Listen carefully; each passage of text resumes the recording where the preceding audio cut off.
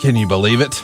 It's finally here. It's the most wonderful time of the year, unless you get stressed out about how to pay for it. SaveWithConrad.com can help you make this the best Christmas ever. You won't make a house payment for the next 2 months. That's right. Skip your next 2 house payments and use all that cash for your extra holiday expenses. And come next year, you're going to have a lower monthly payment. Don't put Christmas on a credit card. Pay your credit card debt off at SaveWithConrad.com. NMLS number 65084, Equal Housing Lender. SaveWithConrad.com.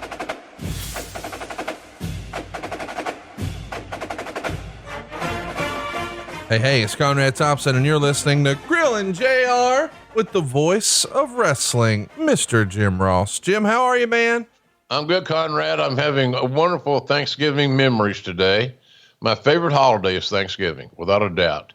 And do you know why? I'll ask. Well, it's like Fat Guy Christmas. It's all the benefit of Christmas without the pressure of gifts. Amen, buddy. It's not about what you get.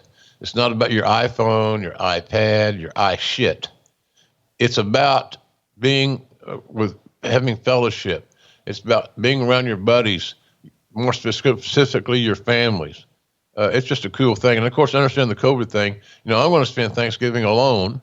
I'm not asking for any sympathy. I don't expect my friend Toby Keith to write a country song about my misery. I'm not in misery. I'm just smart enough to know that I'm not risking. I missed Bedlam, Oklahoma State and OU, and have a suite there, and I didn't travel for that because of the goddamn COVID. The Thanksgiving, I'm going to miss that whole thing. I'm not leaving Jacksonville Beach. I'm not getting on an airplane right now with all these spikes here, there, and yon, and the fact that more people travel during that period of time. Obviously, we all know that. So it just increases your chances, mask or no mask, and I do believe in wearing masks for this COVID stuff. So Thanksgiving is such a great memory for me in a wrestling sense and a family sense. I used to go to my grandma's house. One thing about grandmas, they know how to make a house smell good. Oh, yeah. They know how to make it smell good, buddy. And there's nothing in the world I like better than sneaking in my grandma's kitchen, finding me a spoon or a ladle, where she had there handy, and sampling the chicken and chicken dressing, the chicken dressing or the cornbread dressing, however you want to call it. She put chicken in hers sometimes, but the cornbread dressing is the money. And she made the cornbread in a black cast iron skillet. And I don't know how, and I don't know why, and I may be fantasizing. And maybe I hit the pipe a little too hard this morning. I don't believe there's anything better than cornbread dressing, with the boiled eggs and the right amount of sage. And I'll always thank my mom for a lot of things. She came up with the idea to do the original JR's barbecue sauce with Jan. But she taught my wife, Jan, how to make cornbread dressing. She had never made cornbread dressing. That was not an Italian Pittsburgh thing. It was not. So Thanksgiving is great for me, and I remember all those Thanksgivings I spent with the big cowboy in New Orleans, eating that godforsaken oyster dressing. You ever have oyster dressing? Not for me. Not for anybody. No, I'm not knocking for all you guys that do like it, and some people in some parts of the country that's part of your culture. So I'm not disrespecting it. I just don't like it personally. Well, it's because you and I grew up on cornbread dressing, so we're all sort of nostalgic about what we grew up on, and most of us listening to this grew up on good old JR. And we should mention that tomorrow is Black Friday, and America is going to go nuts with their shopping, and hopefully more of it is online this year just to be a little safe. We should mention that you have a bunch of COVID safe shopping options over at JR's BBQ just in time for the holidays. You've got new packages put together that include the book, but it also includes a lot of your other variety packs that normally aren't a part of the offerings at jrsbbq.com, right? Absolutely. And we got new boxes, new packaging. I spent good money to get good boxes, 30 boxes. So you can get that stuff shipped, pardon me. And then when you get the box, you can gift wrap it. Or the packages are so deep in product, there may be multiple gift items in the one box you order. So it makes an amazing gift for a standalone, but within that box are several items for stocking stuffers. So it's a pretty cool deal at jrsbbq.com. I'm big on the customer service. I do appreciate everybody's business sincerely. You know, when mom, pardon me, I'm having a hell of a time today. Mom and Jan brainstormed about this barbecue sauce, and we couldn't find the exact recipe because my mother made barbecue sauce. We didn't have the money to go to the store and buy a bottle. This is serious, all full transparency.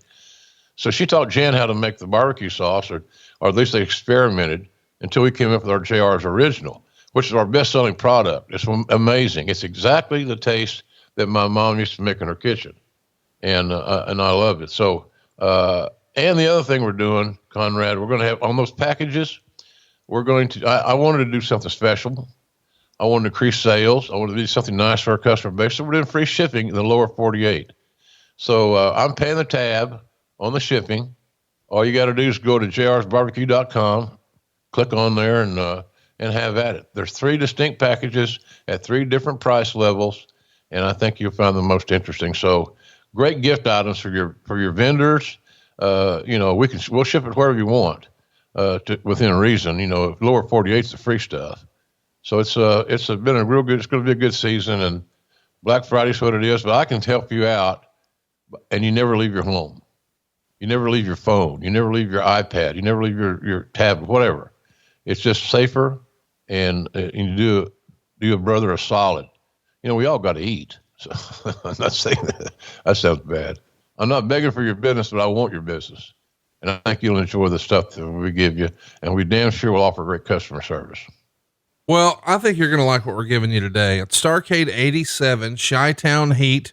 Of course, it happened 33 years ago today, Thanksgiving Thursday, November 26, 1987, at the UIC Pavilion. Of course, you guessed it, Chicago, Illinois. The event was reported as a sellout in Chicago, about 8,000 in attendance.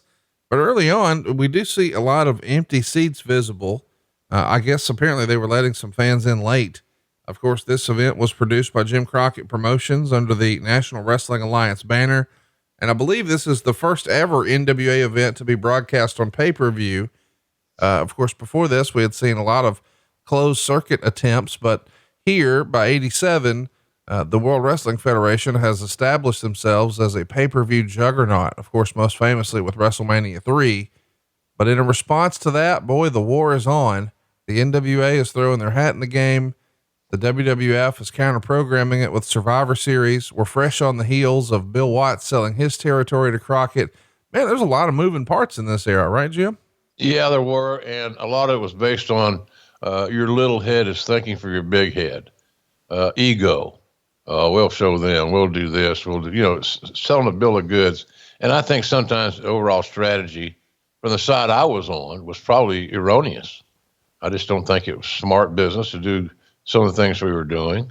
It wasn't about 1 or 2 events that's going to change the course of time. It's not. But it brought a lot of attention to wrestling on Thanksgiving. And so we can enjoy our cornbread dressing and our football, I guess, to a certain point. Then you got to make a decision and move from football to wrestling. And that can be challenging because watching football on Thanksgiving for a lot of folks is tradition. Part of their day. Been doing it forever. And so, it was a unique time, Conrad. I thought some strategical errors were made in that regard. And I thought leaving Greensboro was also a mistake. Yeah. Listen, there's a lot to unpack about this one. To your point, it is the first one, not in Greensboro. And I don't think that Starrcade maybe ever reclaimed its glory, and maybe Greensboro was never the same. There's a lot to unpack, but what I'm most excited about, one of the traditions here, with my other podcast, is we do watch alongs that are centered around Thanksgiving, because unfortunately a lot of us are going to be stuck at home looking for something to do. And why not fire up some old wrestling and hear an alternate commentary from your man, Jim Ross. So we're doing our very first Starrcade watch along today. Fire up your WWE network, November 26, 1987. You go to the network, click in ring, scroll down until you see WCW pay-per-views, select 1987 from your drop down, and there it shall be. It's 2 hours and 27 minutes. And I've got it pulled up on my end, and Jim, I know you've got it pulled up on your end. We'll have you go ahead and press mute at home If you'd like, you can turn on the closed captions and get an idea of what JR and Tony were saying. But we'll give you a quick countdown here. We'll do 3, 2, 1. And when I say play, we'll press play. And this should be a lot of fun. Jim, off air, you were telling me how much you enjoy these watch alongs. I do like to watch alongs. It just brings back great memories because you have the visual backup that stimulates memory. And taste and feel and all those things we're talking about. I was 35 years old at the show, 35. I was a pup and wasn't nearly the announcer probably I thought I was, but nonetheless, you got to continue to work to get better at whatever you do for your living or your relationships. You can't get in the comfort zone. I'm a big disbeliever of comfort zones because when you get into a comfort zone, Conrad, even the mortgage business could be anything, your relationship, you stop growing. You stop growing when you reside in a comfort zone too long.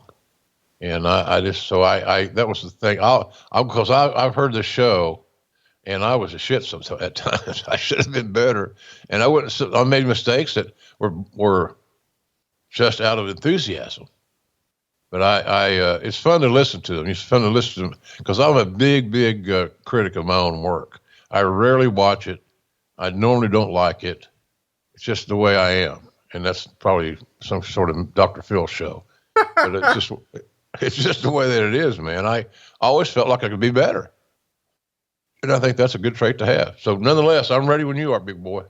Well, let's do it, boys and girls. Starrcade 87. Hopefully you've got it fired up on the WWE network. This is going to be a lot of fun and we're going to get started in 3, 2, 1, play. And we start off with a hell of a shot here. You see the lower bowl full here of the UIC pavilion. It looks full from my vantage point. Small arena, but had good acoustics. It wasn't a huge place, but it had good acoustics. Isn't it weird that even though this event, which is supposed to be the granddaddy of them all, and we see the old school graphics here, boy, that was sort of the way of the world. You know, whether you were watching football or baseball or basketball, the graphics all looked like that. Look at this fancy desk here with the big star. Yeah, man. And look, Schiavone and I look like mannequins for somebody's rehearsal dinner. Schiavone with that mustache is just killing the game. He's wearing the Harry Reams mustache from the golden era corn. That's a deep cut, Harry Reams. All right, look at this. We get a little lighting effect here, get a little smoke. This is going to be fun. Oh, there was a lot of smoke going on. Let me tell you. Yeah, it was, look, the effort was there to make this a hell of a show. Right. You know, when we go on the air, here come the Freebirds. When we went on the air, it wasn't about vengeance or let's get these guys or okay team. It's about going out and doing your show. And you have approximately a 3-hour pay-per-view to do live with no net, no retakes, no redos. That's what you're thinking about. Right. We'll get McMahon tonight. Bullshit. Yeah, that whole strategy really did a good job of slowing down the growth of the WWE, didn't it? Right. It's ridiculous. It's silly. Well, here's a 6-man event that we're going to start things with. We got Sting, Gorgeous Jimmy. Of course, that's Garvin. And Michael P.S. Hayes on one side, Eddie Gilbert, Rick Steiner, and Larry Zbyszko on the other. And it's pretty interesting to see Sting. This is before he is essentially a made man. That of course is going to happen the following March, head to head with WrestleMania. But check out Rick Steiner here. This is before he is a tag team specialist. He's got his own little vest here that says the Gremlin on the back. And you might recall, oh, and look, there's the old AWA world champion, Larry Zbyszko. Oh, already talking.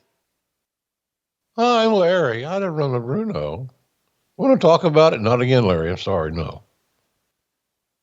Zbyszko was a very unique worker. Real good psychologist. Of course, there's a Baby Doll. You know, the UWF buyout didn't do favors for most of the talent, as has been discussed ad nauseum. And there was a lot of UWF feel in this match for me with Sting, and he was the it guy. The ring announcer was an interesting fellow, Tom Miller, I think his name. Big pipes. He's a overnight radio guy at one time. Tony can tell you a lot of stories about Tom Miller, but he was like the preeminent ring announcer for major events for Crockett back in that era. Big Tom. How about Jimmy Garvin, man? That's a guy who I think got out of wrestling way too soon. I was always impressed with his work. Thought he had an interesting persona, and there's his wife, Precious. They're pretty rare in wrestling too. All these years later, they're still together, right? Very unusual. The kiss of death is usually a wrestling relationship. Married wrestlers sometimes, and unfortunately, the track record is not too stellar, quite frankly. But good crowd. The Chicago fans were uninhibited. They had no problem expressing their emotions. Talk to me a little bit about, how about a piece of merch there? That was a little replica belt. I think that was more styrofoam, but still that lady had a replica belt. That was pretty cool for the era. Yep. Yeah, it sure was. They were just beginning to get into merchandising, weren't prepared to get into it, didn't have the infrastructure to really monetize it, but it was a good idea. And it was a start. Well, this is also the start of something else. You see the ring skirt here says TWN. Some of our younger listeners may not be familiar. What was TWN supposed to be? The Wrestling Network. Yep. Just that. I mean, create a network of wrestling programming, syndication, and repurposing cable product. So that was the idea. And Sting starts out, and he's the focal point of this match, quite frankly. And then Rick Steiner made himself relevant. Can you believe the camera missed Sting jumping over the top rope? Of course. There's a lot of missed shots in this show. Damn those cameramen. Damn that director. What do you do? It's a live show. You're going to miss some shit. So you start out with a nice little six-way brawl with the baby faces shining, and to hopefully get the crowd invested. Zbyszko almost took a bump. Talk to us about Sting was being fed by Rick Steiner, who bumped like a crazy man. Difference in age and motivation. The Wrestling Network, of course, is going to be Crockett's answer to try to combat the foothold that now the WWF holds in syndication. And he feels like he has more than he can offer simply because he's just purchased Bill White's territory. And as a result, this is your first Starrcade. Not only is there a lot of Texas talent on here, famously Sting is a big part of that acquisition as well, but I'll be darned, so's Jim Ross, and he's the voice of the show here. Yeah, I got lucky there on that assignment. I was glad to be there. Good spot to be in, working with Tony. Tony took that all so well. I was a new guy. Here's the thing. I come in and I'm the new guy. And you got Tony's been there watching Starrcade since he was a fan. And I'm the lead guy. And I'm not saying that in a braggadocious way, as Monsoon would document. Don't break your arm patting yourself on the back. But the fact that Tony was a class act still is. He just was so calm, and, he was happy to be there just like I was. It just happened that was our assignments. But I thought we shared it well. I thought we had a nice show, in that regard. Talk to us a little bit about Rick Steiner here. I think most of our listeners are real familiar with his tag team work, and that's probably when most of them become so familiar with him. But before that, he did have a neat little TV title run with Crockett. But before that, he's like a blue chip prospect, what we're watching here from 87, right? Oh yeah, absolutely. He's big time blue. And I hope his son, Bronson, Rick Steiner, I hear is contemplating getting into the wrestling business. I hope that he will investigate the AEW brand. As we approach December 2nd, it's going to be big with Omega and Moxley for the AEW title. Bronson Rick Steiner has got great genetics, and plus he got free agent contract in NFL. We know he's an athlete, so the acre doesn't far from the tree on that regard. But Rick Steiner is definitely a blue chipper. The issue is always the same. He doesn't enter you like a typical babyface. Well, yeah, and your point is, so anyhow, now you got two pretty good workers in there as far as working their gimmick and working who they are, Eddie Gilbert and Michael Hayes. Gilbert left us much too soon. What do you think? What do you think his future in the business would have been? What would he be doing today? If either teaching or booking or writing, he no doubt he would have a spot. Right. You know, he was an undersized guy that learned how to work through his dad, Tommy Gilbert, and absorbing so much product in the Memphis territory, where there's always some amazing workers passing through there on a regular basis. So Eddie would be great to share those experiences and help make people better. That's the thing about being a teacher as a former wrestler. You got to figure out it's not your time anymore. It's not your one more run. It's about teaching and coaching and making other kids better and getting them prepared for a career, which is more than just learning how to take a flat back, by the way. But a lot of wrestlers who are coaching believe that they have that one run left in them. Right. If you think about it, Conrad, you talk to a lot of guys. How many of them don't think that way? Well, I could have got one more, I think. You know, that kind of deal. Your father-in-law may think that today. Hell, who knows? Oh, yeah. Oh, I know for sure he does. I feel great. Good Nate. So now you got Steiner and Sting had great chemistry. You know, they were teammates in Mid-South, you know, at times, and six mans and things like that. But Cowboy loved Rick Steiner. I mean, he loved Rick Steiner. He loved that amateur stuff. These kids, you know, wrestled. He and his brother Scotty wrestled at Michigan, who's suffering on the football field this year with Jimmy Harbaugh, who probably will be fired. Well, I mean, just look at Rick Steiner. He's a mountain of muscle here. Is this the best Steiner ever looked? Probably. I don't think he looked any better. He's in great shape, strong as an ox, and very, very quick and athletic. That's what happens when you are in a wrestling room most of your life practicing, because the meets are here, there, and yon, and they're in a seasonal thing, but they wrestle the year round basically to get in shape, to stay in shape, and work on their game. So you can tell that since he was a little kid, he's been in the wrestling room. He's just got great balance, confidence, athleticism galore. I don't know where the goddamn referee is in this thing. Who is it? Who is the referee? Mike Figueroa or something like that. Yeah, I forgot. I did see that. See, let me show you something. You see where he's counting? Yep. He couldn't see the other shoulder. Right. He's lazy. Referees that don't get head to head so they can see both shoulders when they're counting a pinfall are frigging lazy. It's like a baseball umpire getting in the slot between the catcher and the hitter. And when you do that so deeply, you can't call the outside pitch in that respect. You follow what I'm saying? You can't see that corner. In fairness, not only could this guy maybe be classified as lazy, he's about 188 years old. Now, see there, he's in front where you can see both shoulders. Yep. That's the money.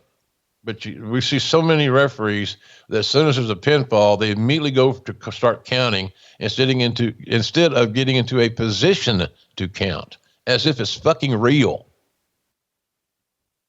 Well, I know it's false finish. I know we've got more time to go, so I won't even work with that other shoulder I can't see. Well, you're an idiot. You don't understand the business in that regard. You just don't. So my point is, you don't start counting just because the shoulders are down. You start counting when you're in a position to make the call. Right. Because if you can't see that far shoulder, then what are you doing? Jimmy Garvin was very underrated all those years. I've done some stuff with some charity work, some food work in Nashville. And Jimmy could come over from Charlotte and sign some autographs and do some, give back. Always enjoyed talking to him. He's a smart guy.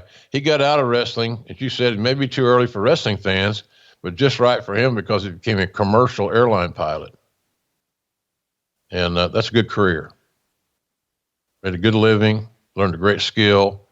And so, and it changed his life because of all the testing and, you can't do drinking and all these things. So I think it was good, really good move for him. And his wife was a sweetheart, Patty, really nice lady. On the other side, Pardon me? On the other side, we got Baby Doll. We haven't spent any time talking about her. I think she was a Dusty idea, and boy, she became a big part of Crockett programming for a long time, didn't she? Oh yeah, she got over. Cut the story short, she got over. You know, her dad, Nick Roberts, was a former wrestler. She grew up in that environment. I think probably in her younger years, he was more of a promoter in Texas. But yeah, she grew up around the business. She had a product knowledge. Every great salesman has got to have product knowledge. There's sales skills you develop, but no sales skill is more important than having the knowledge of your product that you are selling. So now the Visco only took another bump. Look at that. But he went down a little slow. That's good for Larry. I like Larry. I tried to get Larry hired in WWE as a broadcaster. Really? Mm-hmm. Why didn't that work out? Did Vince not like his work? I don't think Vince liked Larry. Mm. So that could have gone back to a payoff issue or something with, when Larry was working with Bruno. Seriously. I have my program with Bruno. I got screwed with the payoff. That kind of deal. Were you surprised, given his real life situation, that he left the AWA and spends a couple of years outside before he goes back to become the champ? I mean, it's no surprise, I guess, when AWA goes down and he joins WCW, but given his real life situation, I don't know. Meaning that he was married to Vern's daughter. Right. Vern Gagne. There's a cover by Eddie Gilbert. Sting showed his power, and Eddie facilitated by that kick out. Yeah, a little bit. It's just, like I said, wrestling marriages can cause issues. Not that others can't, because they do. Mine has, way back in the day. It wasn't a good fit for me to be married, be in the wrestling business, as proven by 2 divorces, which I'm not bragging about. But like I said, on these Thanksgiving nights, I was never home for Thanksgiving. Yeah. That's something I don't think we talk about enough. This isn't like something that was taped ahead of time. This is actually Thanksgiving night. And so even the fans in the crowd here, they would have had Turkey Day with their family, and now it's time to get out to the arena late that afternoon, early evening. And here we are. But if you're one of the talent, you don't live here in the Chicagoland area. You're flying in or driving in from somewhere across the country, and you would have been there a day or two ahead of time. We should also mention that this is an interesting era for Crockett because they're really trying to compete with Vince, to the point that they even run, shows at the Nassau Coliseum in New York the day before Starrcade and Thanksgiving. So November 25th. And running a big card the night before might explain why some of the performances here this night look a little off, because they didn't have maybe the time they might normally have. And I mean, they're traveling from New York to Chicago the next day. The gate was $150,000 for that show at Nassau Coliseum. And on top, it's a War Games. Yeah. A War Games. We've also got we're asking to pay for the War Games the next day. Isn't that crazy? Yeah, not good booking. It was it's chasing the dollar, and it's not long-term planning strategy, in my view.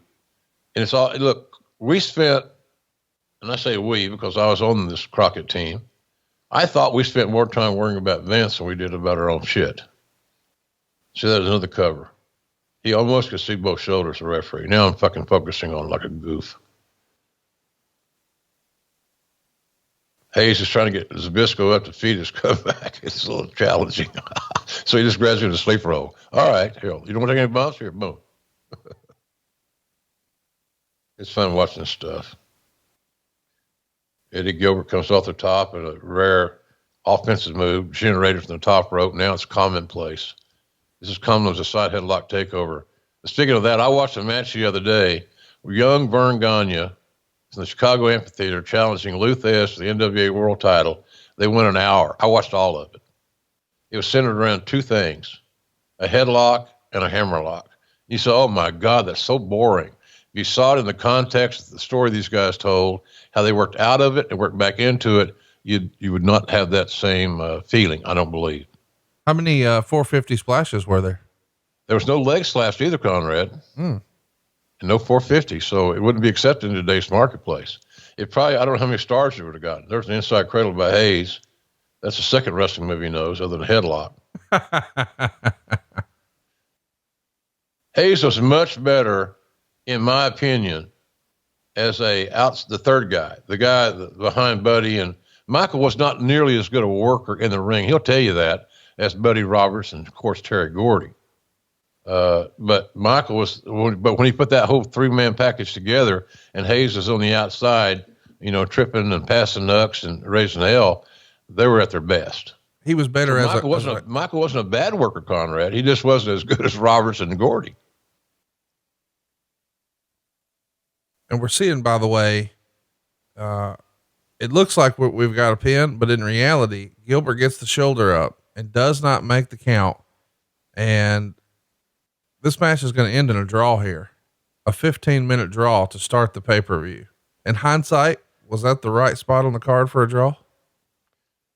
It would have been for me. I don't dislike draws. I see them in AEW from time to time, and I like the ones I've seen. I like, but I thought here we needed to win, a winner, loser, and it gets 6 guys in there. It's been so easy to create a finish. It's booking to keep the talents happy because they worked last night. Poor them. Meltzer said that really as an opening match, it was good. 2 3/4 stars. He said the finish seemed slightly mistimed, but I thought it was a pretty good effort. I do wish that we would have had a clear winner. Next up though, check out Missy Hyatt here from 1987. Looks good. Yeah. My goodness. When didn't she? We see her doing a little backstage correspondent business here, and looks like she's setting up an interview. And Missy did real well considering the fact that she wasn't giving lines. She wasn't giving scripts. There weren't no cue cards. She was like one of the boys in the sense that she created her own content based on the bullet points that she was provided. There's Harry Reams again, AKA Tony Schiavone. Look how much higher his chair is than yours. His feet have to be dangling right now. You're 1.5 feet taller than Tony in real life. He's in a child seat. Like you want to go to the barber shop when you're a kid, they put that board under your ass to make you sit up taller. Or when you go to Shoney's and they pull out the booster seat. Yeah. Shoney's. That's a hot one. The booster seats. That's what he was sitting on. So here we see Barry Windham. Nice little presentation here with the lighting. And as you see, he comes in, he's got gold around his waist. He's representing the Crockett territory. But what's interesting is we've got the UWF championship on the line. Your old pal, Dr. Death, will be making his way to the ring. And this match is famous for, maybe a miscommunication, just a weird situation. But it gets a dud rating in the Observer. When you consider the performers within it, that's kind of hard to imagine. There he is right there wearing the Sooners jersey, got the UWF gold around his waist. Man, that dude looks like a star, doesn't he? He was. You're right. He did look like one. He was one, a 300-pound athlete that could move and was just as tough as he looked. He was a legitimate, real, authentic 4-time amateur wrestling All-American. And that's pretty damn rare. Yeah. He played in 4 bowl games at the same time, same seasons. Stuff in today's world, a publicity person could have a field day with that stuff. But Barry was one of Dusty's favorites.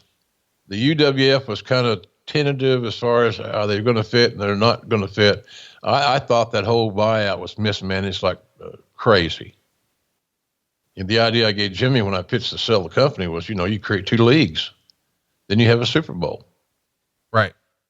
But you got to give the UWF guys some equal time, or close as you can to equal time politically, and get them some exposure on television to help get them over. That didn't happen because the incumbents didn't want to give up the TV time. So they put pressure on Dusty to not allow that to happen. Dusty took care of his own recruits. What's that old cliche? Those who don't learn from history are doomed to repeat it. Yep. That's sort of what we're talking about right there. If we just change the words around a little bit, we could have said the same thing about WCW being acquired by the WWF, right? Yes, absolutely. Complete mismanagement, all based on ego. There you see Doc, that military press, pressing Barry Windham. This is pretty freaky.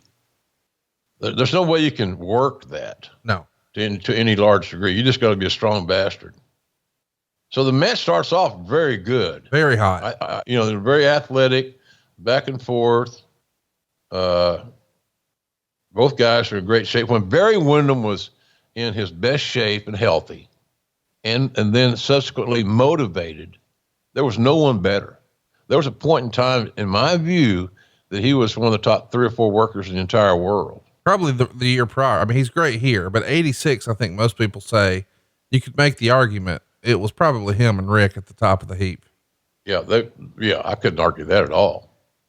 But, Barry picked, sometimes they say, picked his spots.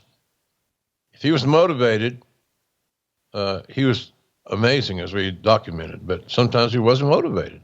Doc was still green, and Doc had a unique style, a powerhouse. A lot of guys were reluctant to work with Doc because they're afraid of him. He was going to hurt them, or they'd screw around and piss him off. Then he'd go, so he'd make you look like a goof in front of everybody. And, but he had a heart of gold, a big old teddy bear. But sometimes he was easily influenced. So if somebody got in Doc's ear before the show, before his match, and said, they're screwing you around with you. Sometimes he was gullible. Can I just tell you how much I love that they were tied up and it spilled out to the ring while they're still trying to jockey for position? That feels real. It feels like a real amateur wrestling meet. Yeah. It feels authentic. Yeah. And legitimate. It wasn't, just different spots. It was real. A little gut wrench by Barry and suplexes Doc. So Doc made sure that Barry had to strain to get him up and over, because in real life, that's what would have happened. Yep. I sure miss that big bastard. He was a real good friend and like a little brother to me, which can be a blessing and a curse in the wrestling business. He's been gone, for like 10, 11 years now, right? Yeah, something like that. I'll never forget riding a private plane from Norman to Denver with Coach Barry Switzer and some other coaches to go to Doc's funeral. It was always one of the guys that I gave a eulogy. Stan Hansen gave a great eulogy at that funeral too. By the way, it's really emotional. Stan was a big Dr. Death fan. Do you think Dr. Death being the UWF champ, is that probably the highlight of his wrestling career? I don't know. I don't know how enjoyable that was. If he had been booked better and the title had been protected to some degree, maybe so. I think his runs in, he was the guy in Japan for a while. And so that probably was more satisfying to him, because his work he didn't have to compromise his work. There it is. There's the big moment right there. Dr. Death trying to do a leapfrog. Barry Windham runs headfirst right into his no-no. And, we see some crowd reacting with maybe some laughter. That one was smiling. What do you got to see, honey? If you had balls, that would not be funny. That was not a laughing matter. No. So, Doc is sick in his stomach right now, for real. Back in the 50s or 60s that happened, the match was stopped. Well, and what's interesting here is this is just like, if you think about more modern combat sports, if something like that were to happen in the UFC, the referee would stand in the middle and one of the guys would go to the corner. I guess both guys would go to their corner, and they'd have a few minutes to recover, and they would only continue when they both agreed, okay, we can continue. And so we're sort of seeing that wrestling version. I mean, I think in the confines of a wrestling storyline, if one guy's a baby face and one guy's a heel, he's going to really start to beat the shit out of him now. But in, a legitimate athletic competition, we are going to give each other a breather. And that's what they're trying to do here. And of course, before they ever hooked up in this match, Barry and Dr. Death both gave each other a high five. So the whole baby face heel thing is out the window. They're on the same side of things. One just happens to represent Crockett as the Western States Heritage Champion, whatever the hell that is. And one is the UWF champion, but this is sort of their Super Bowl, as you were talking about. You've got a UWF talent on one side and a Crockett on the other. Yeah, it was a bad faux pas there, obviously, but Doc worked through it, and Barry, and they did the babyface thing, as you alluded to, Conrad. But this match never regained its mojo. Right. Doc was very limited there as to what he could do. He was still limping, and it wasn't just a matter of selling, which he was selling, but he was selling for real, and he was in a lot of pain there from that low blow. But you could tell a lot of his juice was gone. He was still moving around okay, and Barry, of course, took over there, and with more movement, more athleticism to buy Doc some more time. That's why Barry's on the outside right now. He's trying to give Doc more time to recuperate. That's a mark of a good, smart wrestling veteran. Okay, we got to ad lib here. We got to audibilize. And Doc could get put in jail for holding his balls that long. I can tell you that right now. So Barry selling on the outside, gets back in. There's that same referee. Whatever happened to that guy? I'm not big on him. He should have been a little closer there. But nonetheless, now Doc's going for a cover. And did he get it? He did get it. That's very rare. He looks like Doc, physically, Conrad looks sick. He looks nauseous. He's still selling that low blow. Meltzer wrote, I will say this much. The crowd booed the finish, but I think it was more because they felt cheated by this non-match with two great wrestlers.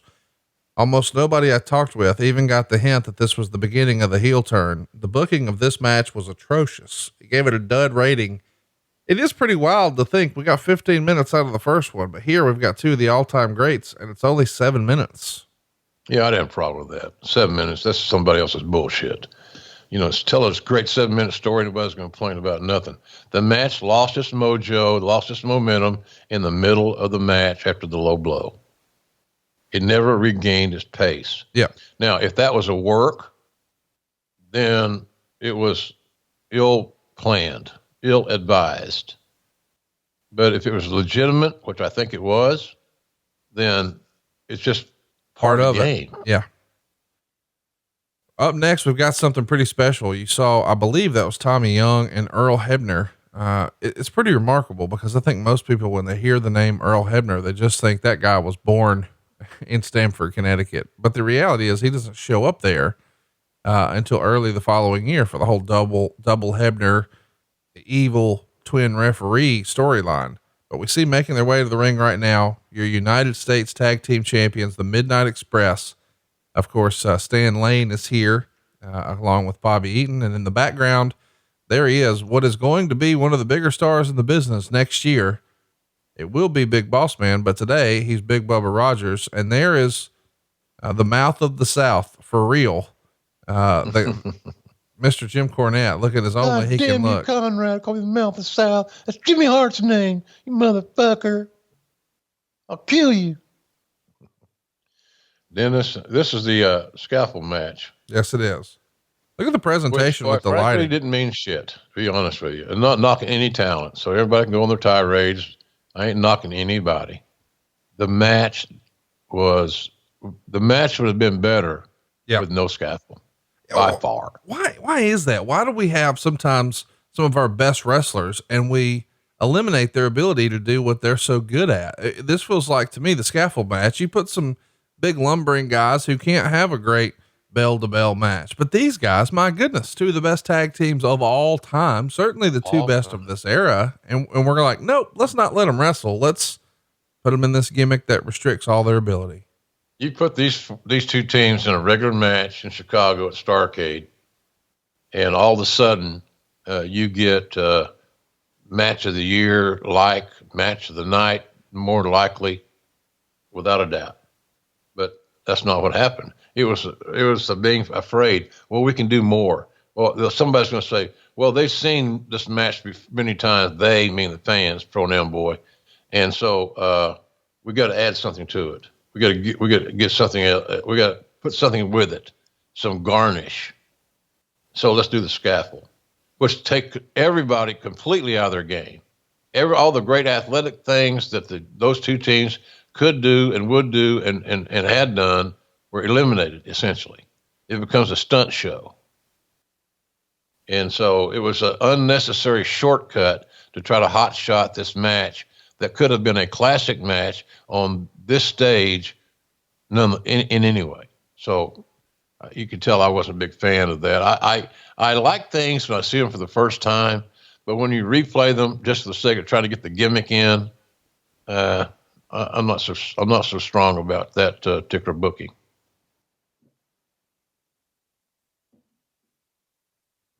Man, you just look at this ring right here. It's just bursting at the seams with Hall of Fame talent. It's nothing but Hall of Famers in there. Tommy Young, Earl Hebner, Big Boss Man, Rock and Roll Express, Midnight Express, Jim Cornette. Are you kidding? Not bad, huh? Yeah, not bad at all. I feel like we should mention, because we haven't spent a lot of time talking about this. This is very much the era where we're battling Thanksgiving. I think this is probably I guess this is the first time. Survivor Series is head to head with you guys here. And, a lot of fans have to make their decision. Are we going to watch the WWF offering, or are we going to watch the NWA offering? When you see that, of course, by this point, WrestleMania is well established. We've had 3 of them so far. It's the biggest extravaganza of the year, but Crockett has to go out and make big promises to a lot of talent on the heels of WrestleMania 3 that, hey, we won't have a WrestleMania, but we're going to run several pay-per-views. And between all of these pay-per-views, you'll make more money than you would on their one pay-per-view. But how do you know that? How can you guarantee that? How can you really sell that particular topic? In theory, you hope it's true. Right. In reality, you have no goddamn clue. Right. Again, so much attention to McMahon, so much attention to WWE, WWF at the time, and not enough attention to what's going on at home. I just don't, it was a mistake from the get-go. Well, we know Ray Traylor was a phenomenal, gifted athlete at 330, 40 pounds. So all you can do is punch and kick. So you got Rock and Roll Express and Midnight Express booked into a match where basically all they can do is punch and kick and hold on and do circus spots. Yeah. One big circus spot. It's not like you're going to fall off the cage 18 times. Right. Very limited creativity in that regard. Hey, look, it looks good on a poster, I guess. It's good for people to, talk about, but goddamn, Conrad, it just didn't make any sense. We should talk about. I love these two teams. Don't get me wrong. I've never had in my career a tag team scenario that I love more than the Rock and Roll Express, Midnight Express rivalry. I never saw, and I called a plethora of their matches, as you know. I never saw a bad one. Seriously. I saw some that were a little better than the others, but that's like saying something's good and now it's great. They had some great nights without a doubt, but they never had a bad night. We know the Rock and Roll Express are in the WWE Hall of Fame. At some point, you got to think the Midnight Express are going in as well, right? Well, they deserve it. The only thing that's going to keep them out is, Cornette's demeanor, or his opinions on certain things, I guess. As far as their work is concerned, if the WWE Hall of Fame was based solely on work, bell to bell, in-ring performance, how do you even consider the Midnight Express not worthy? Right. You can't. However, the WWE Hall of Fame isn't all about that. It's also very politically affected. And Corning being Corning, and I ain't knocking Corning, but his attitude will probably what will slow down the process. I don't think it will kill it, but I do think it's going to slow down the process for a team that should already be in. Yeah, I agree. I don't think it'll kill it because, I mean, he was there to induct the Rock and Roll Express. So if he was persona non grata, he wouldn't have been there. Right. You're such a detective. How about this look here? Conrad Holmes, ladies and gentlemen. Well, between him and Harry Reams, doppelganger here, we're off to a good start. Well, what do you think about the spectacle of a scaffold match? I have to admit, I was never a fan of the scaffold match just because I don't think I ever saw a good one. But when you just look at this is quite the spectacle, but I can't help, and maybe it's because I'm a little older now. Dude, this just feels extraordinarily dangerous for no goddamn reason. It is. You're right. Hey, if you did it once, the first time you did it we did a scaffold match in Mid-South, and Cowboy made me go to the top climb the deal and the ladder, whatever it is, the scaffolding, and get to the top. And then my assignment was to drop a watermelon off the top of the scaffold to the floor and watch it burst. Basically hinting this could be the human anatomy. This could be something that happens in this match. So bring the kids on down Thanksgiving night and we'll bust some heads. But that was the image. But when you see one, you don't need to see any more, at least for years. And then only with the people. I remember we booked one time I think in Baltimore, and Terry Taylor was in it, and I think P and News. I'm not real sure, Conrad, but it was the shits because the guys in the scaffold match were afraid of heights, and they weren't asked about that prior to being booked in it. You can't be afraid of heights. The guy that was not afraid of heights, probably was the master of the scaffold match, believe it or not, was Bill Dundee. So it's very limited. It's a good PR picture or a little video, but that's why this match is in the middle of the card. It didn't close the show. I will say that Midnight and Rock and Roll did everything they possibly, humanly, physically could to have something of significance so goddamn high up. But I can tell you from doing that promo, when you're up there, it's a whole different world. And I did not like it. And I don't know that I'm afraid of heights. I guess I am, talking that way. It just didn't seem, like you said, safe. It wasn't safe at all. Plus, it's going on too long. That's just my take on it. Let's talk a little bit about the decision here to leave Greensboro. Meltzer would write, last year, most of the nearly $1 million gross of Starrcade, which was roughly $650,000 that came from Greensboro and Atlanta, the two live spots. This year in Chicago, with less than 10,000 seats available, you're talking about a sellout in the near $200,000 range. That's a big difference to make up. My goodness. Yeah, it was a bad decision. The math was bad, and it broke tradition, and it was overreactionary to the WWF. It was like, we got to play a major market. We have to get out of the South. Like this fucking South thing is a big kiss of death. Oh, we're too Southern. He's too Southern. I've been called that myself many times. Too Southern. What does that even mean? Are you that stupid? Are you really that, egocentric that you're so prejudiced over the South? And so the South has negative connotations, and largely that could be contributed to people from the South that contribute to that shit. So I don't know, man. It was a bad move. Greensboro was tradition. There was money there. It felt right. I understand why they moved the side of the Super Bowl here, there, and yon. I get that. But some things are just meant to be. And I thought the Starrcade was meant to be in Greensboro, where it started. The formula with Greensboro and Atlanta worked. And plus the pay-per-view audience kept growing.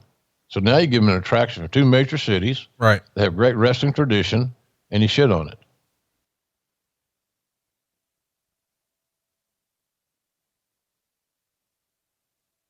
Stan Lane hanging in jeopardy here. Down he goes. Camera barely got it. If you had to guess, of the 4 tag team competitors here, who was most leery of being on the scaffold? Sometimes we hear certain talent was deathly afraid of heights. Other times, maybe not so much. Well, it might've been Bobby Eaton, but you wouldn't know it because Bobby is a true professional and as good as there ever was. So I don't know. Robert Gibson said to be pretty comfortable there. Maybe Ricky, maybe Condrey. I'm not sure. The smart move was not getting Cornette up there again. I don't think he could have done that no matter what. It's just, it wasn't a good fit. They're sure getting some mileage out of Cornette's racket in this marathon. Oh, there he goes. Bobby Eaton now hanging like the monkey bars. Mm-hmm. Look at Robert Gibson with these little kicks. That's hilarious. Down he goes. Rock and Roll Express win. The Midnights are down. Our baby faces are victorious. And the crowd loves it. It was just a little long for me. 9 minutes, 35 seconds. It felt longer to me. Did it feel longer to you? It did a little bit. Yeah. Just a little bit. Meltzer would say, I don't like the idea of faces running away from heels. As far as the wrestlers go, they had about as good of a match as you can have up there, but I hate scaffold matches. Also, this was basically the same gimmick as last year's scaffold match, and judging from the reaction, meant very little to the card.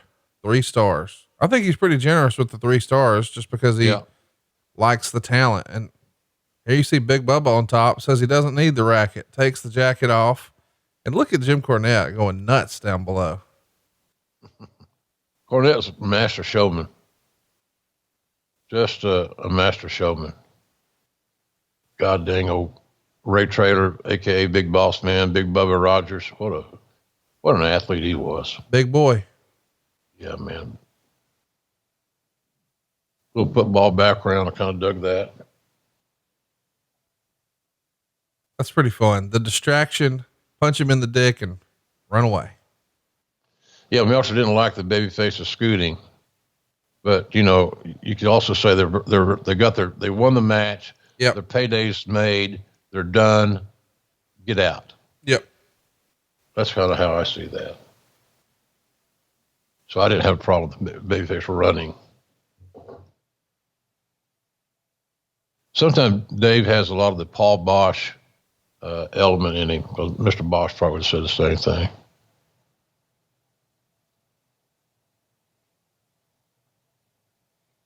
Well, Bosch was a smart guy, but Paul sure loves Paul.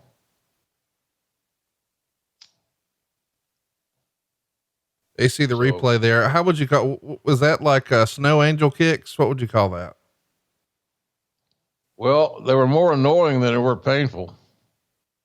The problem is that you can only hang there so long. Yeah. I don't care if you're Nadia Comaneci. What? So Cornette's now getting his post-match. I'm pissed off, disappointed, and angry. I do like the look here of you guys at the desk, and you can see them in the background. That was a nice little departure because we moved from ringside, which I always prefer to be, to a more remote location. And it was kind of easier to shoot, better for television, I guess. And so, no big deal.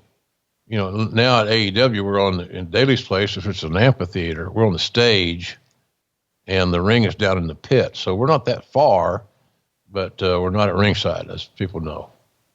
I like being at ringside. When there's a crowd in the building, you feed off that, and their adrenaline and their enthusiasm helps you. There's old Rowdy Bob Cottle. God bless him. I like this, doing a little post match with the birds here. You see Jimmy Jam Garvin, of course, his wife Precious, and how about Michael Hayes cleans up pretty nice. Got a suit and tie on. It's hard to, I forgot that. But I'm saying it's not even a Steve Harvey suit. Like this is like a normal human suit. Steve Harvey, man, what a star he's become. And you see Precious there, still a character, still doing her thing, doting over her man, and Michael just dying to say something. You know, Precious right there, she looks like she could be Lori Bischoff's cousin. Really? Yeah. Yeah, she's such a nice lady too. I don't know if I've ever met Lori Bischoff. I know she's doing some stuff on the ad-free network from time to time. Yeah, we had her do an Ask Lori, which I thought would be fun. Like, pick the brain of the woman behind Eric Bischoff, and it was a hit. She's got her own little podcast over on YouTube, Talking Shift. She's a life coach these days at LoriBischoff.com. Little cheap plug for friend of the show there. Sure, absolutely. She should be sated. Michael Hayes, by the way, of course, in the inner circle of WWE, and Jimmy Garvin, I think he just recently retired, but a private pilot for a long time. I imagine he saw some interesting things flying private all those years. Well, he also flew for U.S. Air. Yeah. He was a commercial pilot. He did that for a long time. And then, I think when he hit his retirement age, he just simply, transferred into the private sector, which is a pretty good gig. We were talking about that. You know, the places he went, the people that he flew, passengers, pretty cool deal. He told me one time that, or two of the more interesting flights, he flew a dog once, just a dog. Wow. The dog needed to get from one place to the next, and the wealthy family decided they really needed their dog. So he flew a dog. And another time a lady, had a big event and forgot her favorite shoes. So he flew a pair of shoes. Gosh.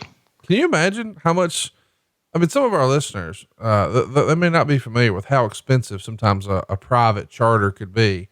Just ballpark what you think from any distance. Obviously the further, the more expensive it is, but flying a pair of shoes, Jim, what do you think that must have cost? Well, normally, or I've heard the number from fairly reliable sources, it was about $5,000 an hour. So depending on how far he flew, the tab could be pretty hefty. Can you imagine? That's Tony Khan money, man. A 2-hour flight, 10 grand. What for? Need these shoes. Okay. Mama's happy. Hey, that's the first time Michael Hayes did an interview and didn't say a word. It's all Jimmy Jam. There's Doc back. This is not Doc's strong suit. Where do you think that belt wound up? Good question. Wouldn't have the slightest idea. Somebody within the Crockett family, I'm assuming.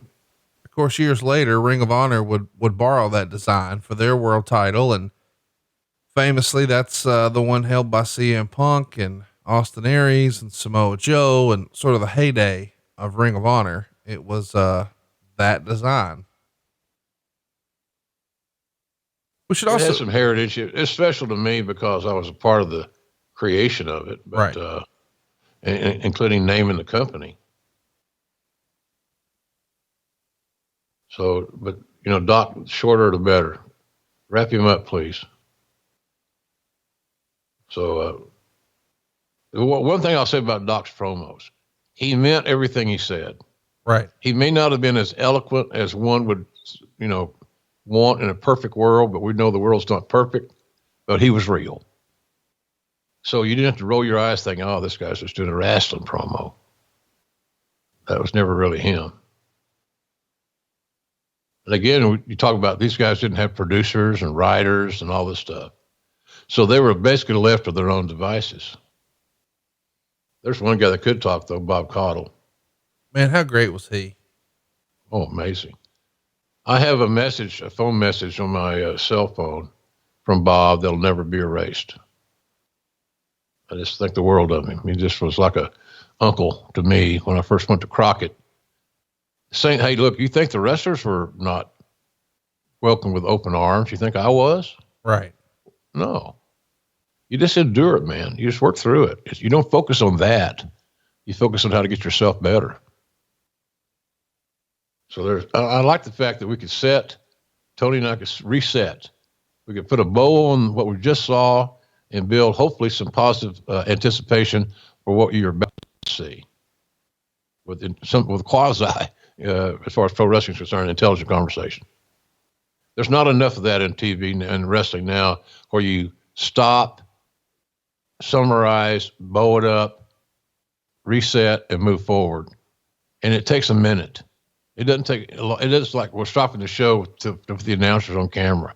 All they want to do is to be on camera. No, all we want to do is tell good stories. You booked it. We're trying to make it better. I know in the WCW era, a lot of the set design and things like that would have been worked out by David Crockett. We spent a lot of time on these shows talking about Jimmy Crockett, but David Crockett was sort of the guy in charge of that. Here for this show, the lighting above the ring and at the entrance, this is really leveled up. Would that have also been David Crockett, or do you think you guys had different folks involved at that point? I'm not sure, but I think it probably would have been David. David was really deeply involved in the organization and the execution of production, and did a nice job. It's kind of a thankless job. And remember, he goes from being on TBS every week to becoming, off camera in a administrative role, and he did it. He wasn't angry. He wasn't bitter. There was times there where, there was a little coldness to me, but, it wasn't anything I didn't expect. This match here under-delivered is Nikita Koloff and Terry Taylor. Terry Taylor was not for whatever reason, you talk about a friend of the show. Yeah. Terry was not considered a friend of the office. And I don't know if that was something that just was built over time. It was an incident somewhere, an isolated incident somewhere with Dusty and Terry. Terry could have a way of letting his mouth get himself in trouble at times. Very outspoken, very bright guy, but he didn't do himself a lot of favors sometimes.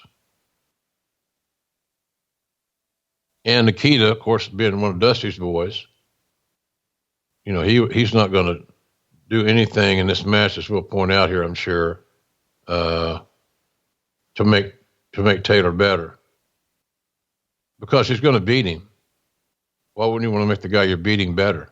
So right. You beat somebody. Eddie Gilbert's out there with Taylor.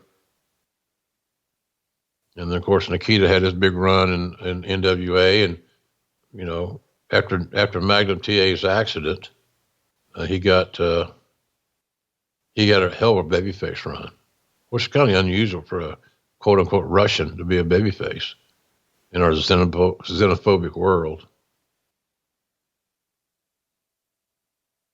This match is going to go a long time. It's one of the longer matches on the card, 18 minutes and 20 seconds. The idea here is we're doing a unification bout. You see both of the television titles there, the famous Crockett Television Championship from the NWA, and of course, Terry Taylor's UWF television title. And we're going to unify them here. And Meltzer would say the first 10.5 minutes of this were so bad, it was quickly becoming the favorite for worst match of the year. Taylor looked nervous walking into the ring, and it appeared that this match was one where neither would cooperate with the other. Nikita sold nothing and made Taylor look hopeless. I guess both realized how bad it was because they started to cooperate, and the last 8 minutes were actually good. When you said he was not a favorite of the office, what was it? He just had that intangible thing that rubbed people the wrong way. That's smart, snarky. Had a ribbing on the square personality. Say something very, potentially infuriating, and then, say, well, I was only kidding. Come on. Which is one of the oldest wrestler tricks in the world, still used today very prominently. Come on, man, I'm only kidding. Loosen up. Don't get hot. I hate that fucking term. Don't get hot. Earl Hebner's got hair. Young baby Earl. The younger of the two Hebner twins. Who had more heat with the boys, Nikita or Terry Taylor? Oh, I don't know. Probably Terry. I'm guessing. Just heard him. He's ended up doing well. He got put in a position and he matured and he's had a lot of challenges in life. You know, he lost his wife, like as have I. You know, he's had some illness, some sickness he's had to deal with. It kind of humbles a person, but he's a good coach, really a good coach. And he's working there at NXT, I guess, in Orlando. But he found his niche. Right. The thing about it is that wrestlers have to understand this wrestling shit's not going to last forever. You're not going to always look good. You're not always going to be healthy enough to execute your job. So what do you prepare for in the life after pro wrestling or after an active career? Most guys are trying to latch onto something that's pro wrestling oriented because that's what they know. And in their mind, which is unfortunate, they believe that's all they know. And that's a sad assessment of your own abilities. But Taylor's coaching now in NXT, and he does a good job from what I'm told. Nikita was rushed along, you know, Uncle Ivan's nephew, Ivan Koloff. He was green out of that Robbinsdale, Minnesota, fertile grounds. So he got a little love from the booker. But for Dusty, in Dusty's defense, when Magnum went down, it was a touch of genius to me. Right. Take the Russian, again, that xenophobic way we look at things, and make him a babyface. So Terry had paid his dues. Terry had been around a long time, came through the Florida territory and all that stuff. Did real well for Cowboy and Mid-South. Nikita just, you know, for some guys, had not really, quote unquote, paid his dues. He was on the fast track. And same basic heat the Road Warriors had at times. This match was, the structure of this match, I understand why it was booked. You want to kill the UWF TV title along with anything else tangible to the UWF, which was in progress. Big mistake, big booking mistake, big strategy mistake. And people are going to say, well, JR is partial because he was a part of that UWF stuff. And I probably am, in full disclosure, but it was not good strategy. You could create your own competition. So instead of worrying about the WWF, worry about building the UWF up so they could finally have a collision with the NWA.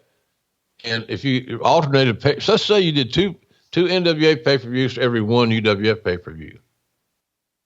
You needed something like that. And then you needed to get the UWF guys on TBS with something other than getting pounded by an NWA guy. No talent was really built in that era. And the UWF guys were neutered. So, but the match was structured too long. These guys did not need 18 minutes to tell their story. So Taylor hit with two big right hands that are no-sold. You'd think it didn't even release the grip. So the other baby face, Nikita, is desperately trying to stay strong. And talents don't understand selling is not a sign of weakness. Any fan that thinks that is misinformed. Did you hear Mickey James go off a few weeks ago on Busted Open about how these days wrestlers are more concerned with getting themselves over than getting the match over, and everybody wants to look strong rather than do what's best for the match? Well, I know we're both fans of Busted Open. Yeah. And I certainly am. I know you are too. But yeah, I listen most of the days when I can, I do. Then if I don't, I'll go back and retrieve it on demand, or whatever you call it. Click here, slide this, move this over here. What's your password? What's the home address? All that shit. But yeah, she was outspoken as hell. Mickey's a jewel. She understands her role, and she understands the big picture. And again, she's been around. She understands the workings of this crazy ass business. And some of those beautiful young women we're talking about WWE at this point, just had not been there. They're more concerned about their, Louis Vuittons and the hair extensions and the boob jobs and all that stuff. And none of that has anything to do with bell to bell. Right.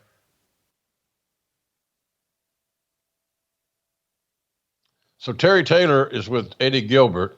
Gilbert's there to help invest some time because these guys knew they were going to go almost 20 minutes. Meltzer would write of this era. He would say,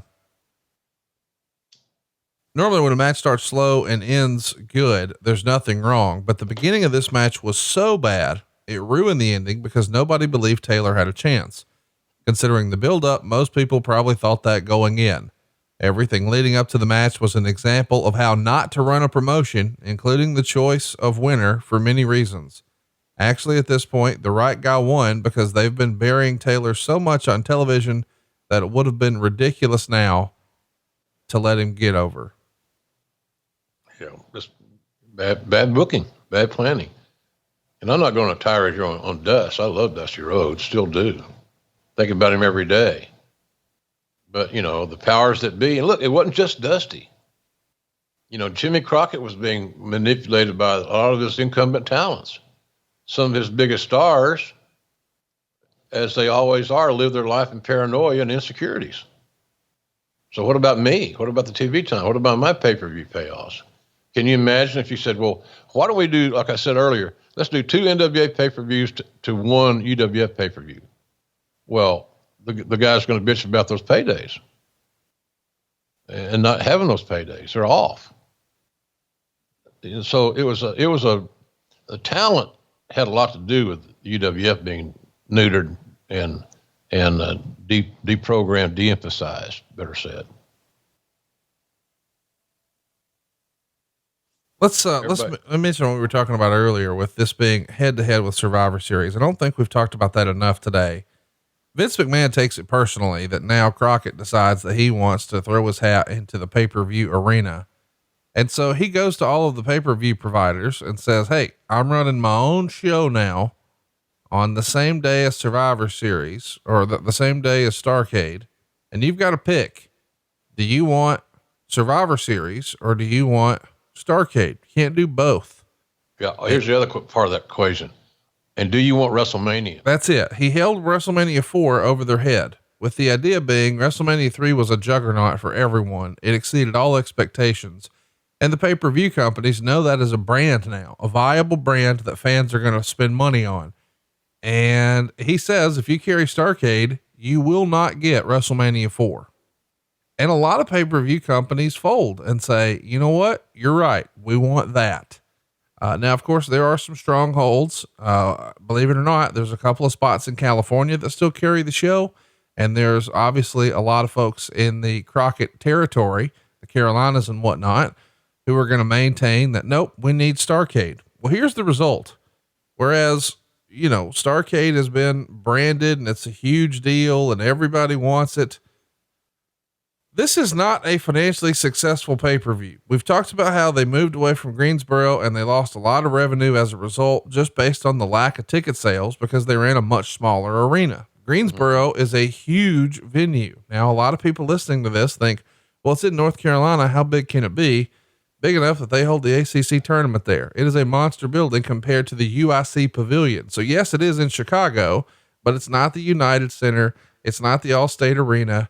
It's the UIC Pavilion. So this is a much smaller arena, even than where All In was held. I mean, that held more than 10,000 fans. This only has a capacity of like 8,000. So it is a much different situation, but here's the result. Survivor Series now, which is a brand new pay-per-view that nobody had ever heard of. And it was made strictly to fuck with Starrcade, does a 7.0 buy rate. Starrcade, which is the granddaddy of them all, because of Vince McMahon's power play, does a 3.3 buy rate. Now, remember, this is the infancy of pay-per-view.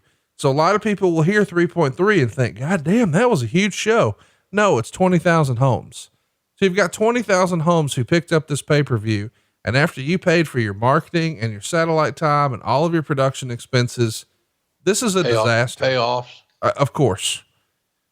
And by the way, the payoffs for some of these shows, some of these matches, including the Arn Anderson, Tully Blanchard one, is so puny that it is the impetus for them to leave. this is, whether we talk about it often or not, the beginning of the end for Jim Crockett Promotions. A year from now, they will be sold to Ted Turner, and the downhill slide. I think a lot of people would point to the acquisition of the UWF back in April, and perhaps that's it. They took on a bunch of new debt that they didn't understand, and they had to shoulder it. And of course, an expanded roster from a territory that was admittedly dying. But that wasn't enough. You pile on this pay-per-view fiasco. Had it been in Greensboro, there would have been another 400 grand there. Had it been something where they weren't being competitive on pay-per-view and Vince McMahon not made the power play, who knows what could have been possible. But when 20,000 homes buy it, this is a money loser all the way around. Yeah. And it's sad to me, and it kind of pisses me off that the UWF gets blamed for some of this shit. The buying the UWF was Crockett bought the UWF for $2 million. That's what I think it was Cowboy finally got out of it. It wasn't like, life-changing money of 10, 20, 15, whatever $1 million. It wasn't. And the fact that you got talents like Steiner and Sting, in there, among others, just, Sting alone was a great acquisition. Right. And maybe that announcer they hired was okay, but it wasn't, it wasn't a death knell. It was how it was managed. It's like saying, we're going to get this football team. We get this kid named Peyton Manning. We're going to play him at split wide receiver. He's out of position. He's not in a position to help you like he can. And that's kind of where we were there. Now the match is starting to get better because there's false finishes, and Nikita is in jeopardy. Now the basic psychology of a match where one individual is in trouble and the other individual is trying to maximize that jeopardy is in place, and it's starting to work. And that's because Nikita's selling. And logic tells you if you're going to go over, make the guy look great before you beat him. It gives your win more significance, it's more meaningful. Let's talk about the business again for a minute. In this era, ratings are starting to tumble, and I'm interested in your take on that. Meltzer said in his own research, it looks like the Sunday show audience has dropped 37% over the last 9 months, and the Saturday show had dropped 35%. And Titan was sort of suffering a similar fate, but maybe not as bad. Their shows were down around 25% over a 2-year period. But in the 9 months leading to this show, the idea that ratings are down 35 and 37%, I hate to beat up on the Dream, but I can't help but wonder, was Dream just burnt out here? I'm sure that has something to do with it. He was also being pressured by a lot of his more influential peers, including his owner, who have been convinced that, that we can't lose our money. These guys are going to take our cash. So it was not a good thing, but I think burnout had something to do with it. Conrad, you're probably right. Because Dusty was booking the whole card, trying to manage both 2 rosters and work.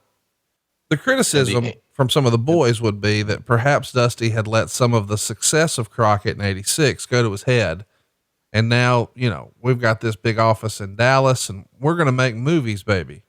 Maybe he took his eye off the ball of sort of what brought him to the dance. Is that a fair criticism of Dusty's booking at the time? Could have been. Yeah. Could have been, too much on his plate. Right. He's trying to he was writing every TV show.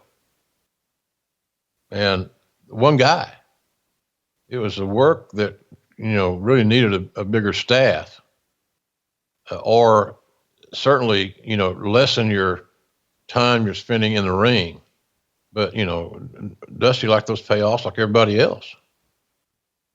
So I think that's, I think he was burnt a little bit around the edges, but his workload that he didn't want to share.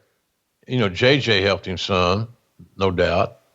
Kept the rudder in the water, kept the records, etc. JJ was meticulous in his record keeping. He had great penmanship too, by the way.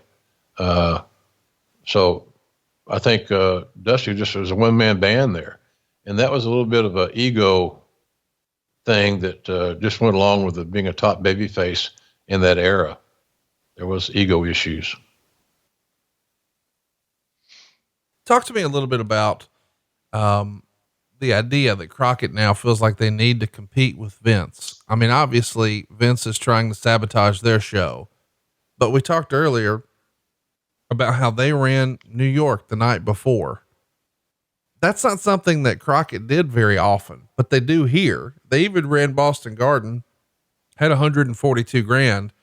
But of course, Vince McMahon came back to Boston Garden and said, if you want any of our programming and you want any WWF shows, you'll never rent to them again. So it's one and done for Crockett.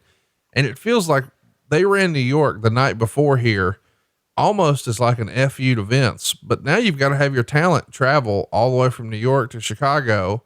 And yeah, the houses are okay, but it's not exactly like we're, just hemorrhaging cash here in a good way. This is a questionable decision to me to go sort of poke the bear. Is that more Dusty or Jimmy or both?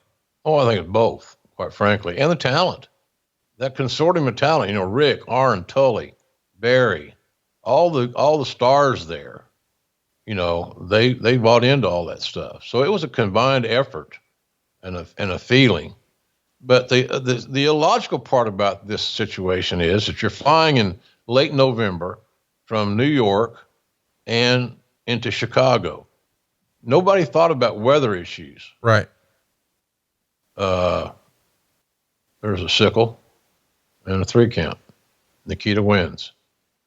Got the quick one on that. So there's, it's okay. But the last 7 or 8 minutes was pretty good.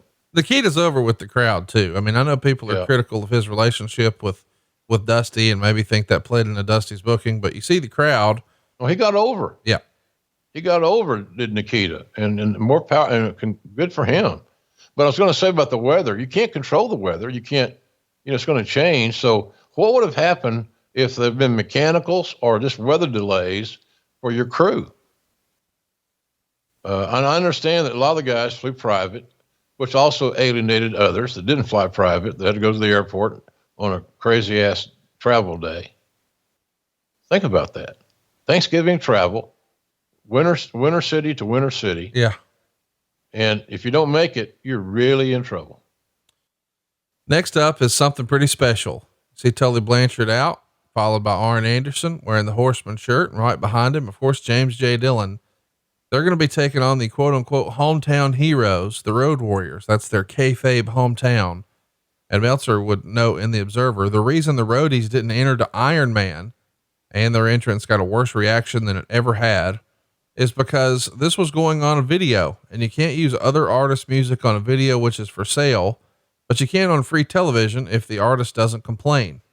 And he called this the best match on the card. He gave it 3.5 stars. And it's really hard to imagine that these guys could have a bad match in this era. I don't think there was many tag teams as good as Arn and Tully. And man, these guys, the Road Warriors, they created a response from the crowd that would become legendary and nicknamed the Road Warrior Pop. But without the theme music, it does lose a little bit of its luster, doesn't it? Oh yeah, sure does. People were used to hearing Iron Man. And the Road Warriors were an attraction team. They were not an everyday, they're like a baseball pitcher. They're best utilized every 5 days type thing in theory. Not literally, but in theory. And, but they were attractions, and they had to be worked, that skill set had to be worked around quite frankly. And so Arn and Tully were the perfect, adversaries for the Road Warriors, because Arn and Tully knew how to accentuate the strengths of Hawk and Animal and not expose their weaknesses. Their weaknesses meaning, catch can wrestling type stuff. Their strengths were, sell the hell out of their high impact moves, be able to take a slam and a clothesline, those type of things, because that's what you're going to get. And Arn and Tully knew how to handle that and make their opponents look better than they may have been actually in reality. And I also think this combination worked because there was mutual respect. LOD with Paul Ellering, who I always had a great deal of respect for, still do, against the champions, Arn and Tully. There was a chemistry there that was created largely thanks to Arn and Tully's ability to work, right, and to be unselfish. They may have, in gleam in their eye, complained about it off camera, but which I've heard great stories from those guys about working with LOD and their Legion of Doom, whatever, Road Warriors. But they knew that they had the best matches with LOD than anybody in any territory. And I don't know that when the Road Warriors got to WWF that they had anybody there that could have the match with them that Arn and Tully had. Right. I believe that Arn and Tully were not afraid as characters. And they also called the match. That's another thing that fans got to remember. The heels called the match, and the Road Warriors just executed. So all that calling of the match had to be earmarked with Road Warrior feel to it. Like right here where Hawk is walking out with Arn, Gorilla Slam. And of course, Arn now smartly rolls out of the ring to regroup, but they're going to put a little time in. There's no reason to rush things. And there again, it's called selling. Arn Anderson's selling, to me, does not make him weak. It makes this more real. Right. And that's the idea. Suspend the disbelief, and that's what we're going to get with these guys. But you got to admit, Conrad, the Hawk and Animal in 1987, they looked amazing. Oh my gosh. They look like they're right off of the big screen. I mean, they look like they're from a movie. Well, that was one of the nicer things Ole did, create the Road Warriors. It was fun to listen to Jim Hurd, your interview with Jim Hurd. I encourage anybody that hasn't listened to Conrad, sit down with Jim Hurd. You're missing something really, really good. Whether you liked Hurd, you think you liked Hurd, you think you didn't like Hurd, you think he did this or did that, whatever is irrelevant. It's just a real cool piece of wrestling history. But, Hurd had a lot of interesting things to say about the Arn and Tully and the Road Warriors. Great piece of business, Conrad, as I said earlier. Thank you, sir. I appreciate you digging it. I loved it. I watched it twice. I don't watch anything twice. unless it's Harry Ream's greatest hits. By the way, how great was, listen, I know the quote unquote shoot interview, and that's not exactly the way I would classify this, but typically, people sort of know what they're signing up for. But how great of a job did our old pal Chris McDonald do on splicing in photos of people and adding some context so that with the visual presentation of what we're talking about. Yeah. Big league, man. Look NFL films like. That's awesome. Really good stuff. And I saw too, where you dropped that, I didn't know you were recording my conversation with Hurd when you put him on the phone with me. I'm glad you did. Don't get me wrong. But that was a little peek behind the curtain that fans should get a kick out of. You had that on social. And, cause I had not heard that phone call either. Kind of cool. It was just neat to see his face light up. I knew that I was with him and he had put you over so much and even talked about you so lovingly off air. I thought, you know what? I'm just going to call Jim and hand him my phone on speaker. And when I did, I'm glad that Dave Silva, our resident, jack of all trades, Bull Ramus, decided, you know what? I need to capture this. This is kind of history. And so then later he said, hey, did you know I recorded that phone call? And I said, what are you talking about? And he said, when JR was on the phone with, Jim Hurd. And I said, really? So ta-da, there we were. But I thought that was pretty cool to see two old pals catching up like that. Yeah, it was fun. Hey, look, I got respect for my elders. I was raised right. He's 88 years old, folks. God almighty. Carry your grudges with you, for God's sakes. If that's what you want to do, if that makes your life happier, well, he did me wrong. I don't like him. then don't watch a goddamn thing. That's easy. How's that for a solution for your problem? Hey, let me Just mention, we talked about Greensboro a lot here on this show. Greensboro did have wrestling this night. Unfortunately, it's not the main card. They did a closed circuit event in the arena, so you could still come watch the show on the big screen, but they did have some matches there. But it's at the Lakefront Arena, and instead of it being 20,000 fans standing room only, it's 1,610 fans. And they saw Bugsy McGraw and Jimmy Valiant beat the Jive Tones in 7.5 minutes with a lot of blood. They saw Ron Simmons beat Johnny Ace with a flying shoulder block off the ropes in 4 minutes. They saw Sean Royal pin Killer Khalifa in 4 minutes and 11 seconds. And the main event was scheduled to be the Sheep Herders defending their UWF tag belts against New Breed in a cage match. But both Chris Champion and the Cage were no shows. That's a real thing. So instead of there being a cage match, it was a regular match against Brad Armstrong and Tim Horner. And the fans who were there were pissed off, and they were even madder since the bout went 5.5 minutes before Horner got the flagpole. Ace had been using it and used it before the referee DQ'd him for it. They're supposed to have an hour of live matches before Starrcade, but it was so short that they had a 27-minute intermission before the show even started. So bad administration. It's just not good. They also you don't treat your audience that way.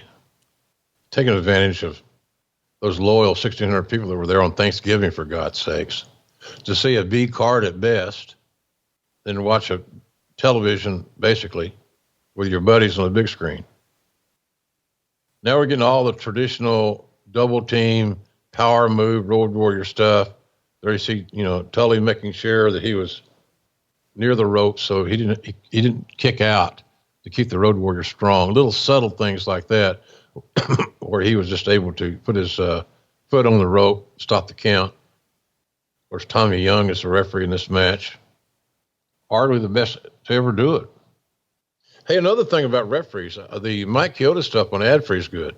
Oh, thanks, man. We just had a conversation last week with him where we talked about unions, and we talked about the way he and Tony Chimmel and a member of the ring crew that some of our fans may not be familiar with his name, and so many others, including Mark Eaton, had been with the company for more than 3 decades, more than 30 years. And the Mark Eaton firing story, which I don't think is out there until Mike shared it, is just something else. And he told the full Hebner story too, about why their tenure came to an end with the company.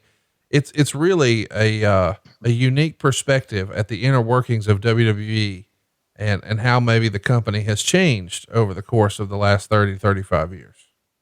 Yes, it may have changed. It has changed.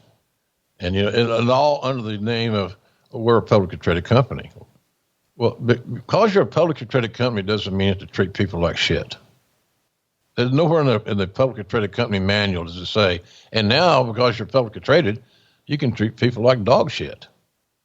It's not that. Still got to be a people company. And those guys you mentioned, Chimmel and Yeaton, they were loyal.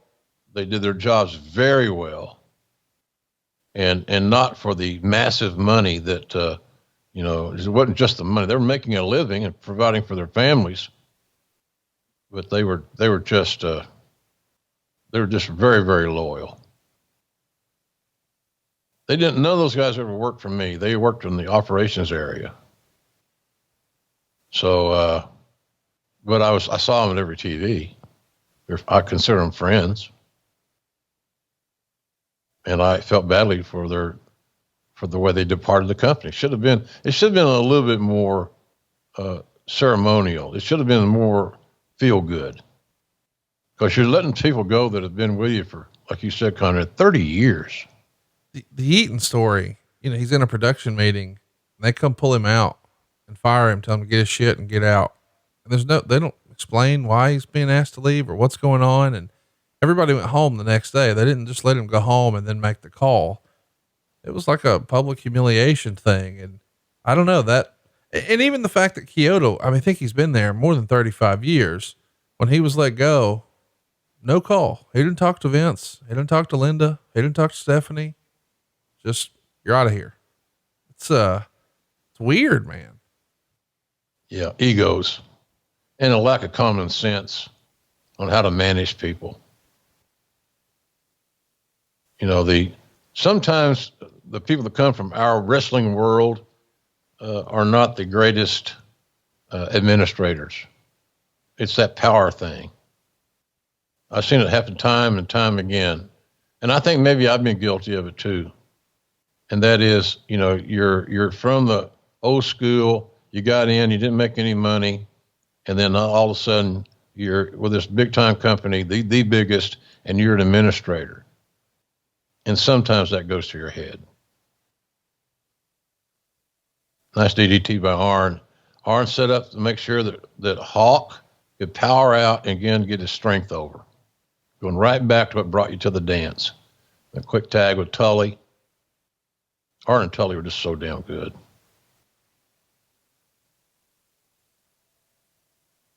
Hawk just attempted the only wrestling move he knew, an inside cradle, and got blotched.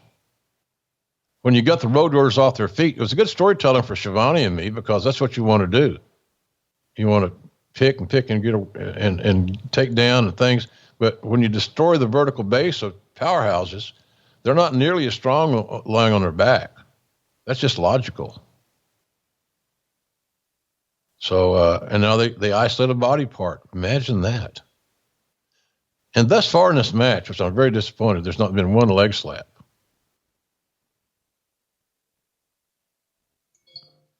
I love watching Arn and Tully. The little things that Arn did in this era, you know, I couldn't appreciate. I was a little kid, but you go back and you watch it, dude, they were making music in there. Oh yeah. They were just brilliant. They understood the big concept. It wasn't about getting, like Mickey James said on Busted Open, it wasn't about getting the match over. It's about getting me over. And they wanted to get the match over. The presentation that they were involved in. These fans are so uninhibited. Yeah, they're fired up. It's fun to look at the crowd too in this era because this is before the sign era. This is before anyone had cell phones. All eyes are on the ring here. And I got to tell you, I know Vince would certainly have a different approach. I like the lighting presentation. This was more simplistic, more old school, more boxing like maybe. But I know Vince wants to light the crowd. Let's see everybody. But this brings your attention to what matters the most, the stage in the middle. I think Vince wants to see everybody, without a doubt. You're right. But I also think that he wanted to be different. Right. And the traditional way that boxing and pro wrestling were videoed, where the crowd is essentially darkened and the solo focus is on the ring, which is the stage, which is where the performers are. I always love this scenario. The lighting the whole crowd is just, that's a McMahon thing. And there's nothing wrong. Hey, look, he's a billionaire for God's sakes. So how wrong is it? It's not wrong. It's different. But I like, if you're asking for the style, I like this better. You can still see the crowd in the background. Then when I always said that when the house lights went up, like they would go up in Tulsa, then you saw all the people. It's another view. It's another vision. So I like this lighting. It focuses on the stars, and the stars, even though the fans are stars, then that's not who the people are paying to see. They're paying to see these dudes. That Doomsday device should do it. I guess Arn's going to do the favor again. And he does. And the LOD comes home to the Windy City, and much to the delight of the 8,000 and change that are here, the Road Warriors are the tag team champions. I mean, you want to talk about sending fans home happy. The Road Warriors were so over, and this is their quote unquote kayfabe hometown. This is really, really cool. New tag champs. And next up, we've got Dusty Rhodes going to be working with Lex Luger. Oh, and look at there. Who's that long-haired photographer? They're reversing the decision. This is not cool. Yeah. Because, just, you made them happy. You got them as high as you could get them. It became, oh, there you see the big bump from Tully. Out goes Tommy Rich to the floor. Tommy Young, my apologies. Arn over the top rope. That's a disqualification, by the way. It's not now. Meltzer would say, basically a very solid match. The finish saw Tommy Young take his referee bump, animal throw Arn over the top ropes. Referee Earl Hebner came to the ring and counted the fall on Arn as they did the clothesline off the top rope on him. Is there anyone in the world who wants to take that finish? They should have retired it a long time ago, let alone brought it out for one of the biggest cards of the year. I realized the problems inherent in letting the roadies have the belts. However, this was the time to do it. 3.5 stars. We see Magnum TA here. I have to admit, I don't even remember who's the fellow on the left. Jack Gregory. He was a former NFL guy, and he is living in Carolinas. His wife is an American airline flight attendant, and he was hired by the Crockett's to do one of the syndicated shows on the Wrestling Network. Magnum had a great presence, didn't he? Yes, he did. Of course, Great we're look. What, a year and a half after the wreck here? Yeah, something like that. A lot of people thought he was going to be the heir apparent to the world title. No doubt. That's not even a mystery. That's not even a mystery. He was, and look, the program that he and Rick would have had off and on, rivalry, teaming, all those things. Shit, he'd have been a great champion. And I'm not knocking the Nates, don't get me wrong. And Nates would have liked working with Terry.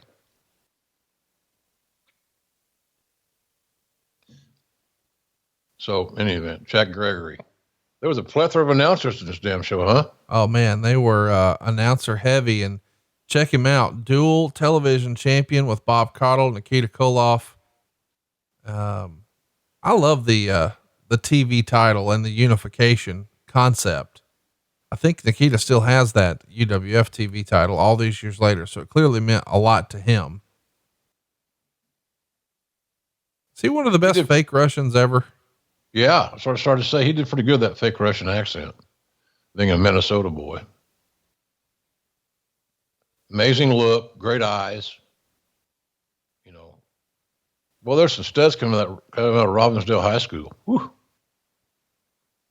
Rude and Kurt Hennig, Rick Rude, Darso, and the list goes on and on. We got some questions from some of our listeners for this show. I want to fire some off here as we're seeing some of these promos back to back.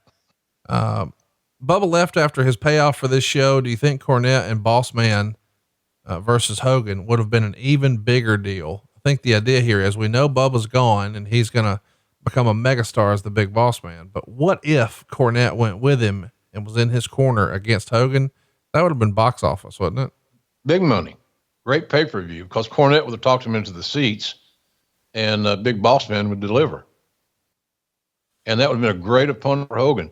When you got a baby face at 6'6" or 6'7", whatever Hogan was and billed as 300 pounds, you got to have a unique heel. You got to have a heel that really is, either if you're smaller like Rick, you got to be really, really good at your skill sets. And of course, Nate was.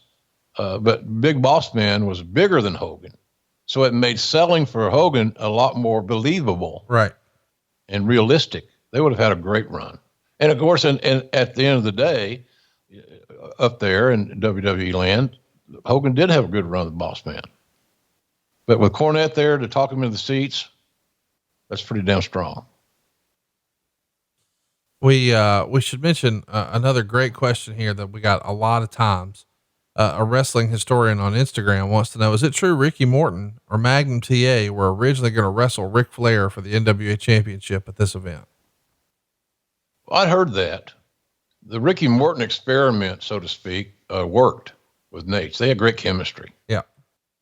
And I thought they just had wonderful matches. Exceeded my expectations because I kept looking for Robert. And Robert wasn't there. It was just Ricky. But that could have happened. That could have been, on the drawing board. Mr. Perfect Fan Canada asks, was there any consideration to keep Dr. Death and the UWF title strong with him chasing Flair all the way to the 88 Starrcade?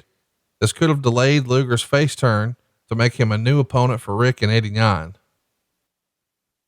Any consideration? Probably not seriously, but it's a very good thought. The concept would have worked. Doc needed a manager. Right. Here's what I would have done. I'd have put Jim Cornette with Dr. Death, and I would have had Flair as a babyface because he's going babyface anyway. You know, it would have been a great marriage, and Rick could have sold great for Doc. Doc was much bigger, thicker, stronger, and it would have brought out the best in both guys. And Doc would have gotten much, much better by listening to Rick call the match and execute. But Doc needed a mouthpiece. In Japan, especially when he was in tags with Gordy, you know, they could do their promos, but the promo work was not as important there as the ring work. Johnny wants to know, were there any particular wrestlers you loved or hated to call their matches, and why? Well, a lot of guys I love calling their matches. You know, I don't know if I had anybody that I just didn't I hated. I didn't hate calling any wrestling match. That's against my nature. There were some guys that were hard to call because they didn't tell good stories. They left blanks. They didn't complete their storytelling. That's just because of lack of skill or psychology, or they couldn't get their ego in check. But not anybody hated. A lot of guys I really enjoyed working with. Here we see Lex Luger coming to the ring with his Olivia Walker robe with the lightning bolts. Believe it or not, that robe was actually sold on TV a few years ago on cable, Hardcore Pawn, which is different from the Harry Reams type of hardcore. But either way, they made a sale there, and I think it's in a private collector's hands now in South Carolina. And Meltzer would even note in the Observer here, Luger is now spelling his name with an E rather than an A. I guess before this, it was Lugar. And Meltzer says, I figure if anyone knows how to spell it, it's him. And this is going to be a cage match here, for the United States Championship. They're going to go 16 minutes.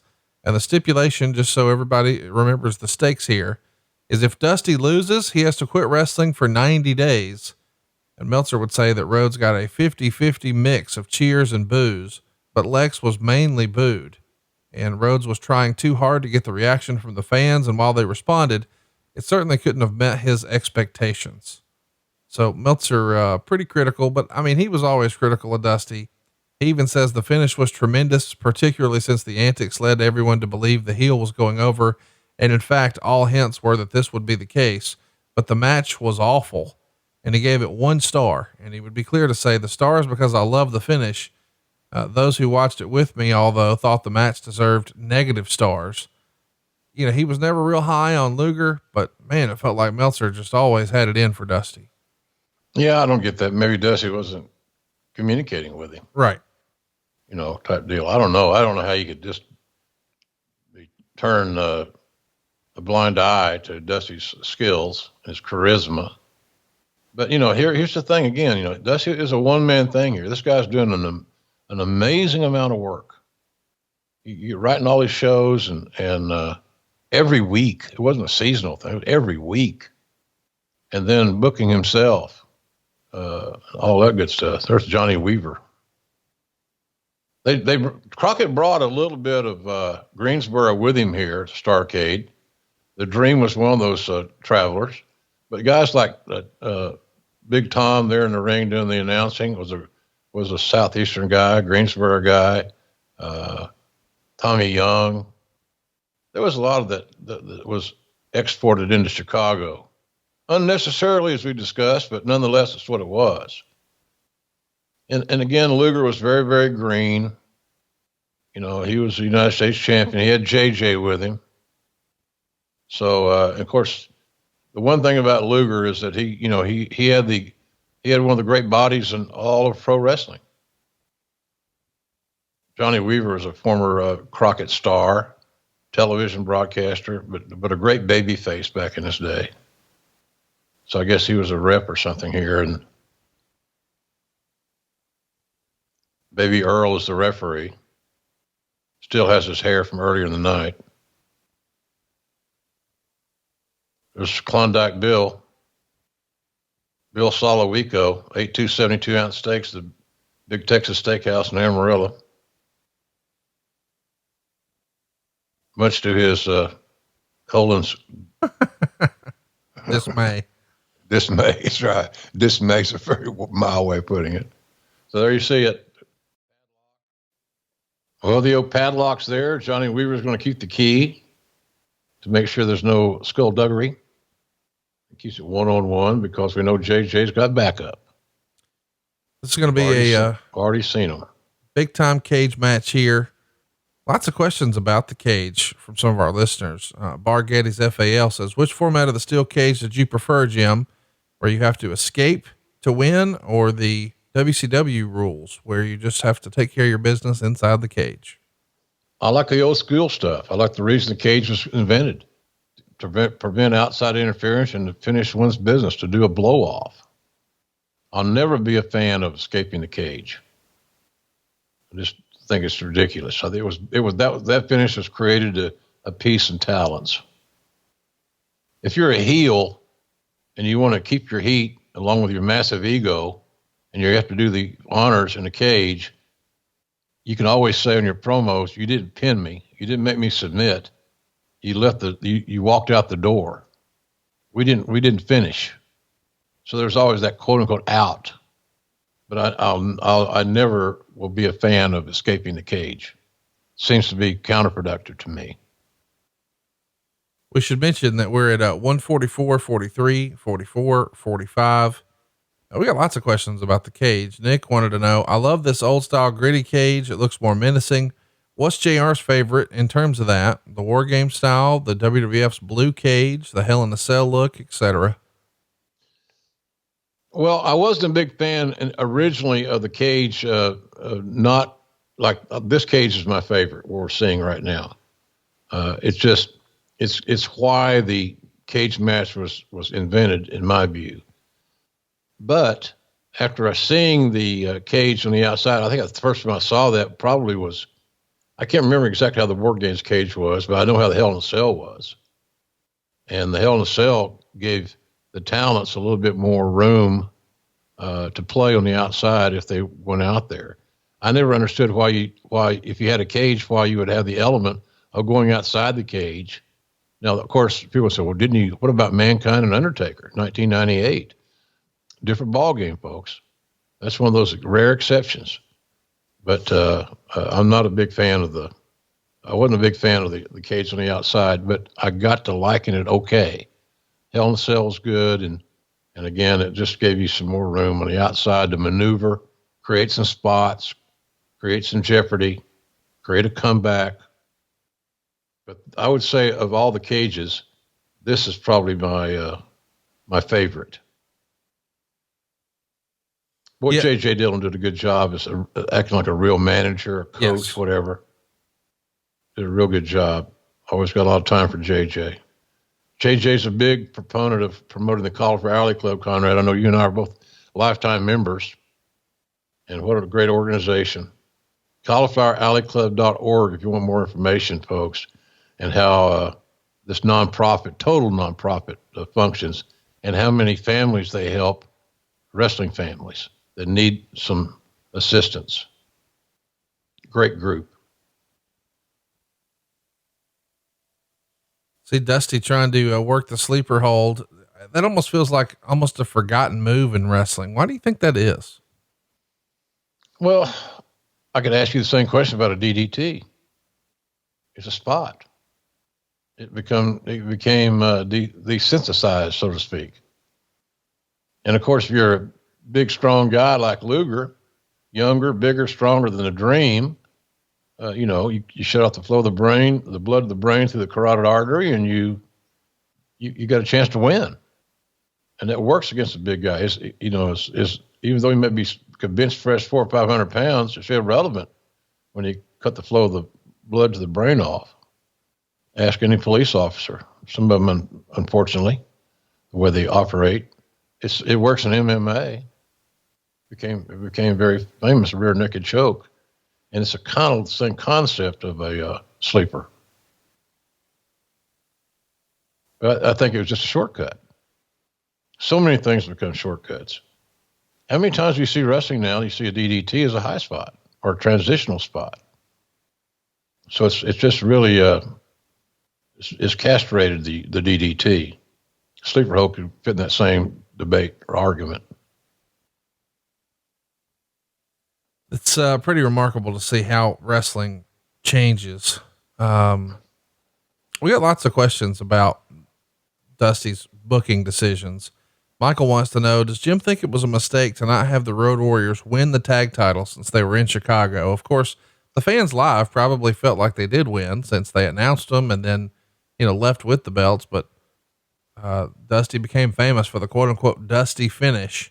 And I don't know that that's always been a fair criticism, but here it does feel like this is not the right call. Maybe they should have kept the tag titles with them here. Well, if you look at the crowd reaction that you and I pointed out, it was the right call to have the LOD go over in Chicago. Right.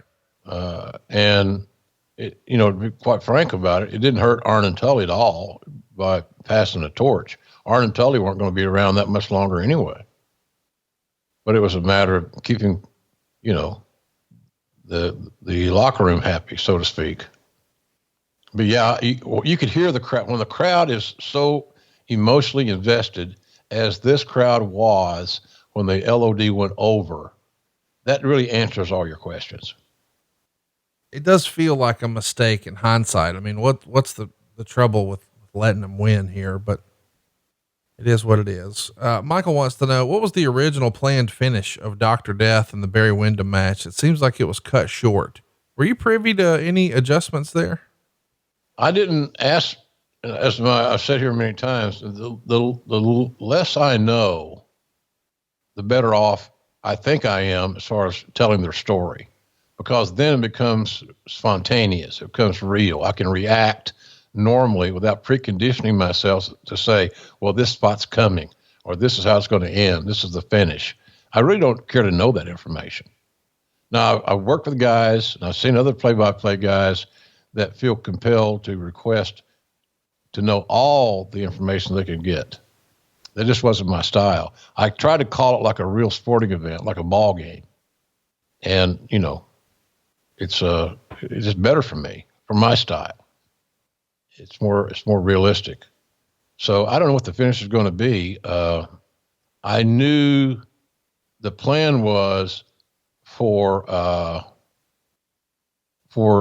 Doc to retain the title, but I didn't know how, and I didn't need to know how. But this is the talk. We're going to keep the belt on Doc for now. Blah blah blah.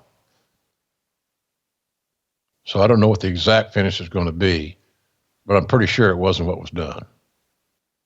Meltzer gave turkey awards for the best and worst on this Thanksgiving show, where we've got both Starrcade and Survivor Series. He thought the best performer was Bret Hart. He thought the worst performer was Dusty Rhodes. He thought the best booking was Dusty for the finish of this match, but he thought the actual worst match was the one we're watching. He thought the worst part of the match between both shows was the first 10 minutes of Nikita and Terry Taylor. And he thought that the worst booking job was Dusty for almost everything else at Starrcade. But if he had to pick one finish, it would be Dr. Death and Barry Windham. And I guess this is a little nod to you. He thought the best front office decision was keeping David Crockett from teaming with Tony Schiavone on the play-by-play for Starrcade. So I guess that's sort of a half-assed compliment for you. Yeah, I'll take it. I also want to mention, he thought the best move on either show was Sting's dive through the ropes, Tiger Mask style, onto Rick Steiner. And he put in parentheses, at least that's what I was told, the camera missed the entire move. I know both you and I are big fans of Dave Meltzer and the work that he does. And he's been a friend of yours for a long, long time. But when he puts over the best move as a move we didn't even see, but it just happens to be a high spot dive. How much of his influence do you think is what we're seeing in wrestling now with dives and super kicks and, fantastic high spots. It feels like his sort of brand of wrestling, even back here in 87, it would permeate the newsletter and maybe develop the future style. I mean, I don't think his influence on wrestling and what the guys are doing today can be discounted. Well, I agree. And the thing about that is a lot of these young talents, you know, Meltzer's a fixture. He's considered, and rightfully so, an expert. He has expert opinions, as we've mentioned before, and that's what they are. They're an opinion, but he's very learned. Meltzer got educated by Paul Bosch, by Sam Muchnick's booking. And I know that Meltzer talked to Cowboy on a pretty regular basis to share philosophy. Why'd you do this? Why does you think this is going to work? Like setting under the learning tree. And he absorbed all that information, did Dave. Now Luger is in heat mode, Conrad. He's building his heel momentum against the courageous, bloody babyface. Now he's going for that human torture rack. You can't quite get it done. Now he's trying. That's a load up there on his shoulders. Luger was a brute. He was strong as hell. But sometimes he'd hit a move, Lex would, and then he'd detach.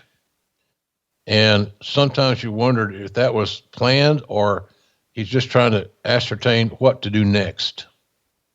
I have to think it might be a little bit of the latter, and which speaks to greenery. Just a green, inexperienced guy with an amazing look. Let's talk about Dusty Rhodes on the other side of this. Meltzer would report in December, quote, after Starrcade, Dusty Rhodes announced he's thinking about retiring. Now, I'd heard going back a long time that Dusty had told people he was going to retire after Starrcade 88, so this may be legit.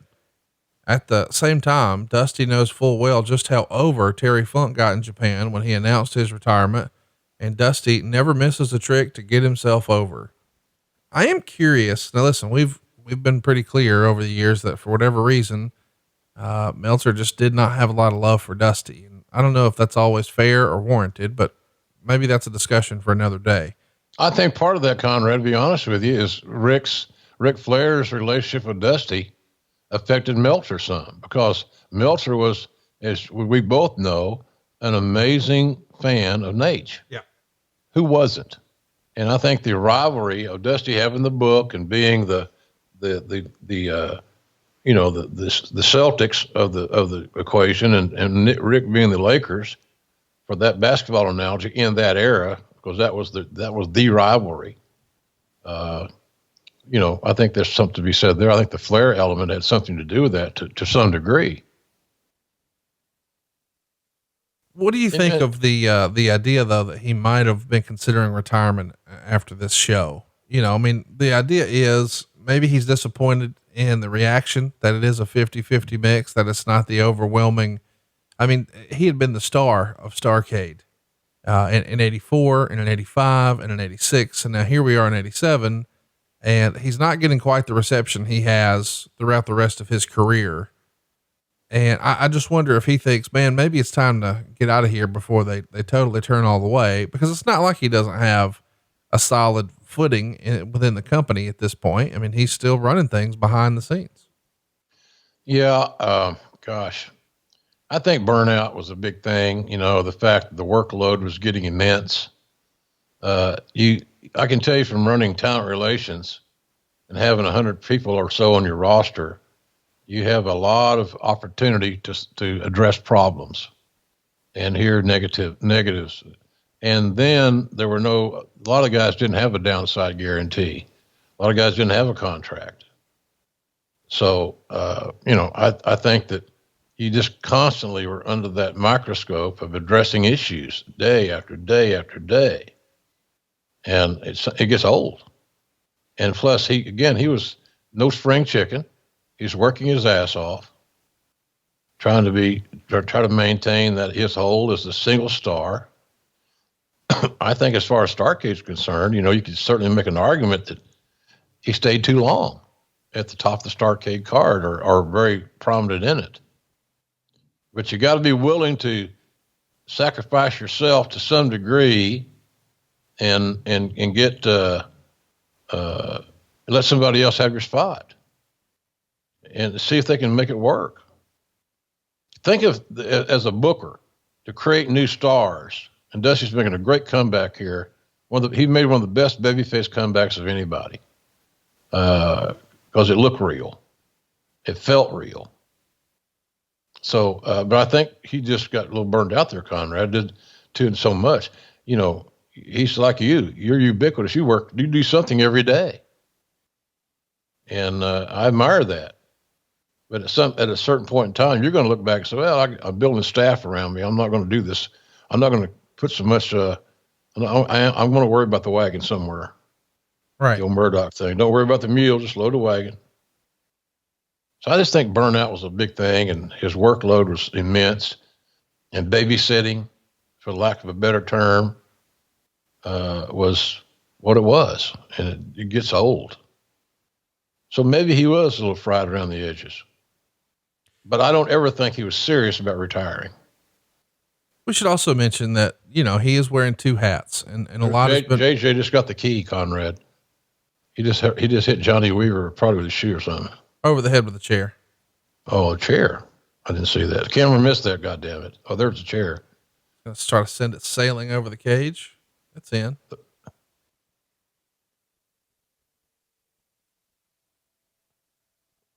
Well, we're getting now that's, and of course, there's no disqualification match. I guess cage matches are, the art of my knowledge. Baby Earl selling like a drunk man. Dusty just DDT's Luger on the chair. There's the count, and there's the win. Dusty wins with a DDT on the chair that JJ Dillon threw in. How about that? Nice. Yeah. Backfired on the heels. So Dusty is the United States champion, the bloody, courageous babyface, the son of a plumber, or as Cowboy Bill Watts would call him, the little bully from Austin, Texas,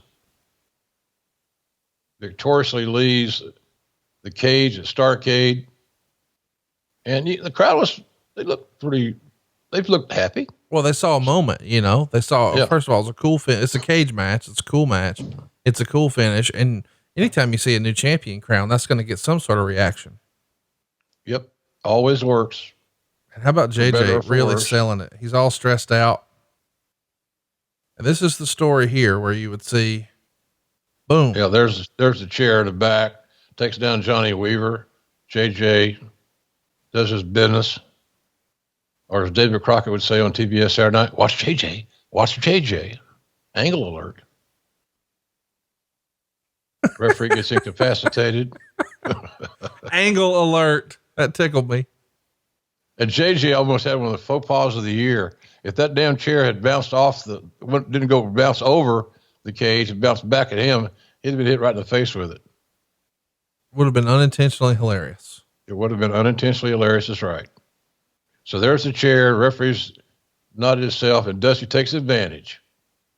Suddenly, quickly, efficiently, and boom, there's a 3 in replay.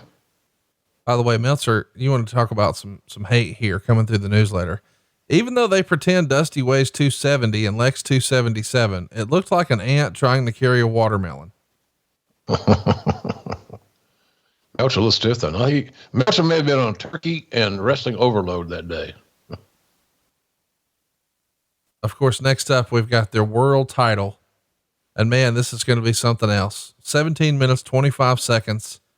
Of course, it's Ric Flair challenging the NWA world champion, Ronnie Garvin. Meltzer would write, Garvin was booed badly. And from what I was told, Flair was cheered by about 70% of the fans live. They were even chanting, Garvin sucks. You could tell Garvin wasn't happy about all this, but it just shows how badly Crockett and Dusty have their fingers on the pulse of the public. Garvin did lots of scratching and they did all the hard chops, but it was a disappointing match. In fact, I'd say it was the worst Flair match I'd seen in 16 months, which is kind of crazy because I've always really liked this one. You know, I never really viewed Ron Garvin as a serious main eventer. And I know that's probably not fair to him, but you want to talk about chops. These guys beat the shit out of each other, do they not? They did, man. They laid their stuff in, and you got to admire the courage and the commitment.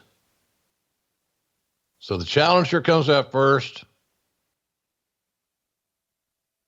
That robe, by the way, is owned by Hootie and the Blowfish lead singer Darius Rucker, who's gone on to have a tremendous country music career.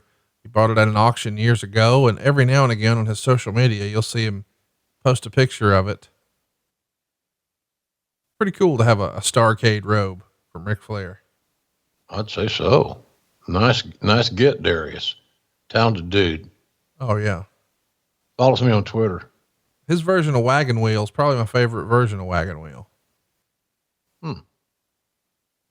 Let's talk about the overall show here. Meltzer would say of the 5 Starrcades, this year's was by far the worst. In fact, from virtually every account, the show was a major disappointment, and it came at a time when Crockett needed to hit a home run and instead grounded into a double play.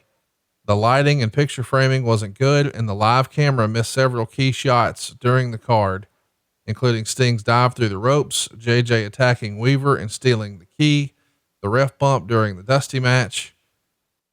In this era, do you guys do a post-production meeting? Do you get everybody together and talk about, okay, team, here's what we can do better? No.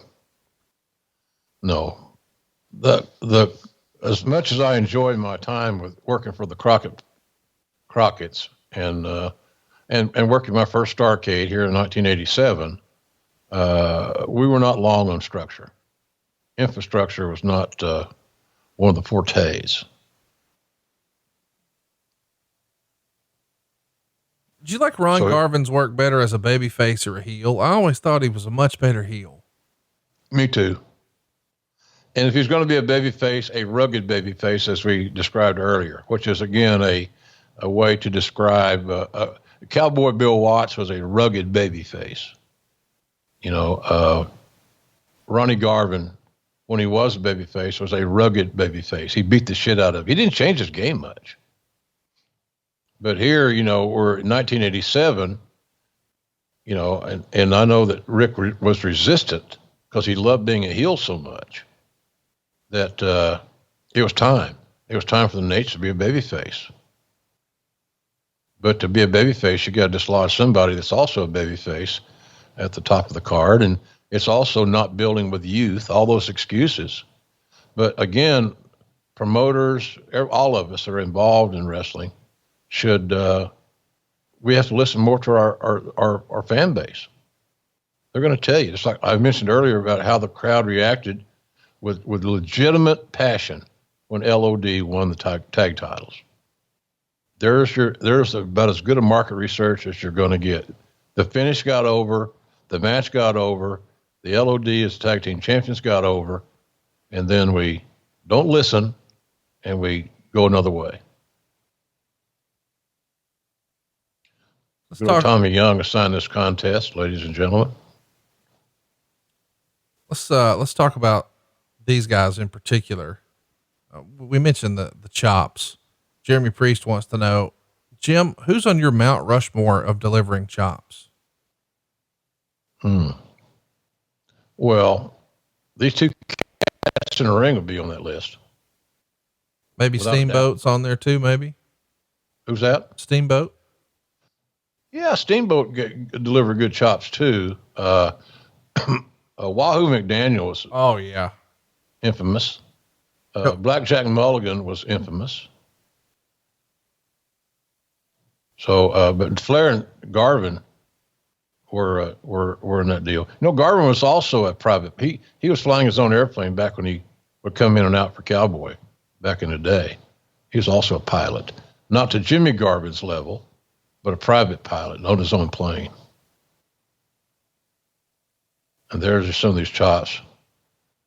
Look, to stand in that corner and know it's coming takes giant balls. Yeah. And Nate's never got out of character, never wanted to slack. And Garvin the same, quite frankly. So that was nice little psychology. Flair gets a hell of a chop. And then he takes one, Garvin takes one, says, the hell with this, and he comes back with a right fist. So as this match progresses, their bodies will change colors from red to bruised. And when you're sitting at ringside or you're in the building, you hear the chops, you see the results. It less than DNA. It suspends my disbelief. These guys have not done anything extraordinary.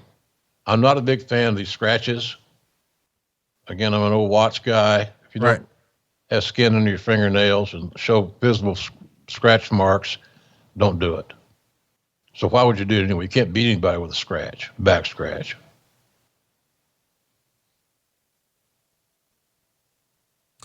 Warren wants to know, what's JR's opinion as Ronnie Garvin is world champion? Should he have gotten a longer run before dropping the belt back to Flair? Did Crockett make the wrong decision in making sure that Garvin did not defend the belt in the weeks leading up to Starrcade? Well, Conrad, as much as I respect Ronnie Garvin's work and his long career, being a real pro, I never fully understood the reason for the belt changing hands as it did, unless it was for this moment, so that we could figure out a way to get Flair in the main event at Starrcade and regain the championship there. That might have been the destination that influenced the plan. But from a broad-based standpoint, I never fully understood why that change was made, because Ronnie was, when he became the champion, he really wasn't treated special. He didn't make me feel special or him to feel special. He just wasn't booked in that regard. And Ronnie was a real nuts and bolts, fundamentally sound badass. He wasn't flashy or sizzly. Is sizzly a word? It is now. But nonetheless, but who the hell's got more sizzle than Nate? Right. I haven't seen that person yet. Tom's got a question. It's probably been answered a million times, but why Garvin and not Barry Windham to take the belt from Flair? Was the win to pad Flair's championship win total? I don't think it's to pad anything. I think it was a matter of giving Rick a break. Rick respected Ronnie, and who didn't? Everybody did that I knew. So Rick always knew that the matches would be great and physical and intense. So, but I don't know the reason for that. Again, I that's what I said earlier. I never understood the title change, unless it was to set up a Starrcade main event where the Flair could triumphantly return. Can you imagine how this match would have drawn in Greensboro? Oh yeah, would have been huge. Mm-hmm. We should. The fans are smart enough to know that, well, there could be a title change. I want to be there to see Flair win his championship, because there it meant something. We touched on it a little earlier, but we're in the infancy of pay-per-view here. So closed circuit's still the thing. And Meltzer would say at press time, there were 6,600 fans watching on closed circuit in Philadelphia, 1,500 fans in Detroit, around 350 in Denver. So they set up these closed circuits around the country. And we already mentioned that Greensboro had about 1,100 fans, 1,600 fans. Chat me up. Did you ever see any event in closed circuit? I mean, I grew up with pay-per-view. I missed the closed circuit era, but did you ever go to a movie theater or an arena and watch anything on closed circuit, Jim? Yeah. I watched, Muhammad Ali and Antonio Inoki on closed circuit. Wow. That whole card, Chuck Whitmer and Andre, that whole card. And cause I was a partner with Leroy McGurk on that thing. I went to my hometown bank in Westville, Oklahoma, and borrowed money to invest in the promotion and of that event. So I was an investor in the closed circuit in Oklahoma, and I, of course, was in the audience, and I watched the whole show. But that was the only time, first and last. But it was pretty interesting to do it, to experience it that way. It's just so much easier now, and you can click here and click there and set your couch and do the whole thing. Well, I don't know if we would say it's easier. I mean, you famously have said, click this, drag that, fuck you. Yeah. Yes. It's just way out of my pay grade, man. I don't mind showing my ignorance. We should also mention, this is, we said earlier that the downward spiral for Crockett is happening here. But this sort of tells the story. 10 days prior to this, they ran a show in Oklahoma City. Remember, this is Watts old territory where we have all the UWF stars now. They drew 500. Tulsa the next night did unacceptable, Conrad. National TV taping from Tulsa, 3,000 fans. But listen, this is the one that sticks out the most. November 16th, they ran Los Angeles, which is the second largest city in America. And you would think, well, it's the first time they've been out there. They've had TBS forever and ever. This should be a home run. They drew 1,500 fans in LA. What do you attribute that to? You have a national show. Why can't you get fans into the arenas in this era? Two things could be the issue. One is, we didn't provide the product that the fans wanted to buy. It's just the product wasn't hot. Right. It wasn't compelling. And secondly, I don't know exactly how well those out of the Southeast markets were promoted locally. I helped promote Tulsa because I had the media contacts there from all the years of Mid-South and UWF. So that wasn't hard, but I wonder if the same thing could be said. Do we get somebody, I don't remember who promoted LA, and they may have been promoting LA for the first time ever. And the other thing is, a lot of these wrestling companies didn't have any established advertising budgets. They just took a number out of the air they thought they could afford. They wouldn't adversely affect the bottom line. And not understanding that to run these markets advertising wise is extremely expensive. So I would say more than anything, it was the fact that we did not have the attractions over and matches over that were going to pull the trigger. You had good, young, fresh talent that were not being utilized. In Oklahoma City, the fans were smart enough to see that our guys, in their view, were getting shit on. They weren't the same guys that they saw. Every other Sunday we would run Oklahoma City in the afternoon, and then drive to Tulsa, which is 100 miles on the turnpike, Turner Turnpike. It was a 70 mile an hour speed limit, so you're there and nothing. So that was the way we did television and we did TV in Tulsa. But those crowds in Oklahoma City were always strong. It was the biggest city in Oklahoma, for what that's worth. But in an established wrestling market, 500 people, embarrassing, totally embarrassing. Let's talk about Ron Garvin on this night. You know, he's been a well-respected member of this wrestling society, the Brotherhood, for a long, long time. And he's been always regarded as being a more than capable performer at different times. He was a top draw in different markets and territories. And this is a big deal for him to win the world title, the NWA world title. And now he's main eventing the biggest show, but it's almost universally regarded as a misstep. At the end of this night, what do you think Ron Garvin's head was? What was he feeling? I mean, that has to be disappointing to finally achieve and reach your dream, and almost everyone think it was a mistake. Well, Ronnie was an old school guy, and Conrad, I don't know this, but that may not have been his dream. I think Ronnie's dream was to make more money, and the title would put you in main events automatically, which would also facilitate bigger payoffs if the house was there.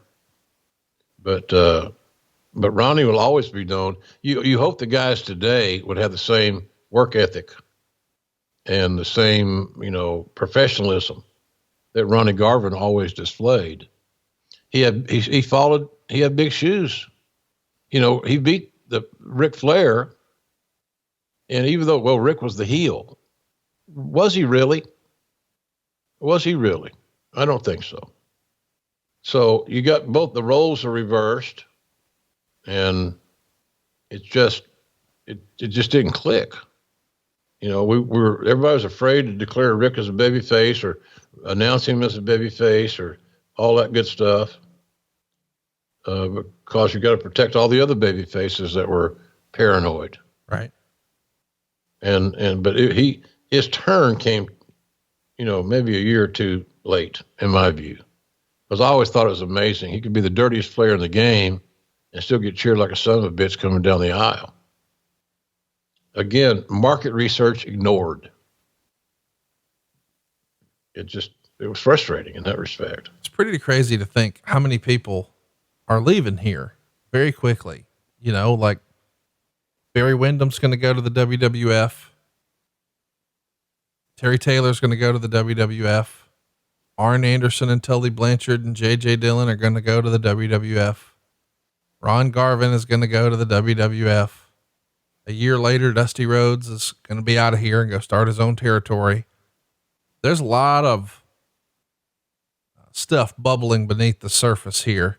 And I guess that happens whenever you start to see a business spiral a little bit. People don't want to go down with the ship. They want to jump off. Well, it's like if you're on the Titanic, yeah, and you're worried about moving around the deck chairs on the Titanic, you've got the priorities wrong. Don't want to worry about surviving.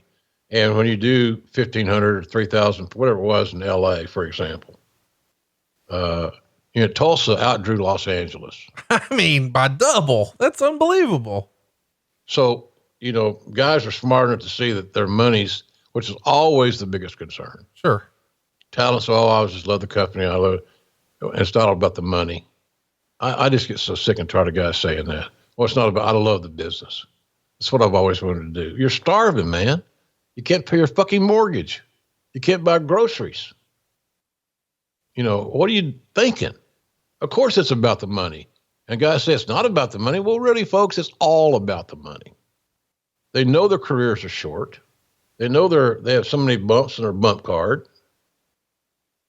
Of course, Nate goes up to the top, and once again, bless his heart. I said in commentary one time, he called my hand on it. I said, well, you never complete a move. You go to the top, get your ass slammed every single week. He started laughing.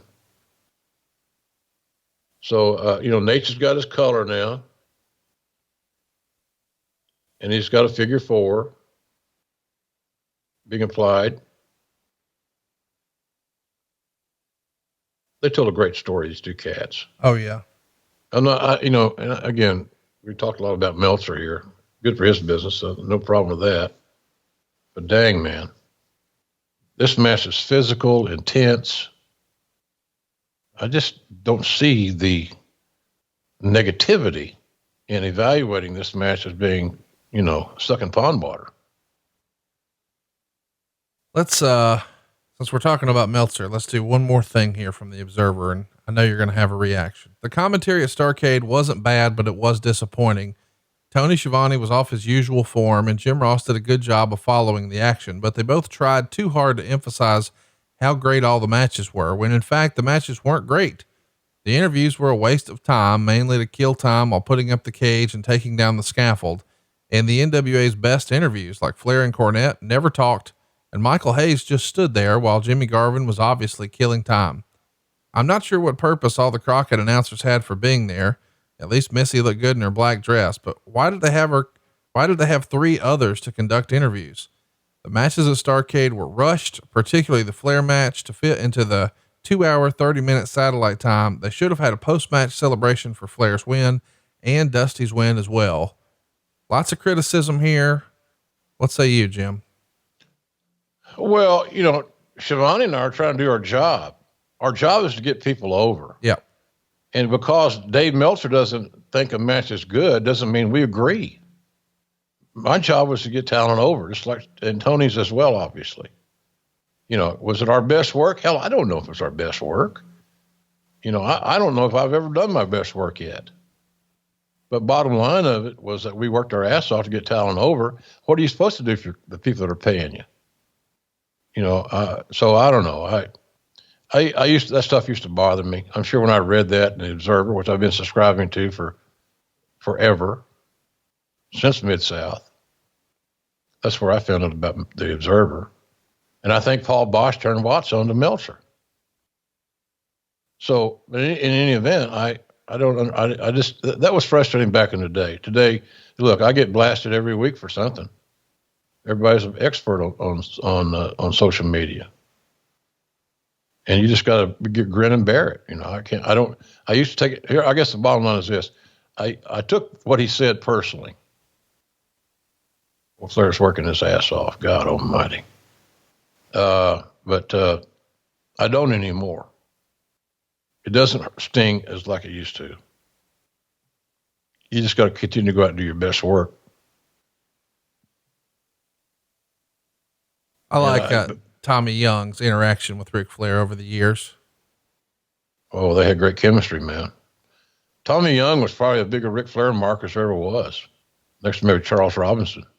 Yeah, I mean, they had a boat together, and I mean, they used to hang out all the time, and it was apparent in their matches, the way they would interact, that they were very, very comfortable with each other, especially the silly pushing the ref spot and the ref pushing back and Flair taking the big bump. And there you see Tommy takes the big bump, but he comes to magically just in time to count 3. I met Tommy Young for the first time when I went to Crockett. And he said, I'm a non-practicing homosexual. I didn't know that, Tommy. Well, good for you. The conversations in the locker room area. And he was just matter of fact.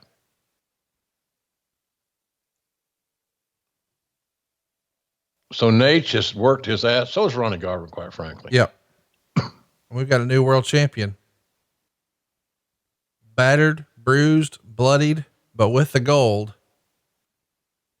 And just like he left victorious at the very first Starrcade in 83, he's picked it back up here in 87. It seemed to me the finish was a little bit flat. Yeah. It felt rushed kind of. There's Jimmy Crockett and JJ. Watch JJ. He's got his shoe. Watch JJ. And JJ takes his champion away. Jimmy Crockett out there ceremoniously, there to, see the new champion get his just due. They're replay now of the finish. So Garvin's head, he knocked himself out on that beam that Flair got busted open from. Flair makes the cover. Tom Young makes the count, and we have a new champion.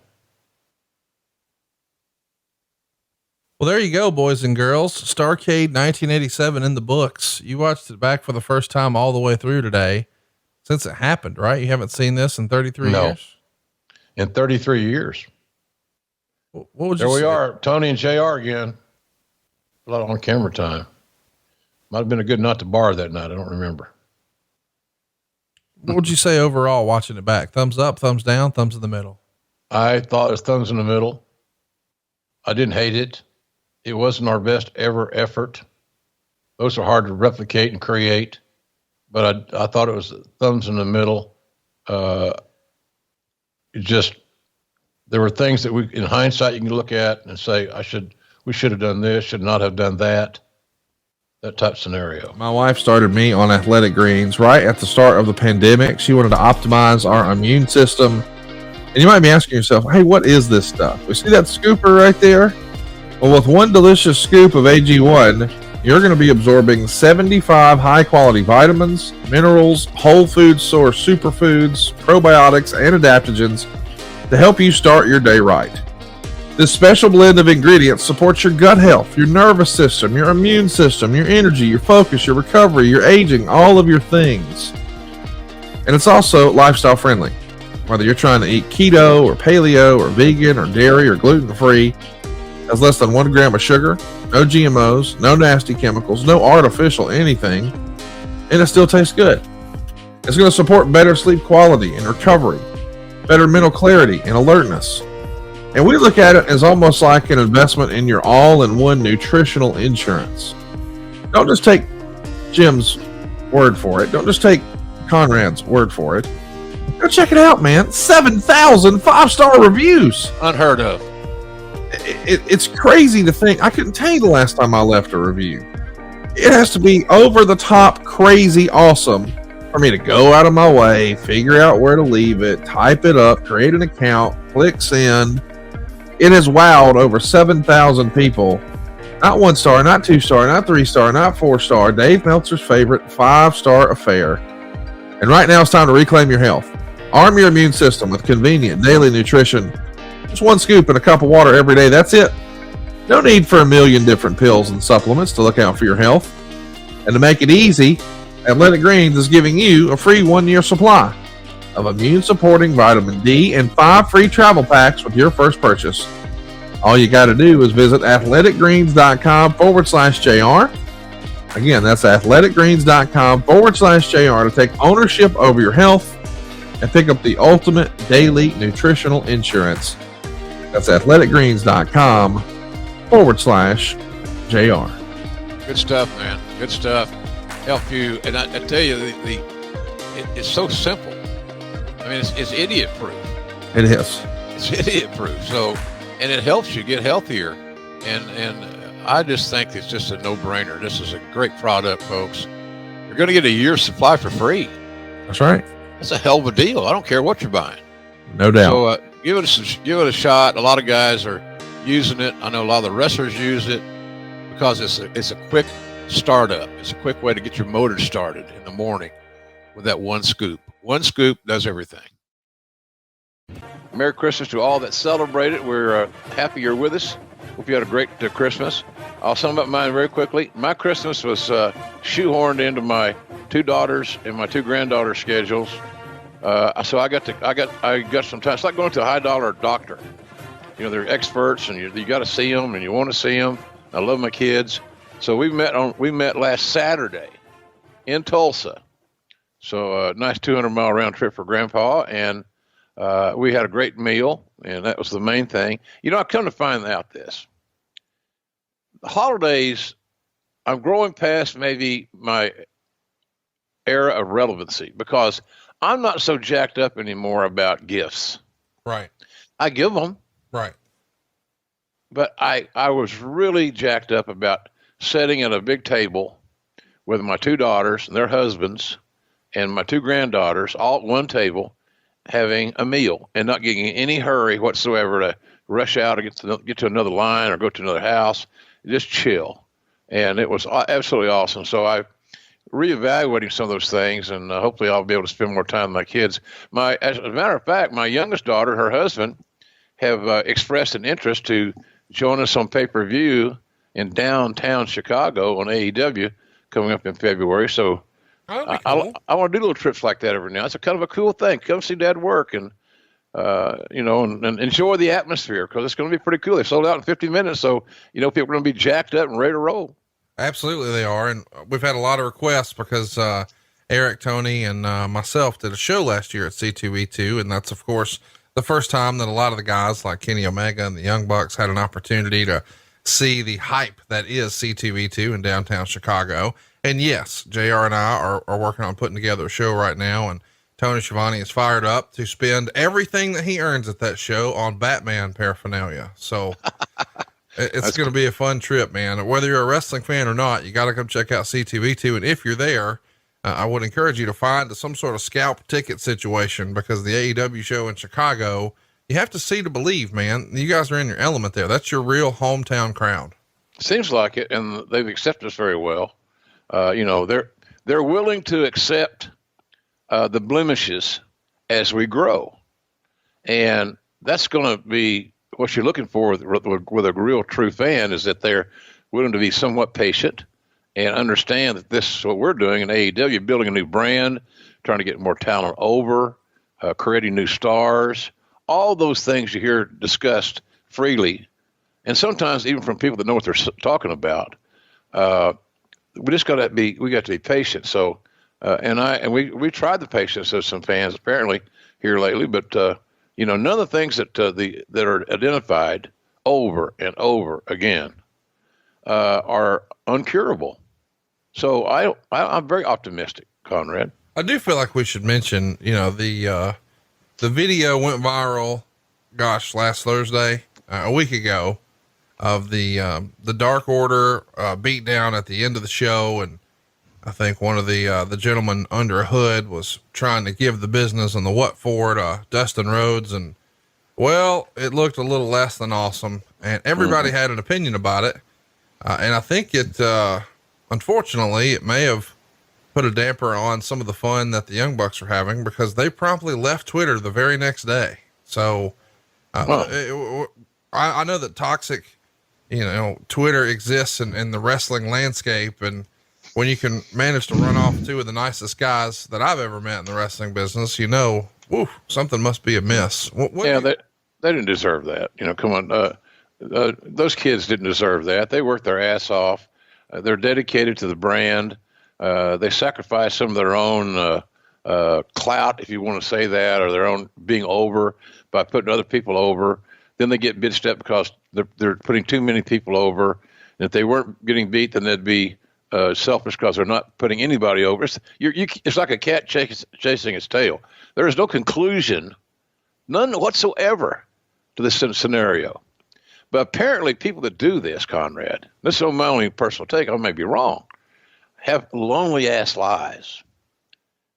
Most of them seem to be poor, miserable bastards with nothing else to think about, to invest their life in, especially here at the holidays, than a very poorly executed piece of business in a wrestling ring.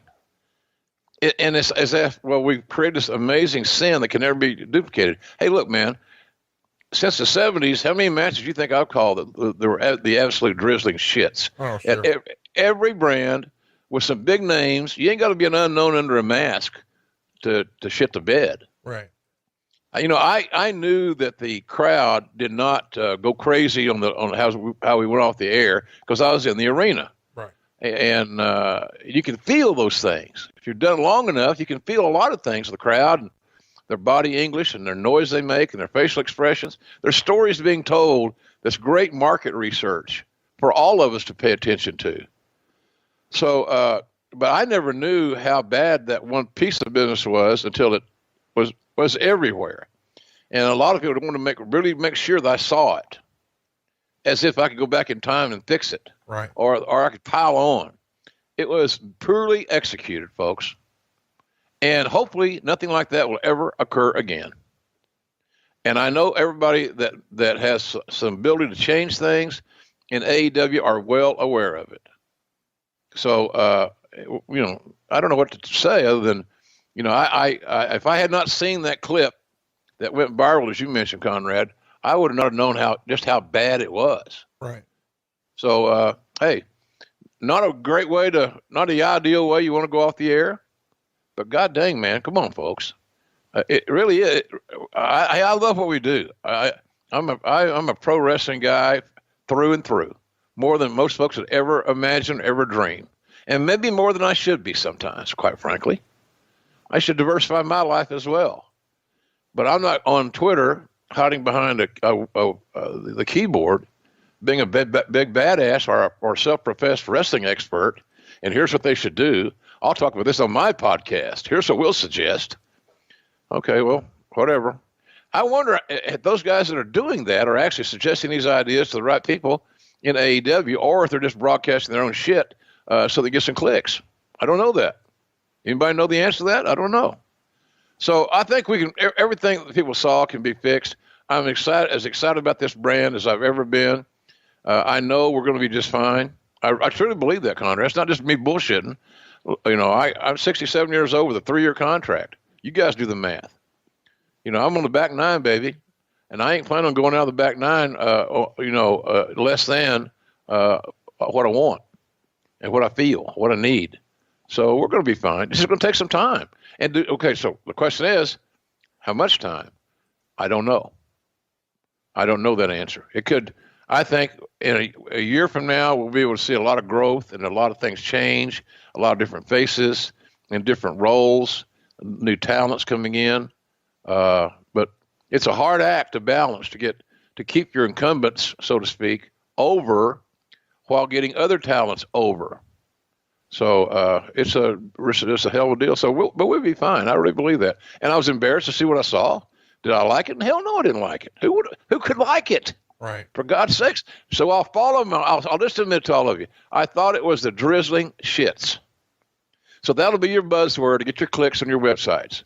JR says bid on AEW was the drizzling shits. And you won't mention this, but the drizzling shits can be cured. They won't mention it, I guarantee you, because they don't have the balls. They need one of our T-shirts, Conrad. The real reason we're here is not to talk about AEW or T-shirts or the holidays. We're here to talk about a holiday tradition called Starrcade the 1988 edition. This one went down on December 26th. That's right. Today is the exact anniversary from the Norfolk Scope in Norfolk, Virginia. 10,000 fans are there. We're going to get a 1.8 buy rate for the pay-per-view. And the tagline for this show is True Grit.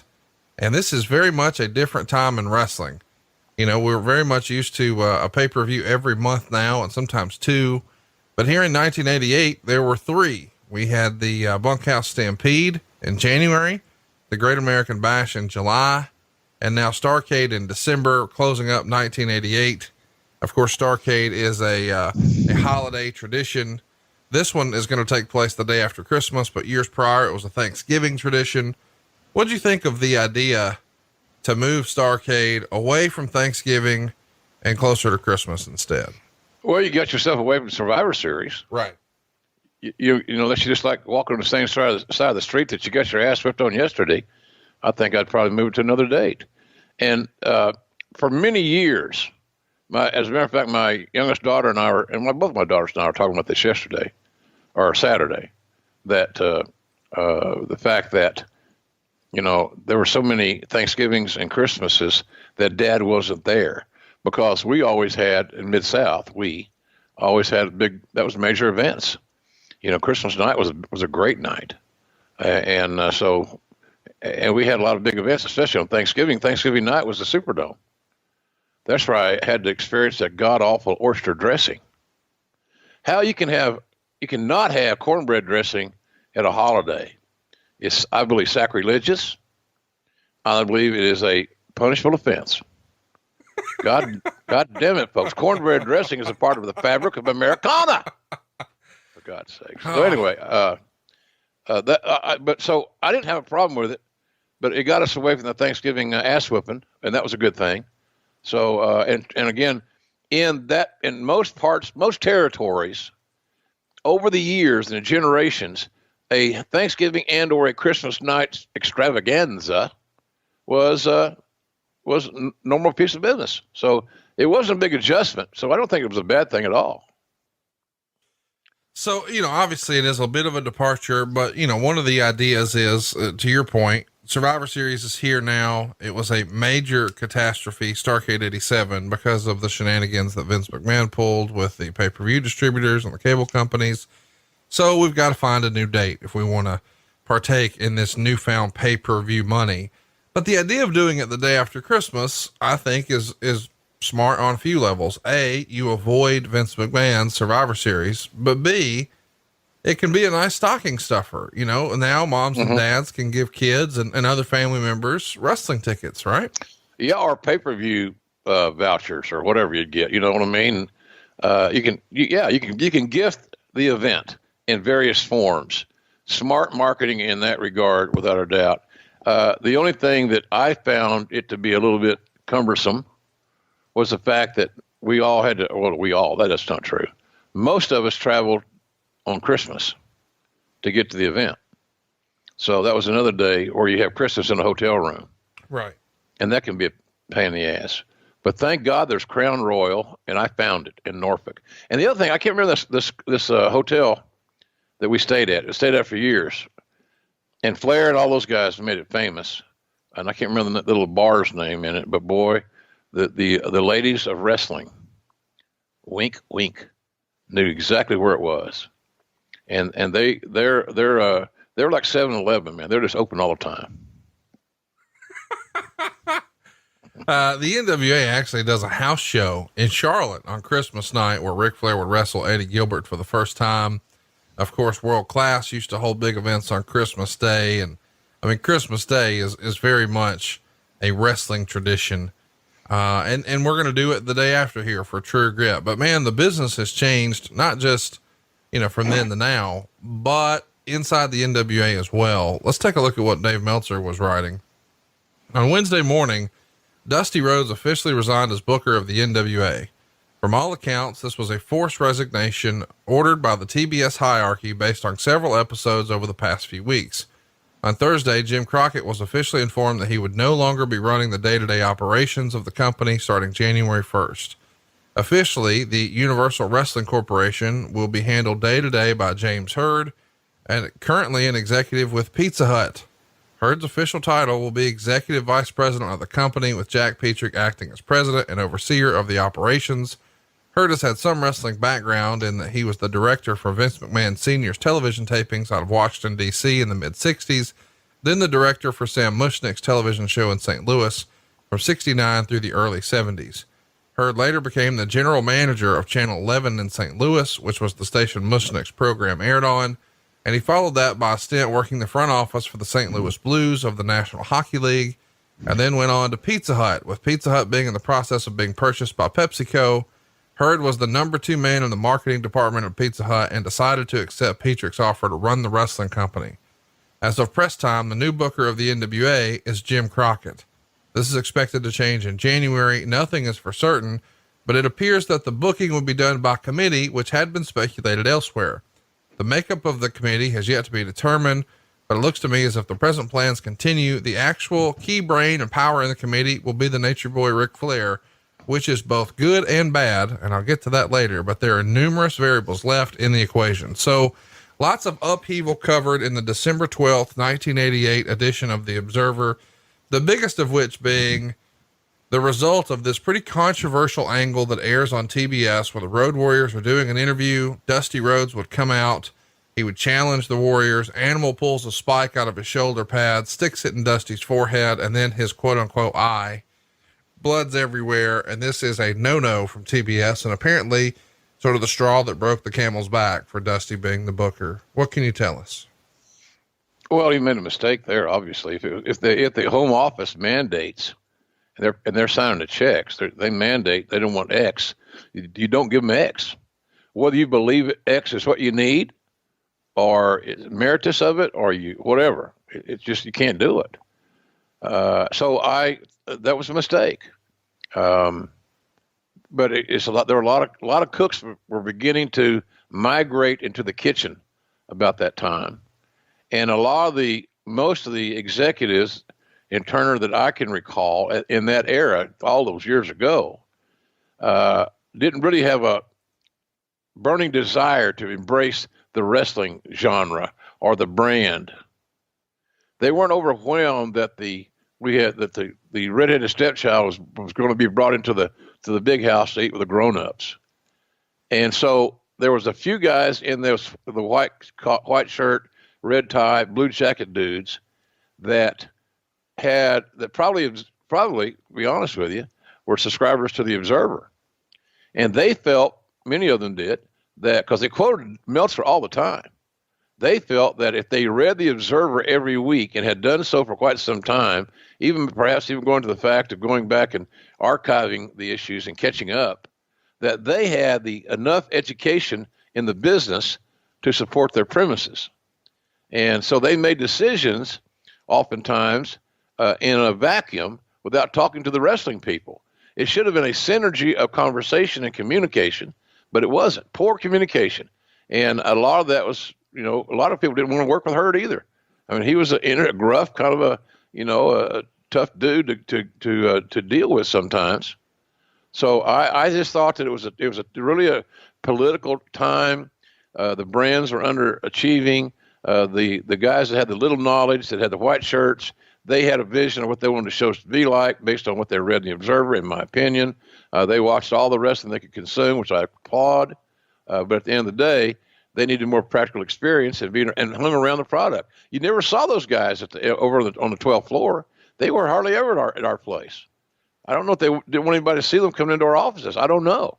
But it was not a healthy environment there in that era. Not healthy whatsoever, because there was too many cooks in the kitchen, and there was a lot of buyer's remorse, so to speak. Let's talk about Dusty Rhodes for a minute here, because I feel like Dusty, I guess we should mention, we're just about a month out from where Turner has bought Jim Crockett's promotion. So there's going to be definitely sort of a change in management, and Dusty Rhodes, for whatever reason, was taking a lot of heat, based on, hey, we had to sell. And a lot of people were pointing to Dusty saying, well, Dusty overspent. And Dusty would say, it wasn't my job to mind the books. It was my job to pack the arenas. And they would say, well, houses were down. So it became the blame game for whatever reason. But Wade Keller sort of sheds some other light on this and says that realistically, the Road Warrior spike incident, while it may have been what we heard was the straw that broke the camel's back, there was a lot of other stuff beneath the surface. Specifically, he writes, ironically, when TBS took over the company, Rhodes was in a stronger position to retain his job than most casual observers would believe. Much of Petrick's knowledge and understanding of the wrestling business was coming directly from Crockett, who of course was very high on Dusty as a booker. However, there were a few outside forces pushing for Rhodes' ousting, but up until a few weeks ago, Rhodes was apparently going to retain his position in the early days with the new regime. The problem is a behind the scenes power play involving Flair, which actually had been going on since late October, and it all came to a head. Flair was able to make a deal with TBS, which increased his personal power to determine his own finishes and angles. And Rhodes was incensed because he felt Flair went behind his back to Petrick to get that power. And more so, it decreased Rhodes' power and control over what the promotion's world championship would be doing. Then a few weeks back, Rhodes tried his own manipulation to weaken Flair's position and booked him for only 5 dates in December. An ensuing blow-up occurred over Flair's role in Starrcade, which resulted in the Starrcade main event being changed from Flair versus Rick Steiner to Flair versus Lex Luger, a decision by Petrick made over Dusty's head. Rhodes would then miss a weekend's worth of major shows, claiming the flu, which is where his position weakened. The word was actually put out that Rhodes was as good as gone as a booker, but that word was premature. What appears to have been the straw that broke the camel's back was the angle that aired on November 26th, with the Road Warriors putting the spike in Dusty's eye on TBS with heavy blood and close-ups. The angle was originally slated for the Clash of the Champions show in Chattanooga on December 7th, but Rhodes knew his position was weakening and hurried to get it on the air to get major sympathy back with him and get himself with the promotion's hottest babyface, Sting, against the hottest heels, the Road Warriors, for Starrcade. Apparently TBS had sent a directive to the NWA because a few weeks of blood during the Express angles a few weeks earlier, where Jim Cornette bled heavily after being hit with a telephone regarding blood on TBS, and Blade Rhodes defiantly, and blatantly disregarded the memo and ran his angle anyway. So behind the scenes, I didn't realize this until I did my research this week. Flair and Dusty having heat over what Flair was doing and who was really in control of what Flair was doing is sort of the root of this. Is that what you heard as well? Well, it was an issue, no doubt about it. There was the trust was lost, I think you could say, between the two great big alpha males that, is the world big enough for both of us? And maybe the world of JCP at that time, Jim Crockett Promotions, was not. That's you go back, it's certainly arguable. But they had, I think they had what they started out as a friendly rivalry. And the reason I say that is because, they did things like, buy one guy buy a big, nice car, the other guy go buy a bigger one. I remember the same story about the fur coats. They had a fur coat competition, I think, unofficial competition. One guy got a big, nice, some kind of fur coat, and the other guy got something more elaborate and more expensive and more ostentatious. But the thing that really sealed it for me, there was going to be a friendly rivalry. I thought it started out was, Dusty was a big fan of the Celtics. Right. And Rick was a big fan of the Lakers. And at that time, the Lakers and the Celtics were the teams in the NBA. They had the great rivalry. They had Bird. They had Magic. They had all these wonderful elements of Hall of Fame players, and all that came together. And I think that Dusty and Rick both, maybe subliminally, looked at themselves like the Celtics and the Lakers. Big time rivalry. So then you come down to creative, because I'm assuming that both guys were under a contract that they had agreed to that paid them a salary, basically, or at least a downside guarantee of some significance. So then you come back, what's the other C? Creative. And there's where the rubber meets the road. Two strong alpha males, both guys as good as there was in their field. Here's the thing about it. Here's the thing about the booking of that. Why the hell did you have to have every program center around the two of them? Flair should be to work with other people and making other people, because even in losing to Flair, you up your game and your perception. And Dusty could have had so many better matches or more matches. I don't know if they've been better, probably not, but they wouldn't have been bad with other opponents. And he did that to some degree. He kind of branched out with this idea of getting the youthful rub from Sting, and then going against the new heels, the Road Warriors. So I just think there's the cash and creative, man. I mean, you can say we could all analyze and Dr. Phil the son bitch to death, but the bottom line is it's cash and creative. And on this particular occasion, I believe it's more the creative side of it, and that could have all been solved. But if those guys had not worked together on an ongoing, regular basis, it seemed like they were working every major show. They weren't. It seemed that way. But if you went to both guys at that time and said, look, as the owner, I don't want you guys, we're going to split you guys up for a while. But you get pushback. Oh, no, we can't do that. So no matter how bad that the creative was between them, if you try to take any of the creative away from them where they're not on top of the card, both guys, there would have been a pushback. So it was a damn if you do, damn if you don't thing. But I never saw a blow up between these guys. They'd talk amongst their friends a little bit, but I never heard of a big blow up or a face to face shouting match. That if it occurred, I haven't heard about it and I didn't see it. So, but it was unfortunate, and it could have been solved so easily. Folks, that great line: communication, communicate openly and honestly. And especially in this crazy ass wrestling business, and you'll be amazed at what you can accomplish.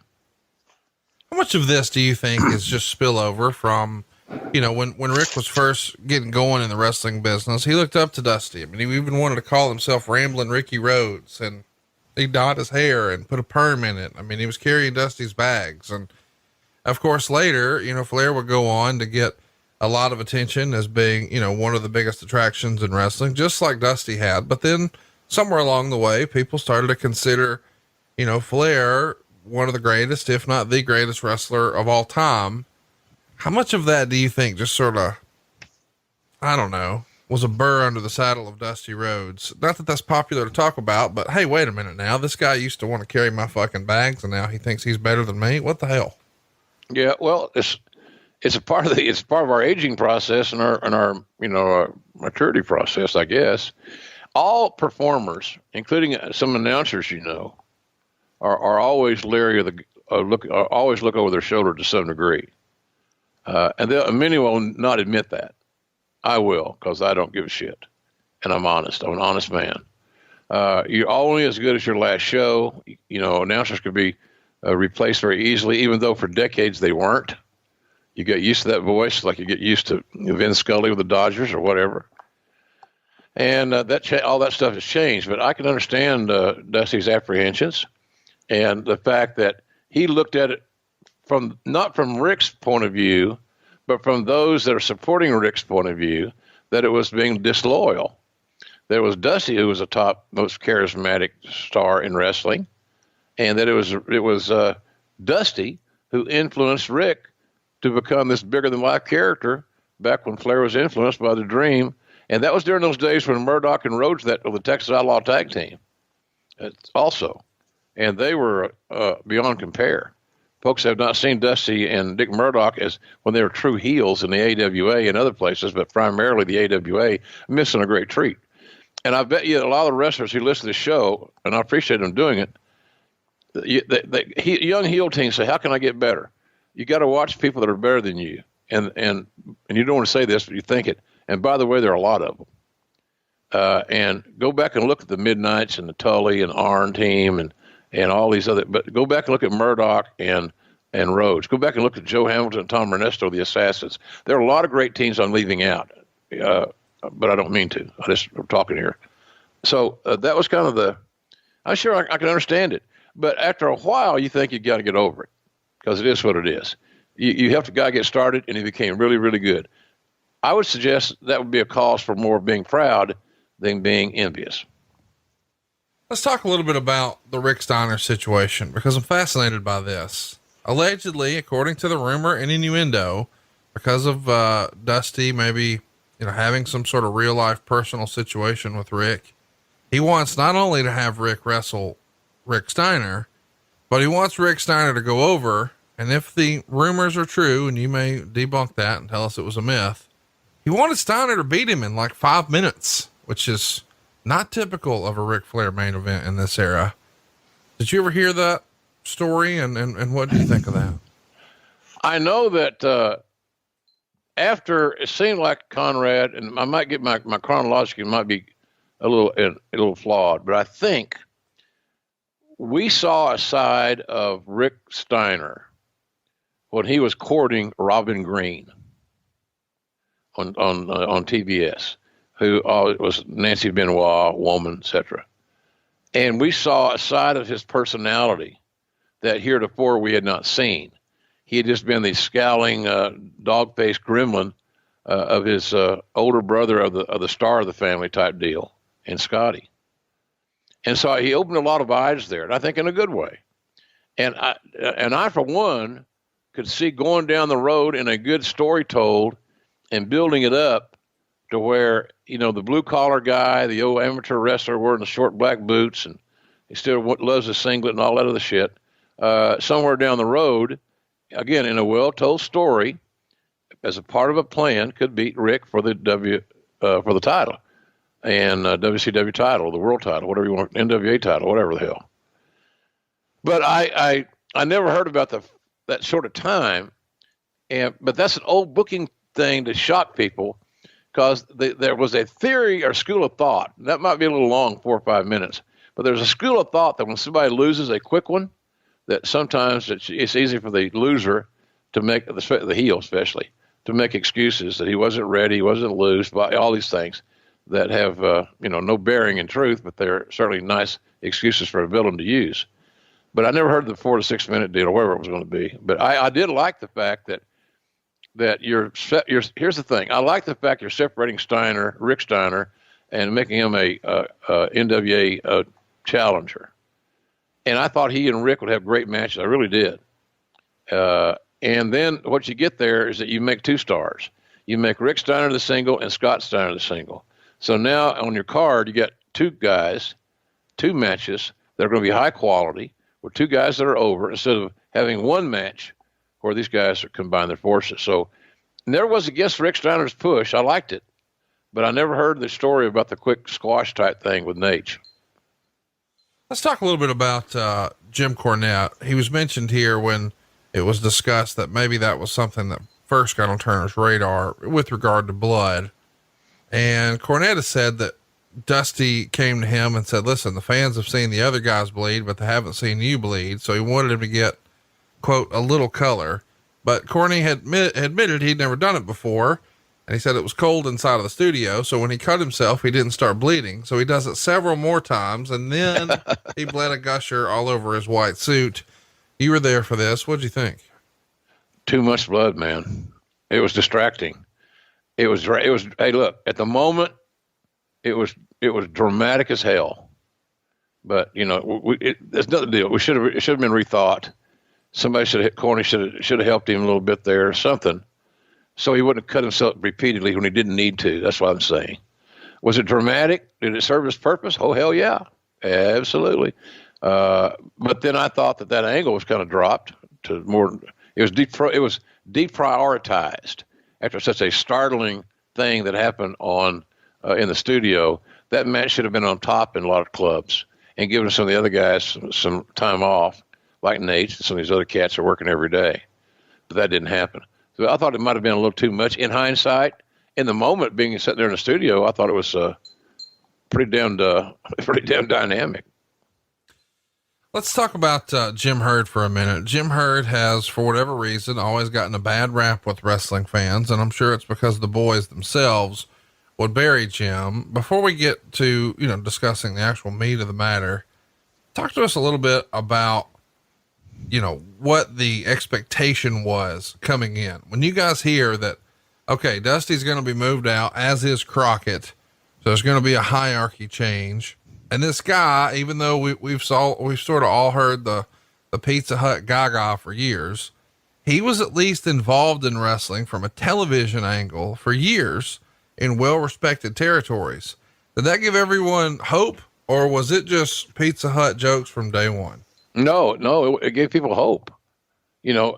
Anytime you can connect the name, your name, or the person involved in your conversation's name to Sam Muchnick in a positive way, that's a good thing in our business.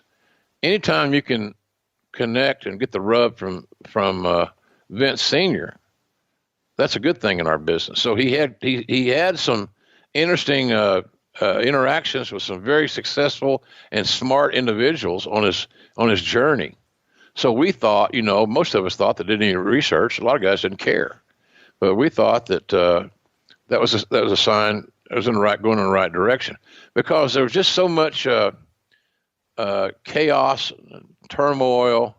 The dark cloud never seemed to want to go away, and the company was, found itself in a tough spot. Surprisingly, they say they found themselves surprisingly in a spot of bad business, needed money, all that good stuff. So we all knew that what's going on here, and how long we're going to be in business. And if Crockett's not going to be in business, which was the rumor, because he found out that the money wasn't there. I guess that accountant's name was Dave Johnson, I think it was. He kind of got half-assed famous because he was kind of blamed seemingly for the lack of communication that they're hurting right now on cash flow and all that stuff. So I think we're happy. I think we were looking for. It was new, Conrad. It was fresh. Let's give it that's what I told guys. We should just give it a chance, because here's our alternative. What the fuck are we going to do about it? Right. What are you going to quit and go to work for Vince if he'll take you? That's what you want to do. That's what you should do anyway. But we got to give this guy this new regime. And it was not just Hurd coming in. I mean, they're putting the department together. There's secretaries and accountants and all kinds of people. It wasn't a one-man office. It was a whole staffed office. And so that was all that was changing. I met my secretary for the first time. I didn't hire them. They're already hired. So that's kind of how that worked. And so my idea was, hey, I'm single. I'm living in Atlanta. I loved it for many reasons. One I just subliminally referred to. And I'm in the wrestling business. So what the hell? Let's give it a shot. And we did. And unfortunately, it just didn't work out. Jim, let's run through some of the things that Wade Keller is writing are going to change under Jim Hurd, and then we'll move on. But there's some interesting stuff on here that I don't think is all that bad. Here are some of the changes. Number one, wrestlers will get weekly paychecks based on their contract. For example, a wrestler with $100,000 downside guarantee will get $2,000 a week rather than getting paid by the gate and having so-called balloon payments at the end of the year, some of which never materialize. Number two, wrestlers will have their hotels taken care of on the road. Number three, TBS, not JJ Dillon, will handle travel arrangements and wrestlers will fly from their hometown, not everyone from Atlanta every time. Number four, all TV tapings, both for TBS and the syndicated package, will emanate from a mid-sized arena in the Atlanta area. Number five, the announcers on the syndicated package will remain pretty much the same. TBS will have Jim Ross and Tony Schiavone doing the PM show without David Crockett.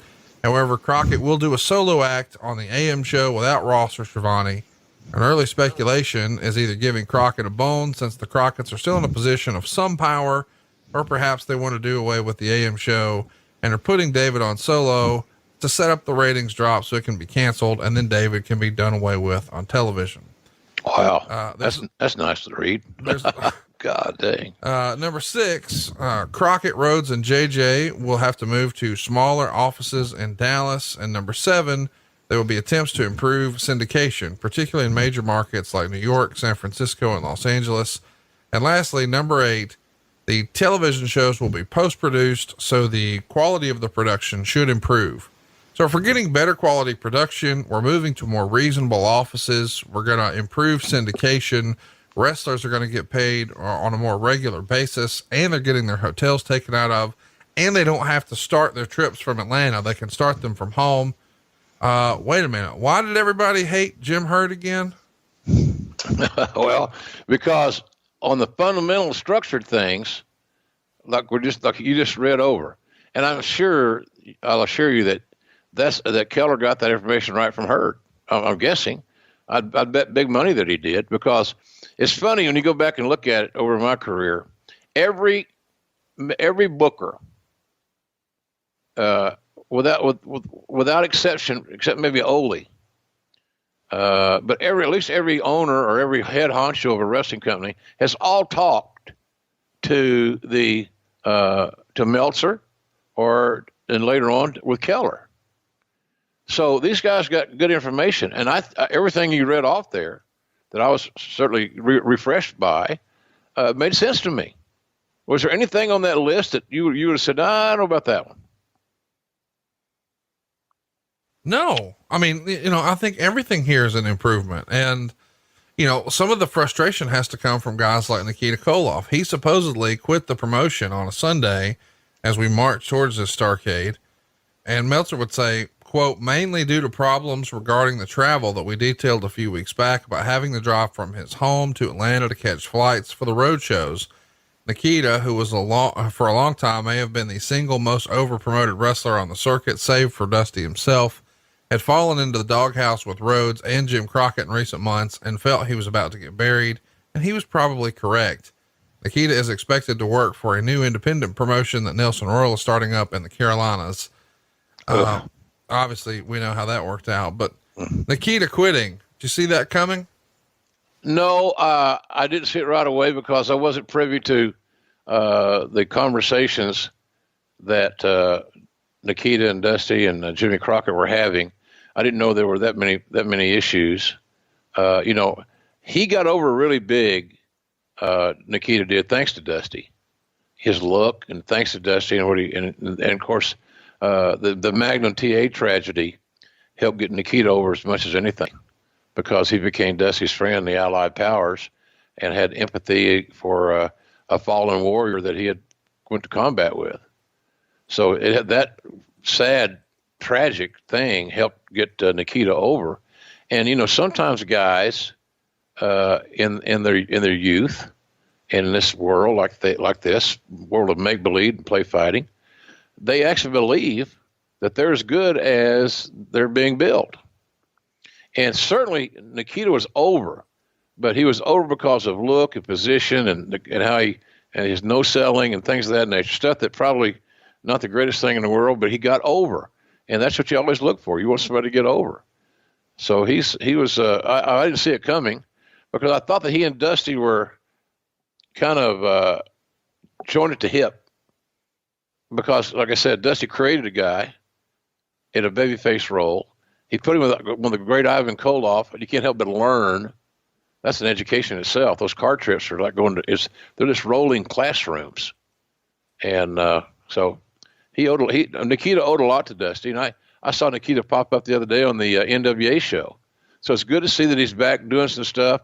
I know he does a lot of church work, which I'm very proud of him for doing. It's very honorable. He's very sincere with it.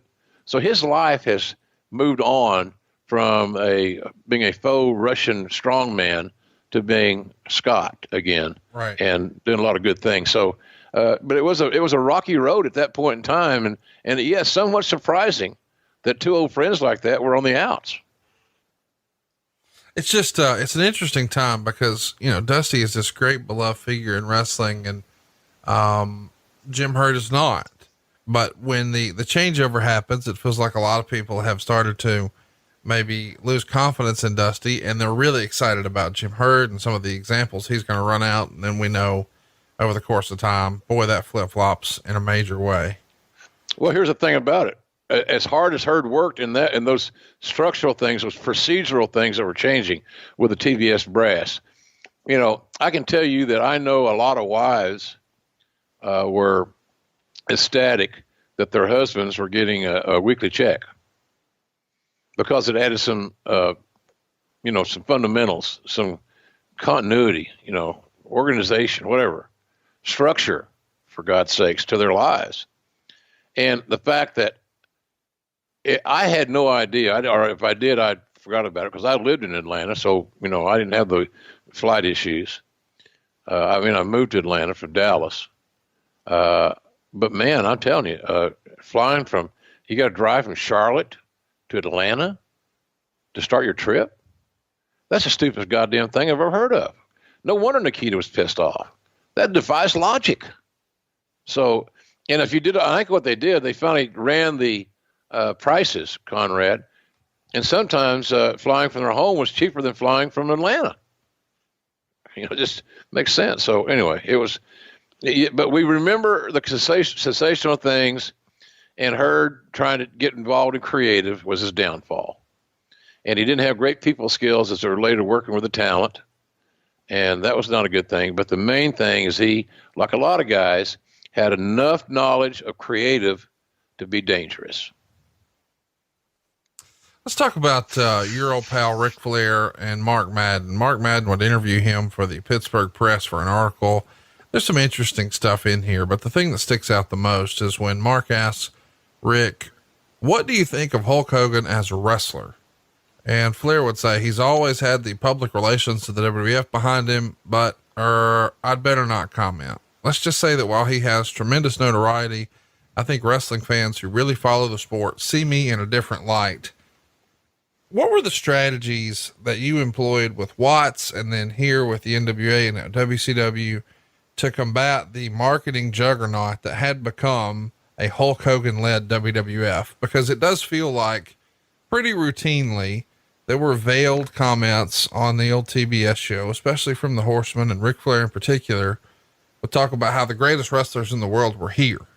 And you were trying to bring attention to, hey, we're not sideshow shit. The real wrestling is here.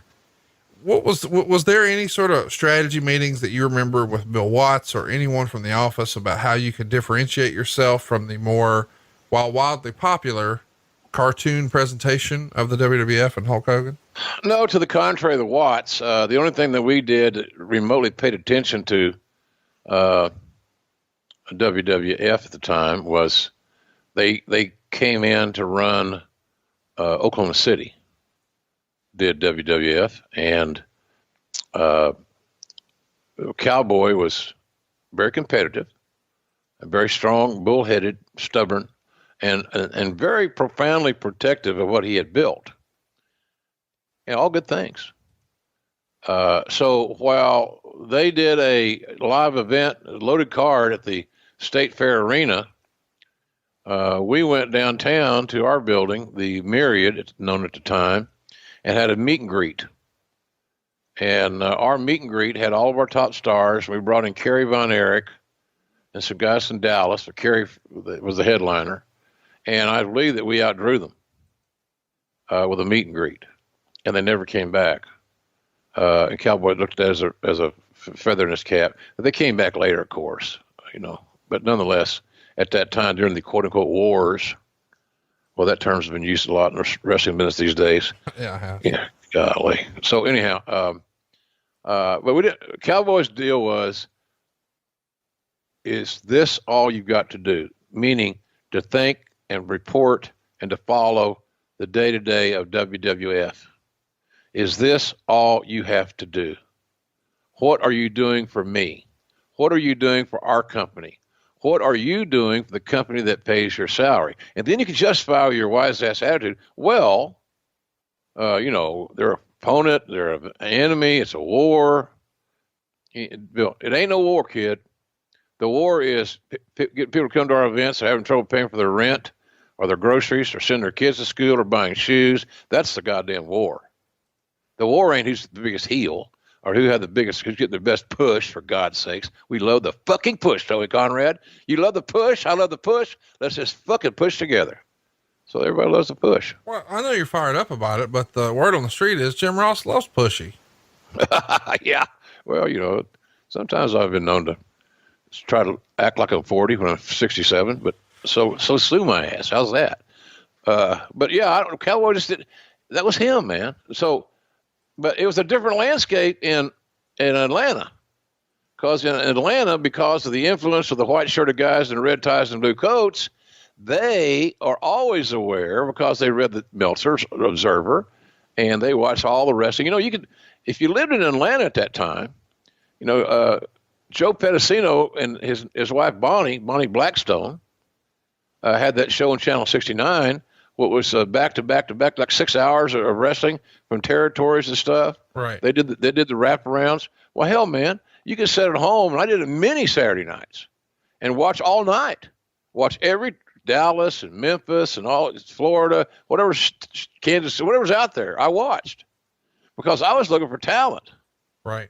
I don't know what the other committee guys were doing, but I was looking for talent, and or to see something I like, or hear something I'd like to try, or something I could make our company better. So, but Joe and Bonnie did a phenomenal job there. Joe had a stroke. I'm sure a lot of folks realize that. Joe had a stroke not too long ago, and he's recovering nicely in Atlanta, south of Atlanta. And Bonnie's holding down the fort, doing a great job as always. And Joe and Bonnie, I know Bonnie, yes, I follow, we're friends on Facebook. So you might think about that. Give him a how you doing? Happy holidays. Joe's fighting the battle, and he's doing better, so that's all good. But anyway, you can watch a lot of wrestling in Atlanta, and God knows what he did. So those TBS guys, Conrad, that were wrestling marks like me, did the same thing. Right. And they created their own ideas and their own level of intellect. Well, here's what I would book, or here's what I would do. Okay. And you heard that a lot. Let's talk a little bit about Clash of the Champions. It goes down on December 7th. It's Clash of the Champions 4 Seasons Beatings. It's a 4.5 rating, a 6.8 share. That's going to average 2.17 million homes. And think about that in today's market. Think about those numbers in today's market. A 4.5 rating. You know what I'm saying? It's just like how much the world has changed, right, and how much the television market has become so fragmented. And when people talk about the ratings now, and you see a stat that says, for example, on the big war on Wednesday nights, we all know there's a big war going on in the world. It only happens on Wednesday night on television with fictional programming. But God damn it, it's a war, folks. And without a war, you can have a push. Without a push, there's no fucking life. So, but that's a hell of a number, quite frankly. But that was a TBS. I think that was a TBS name. They did do some nice job on some creative stuff. They could do that. It's just when they got into the fact of booking matches and basically calling spots, it didn't work for me and didn't work for a lot of guys. The show, Meltzer would say, I should point out, this was the first time a TBS crew covered the show rather than a crew hired by Jim Crockett Promotions. There was a lot of finger pointing after the show because the production itself was subpar, particularly a director, Tommy Edwards. Although some claim Edwards was made a scapegoat for problems due to lack of preparation, the lighting was awful, looking even worse than most of the syndicated shows. And I didn't realize until after the show was over that they had any kind of crowd in the building, as I figured the darkness was to hide the fact that they had a small crowd.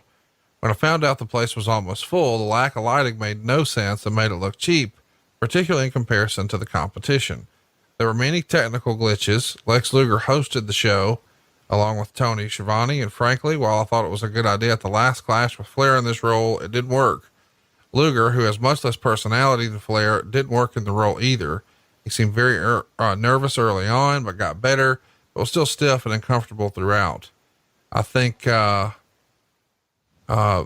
Meltzer sort of breaks down the entire card from here, but the thing I wanted to circle back to was, since you were involved in this a little bit, how the production being switched over from being handled by Jim Crockett Promotions to TBS was a bad thing, because on the outside looking in, you're like, wait a minute. Well, those were wrestling people and these are TV people and it's a TV show. So from a production standpoint, this seems on paper like an upgrade, but in execution, not so much. Not so much that night, but on the big picture and going forward, I believe it's the right thing to do, because we knew that TBS cameramen and directors and producers and audio guys and graphic people, et cetera, all that shit. They'd done baseball forever. They remember back in the day, TBS had the SEC football package. That's right. And so they did a live SEC football game all season. And so we knew that they had the sports ability. They had the equipment.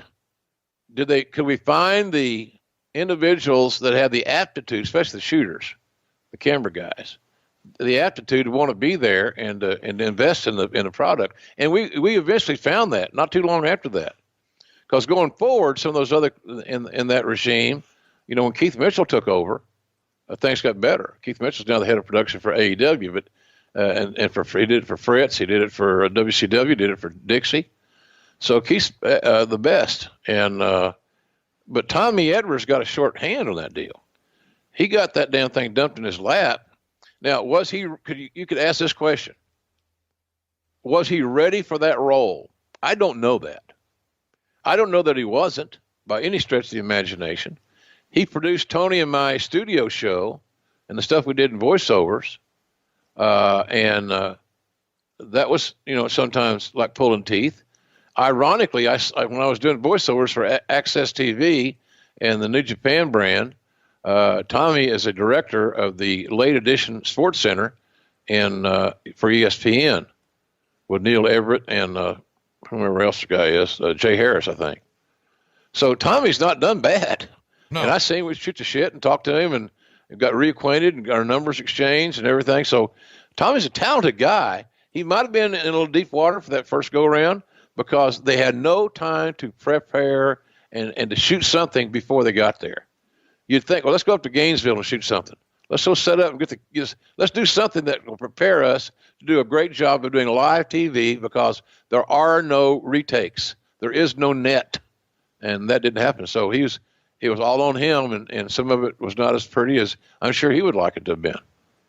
This show, I want to mention again, this Clash of the Champions is Jim Crockett's first show as the quote unquote booker.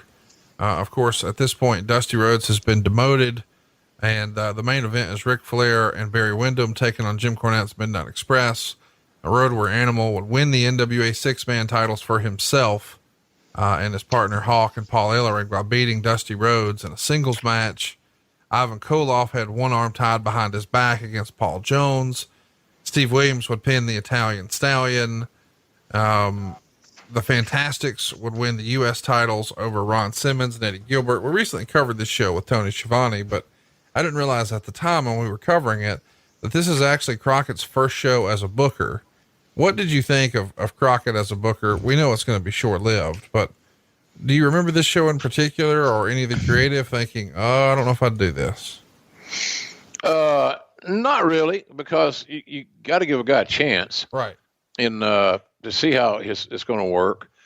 And if the talents are doing their job, when they see how they're booked, their mind would start thinking at that point, how can I go into this scenario and win? How can I go into this scenario and lose? And how can I go into this scenario and work a return? So there's things that you can put together in your head, even not knowing what you're going to be asked to do that night or told to do, instructed to do, whatever you're comfortable saying. So, but Jimmy was trying hard. I remember he was really going not overboard, very thorough on his enthusiasm and his instruction.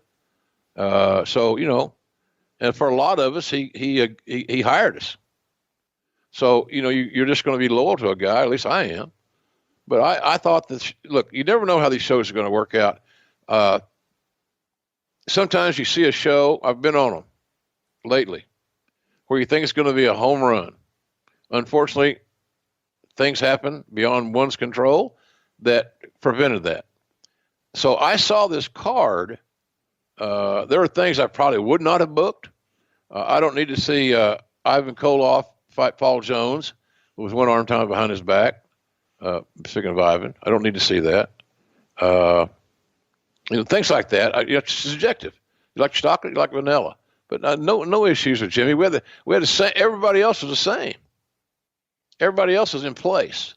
It's just that Jimmy had taken a layer off between Dusty and that everybody else stays the same and replaced it with himself. So it wasn't that big a change in that respect as far as communicating and all that, but subjective, creative is so subjective, Conrad, as we've talked about many times.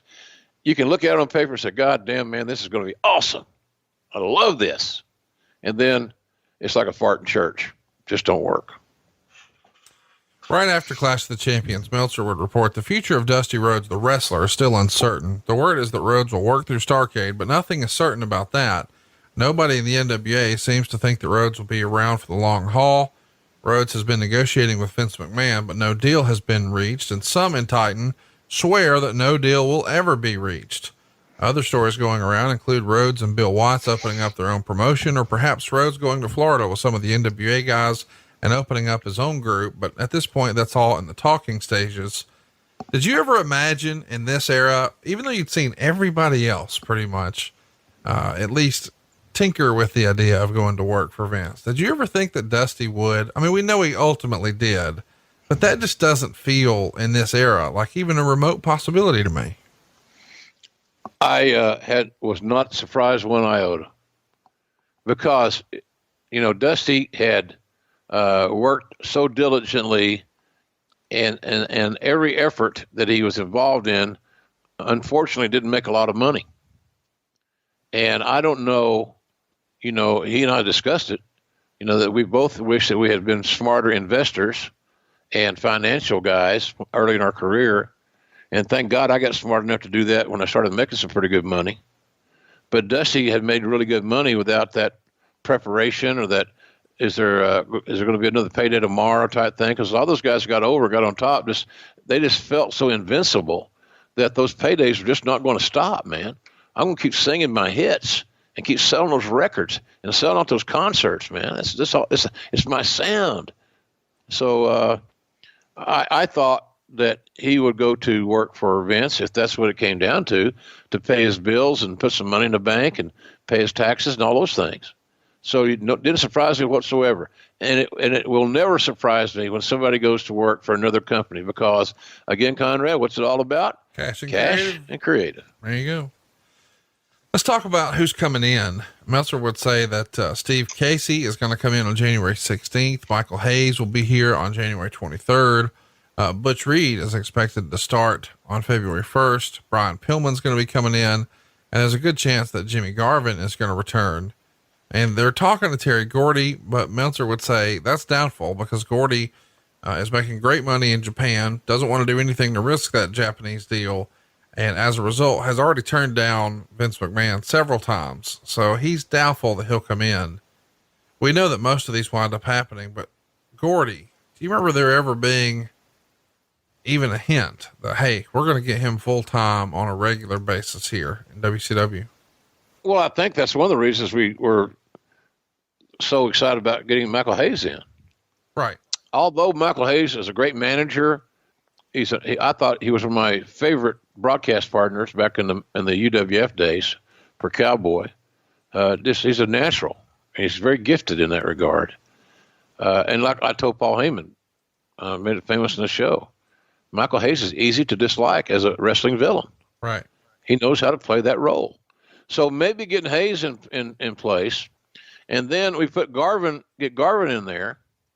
So now you got Hayes and Garvin could theoretically be together, and Garvin playing the Buddy Roberts role, but you need a big killer, because no matter what, we all know, and all due respect to everybody else, the other two dudes, Terry Gordy was the straw that stirred the Freebirds drink. Right.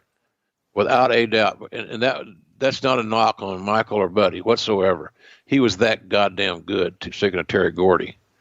So, but here, here's the real issue with that, I think.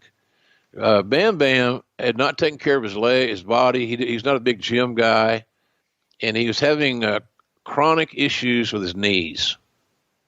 And when you're 300 pounds and you're doing things that 300 pounders aren't necessarily supposed to do or don't normally do, and a lot of those endings, those little journeys, those bumps end on your knees, cumulatively, it can really be taxing.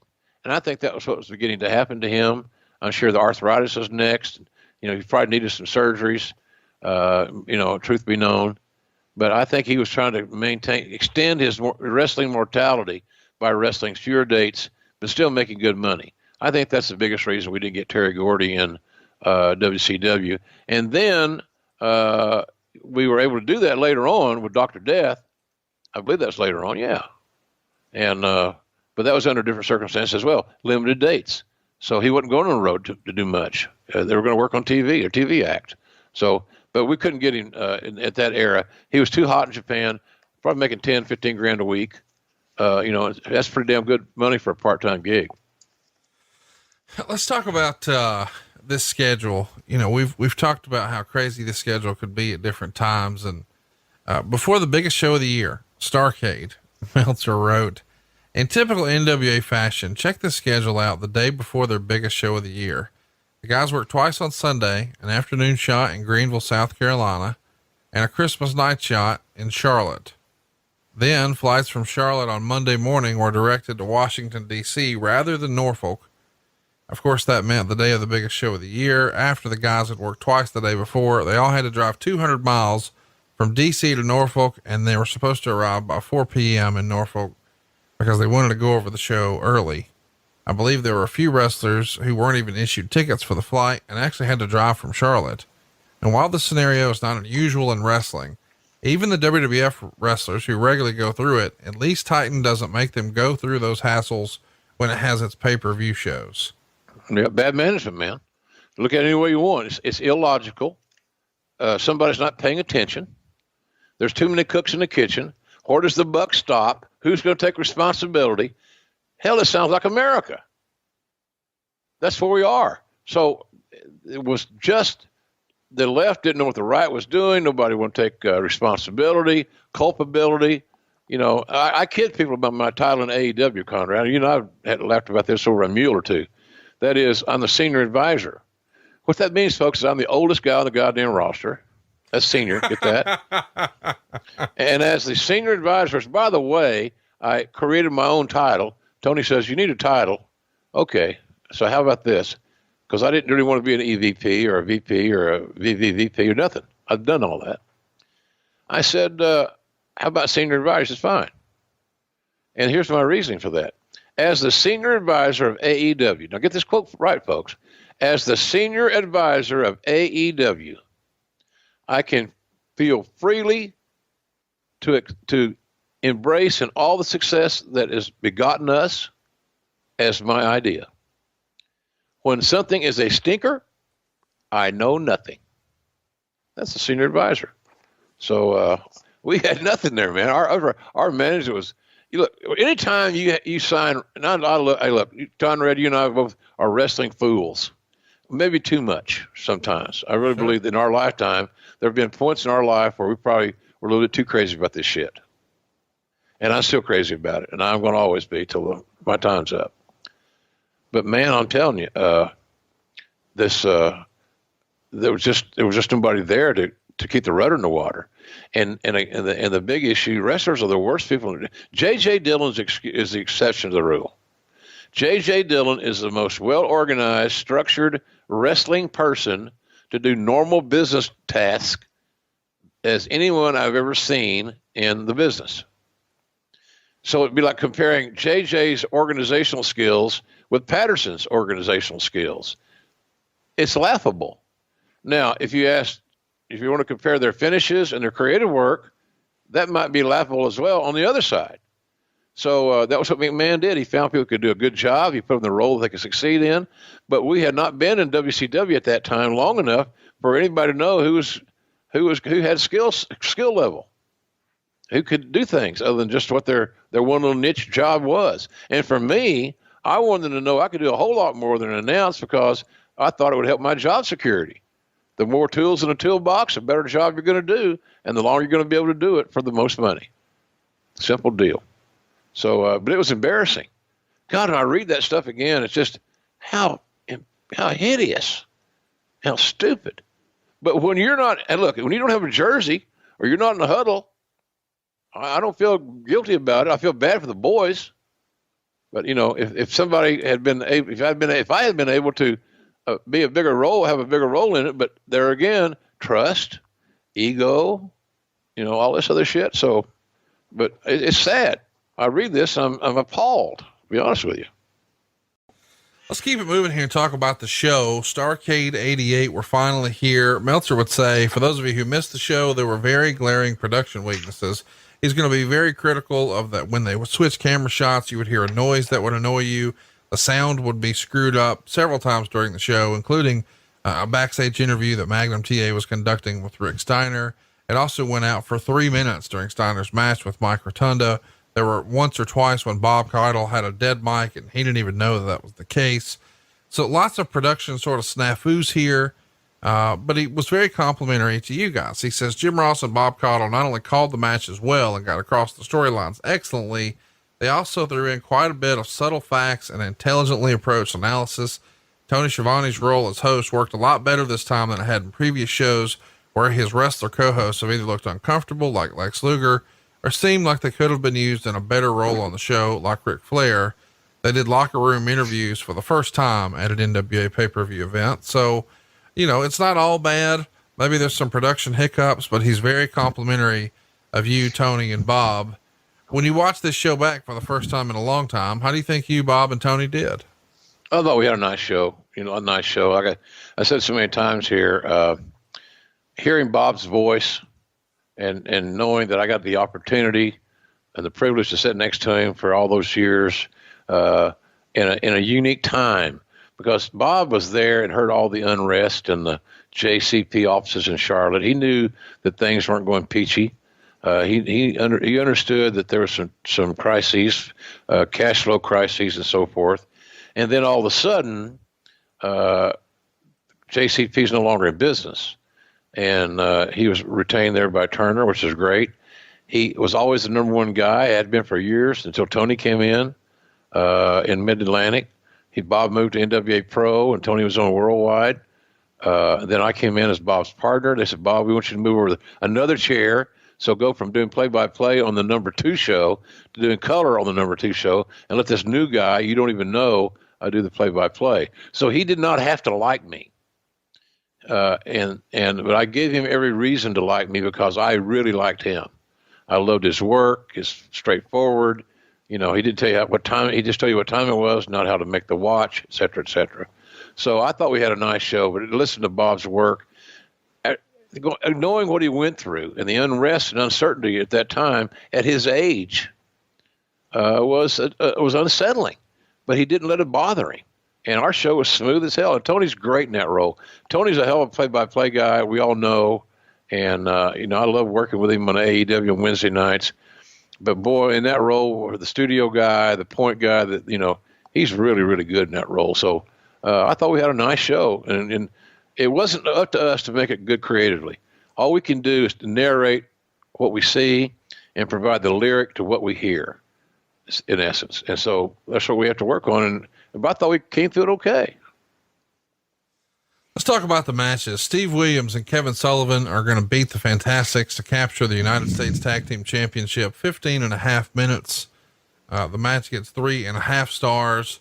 The Fantastics are one of the forgotten great tag teams that I feel like aren't discussed nearly enough. And this really showcased how talented these guys were. And an interesting sort of makeshift tag team. Talk about a clash of styles. Steve Williams and Kevin Sullivan, your old pals. What'd you think of this one? Well, I echo what you said about the Fantastics being underrated or not talked about enough.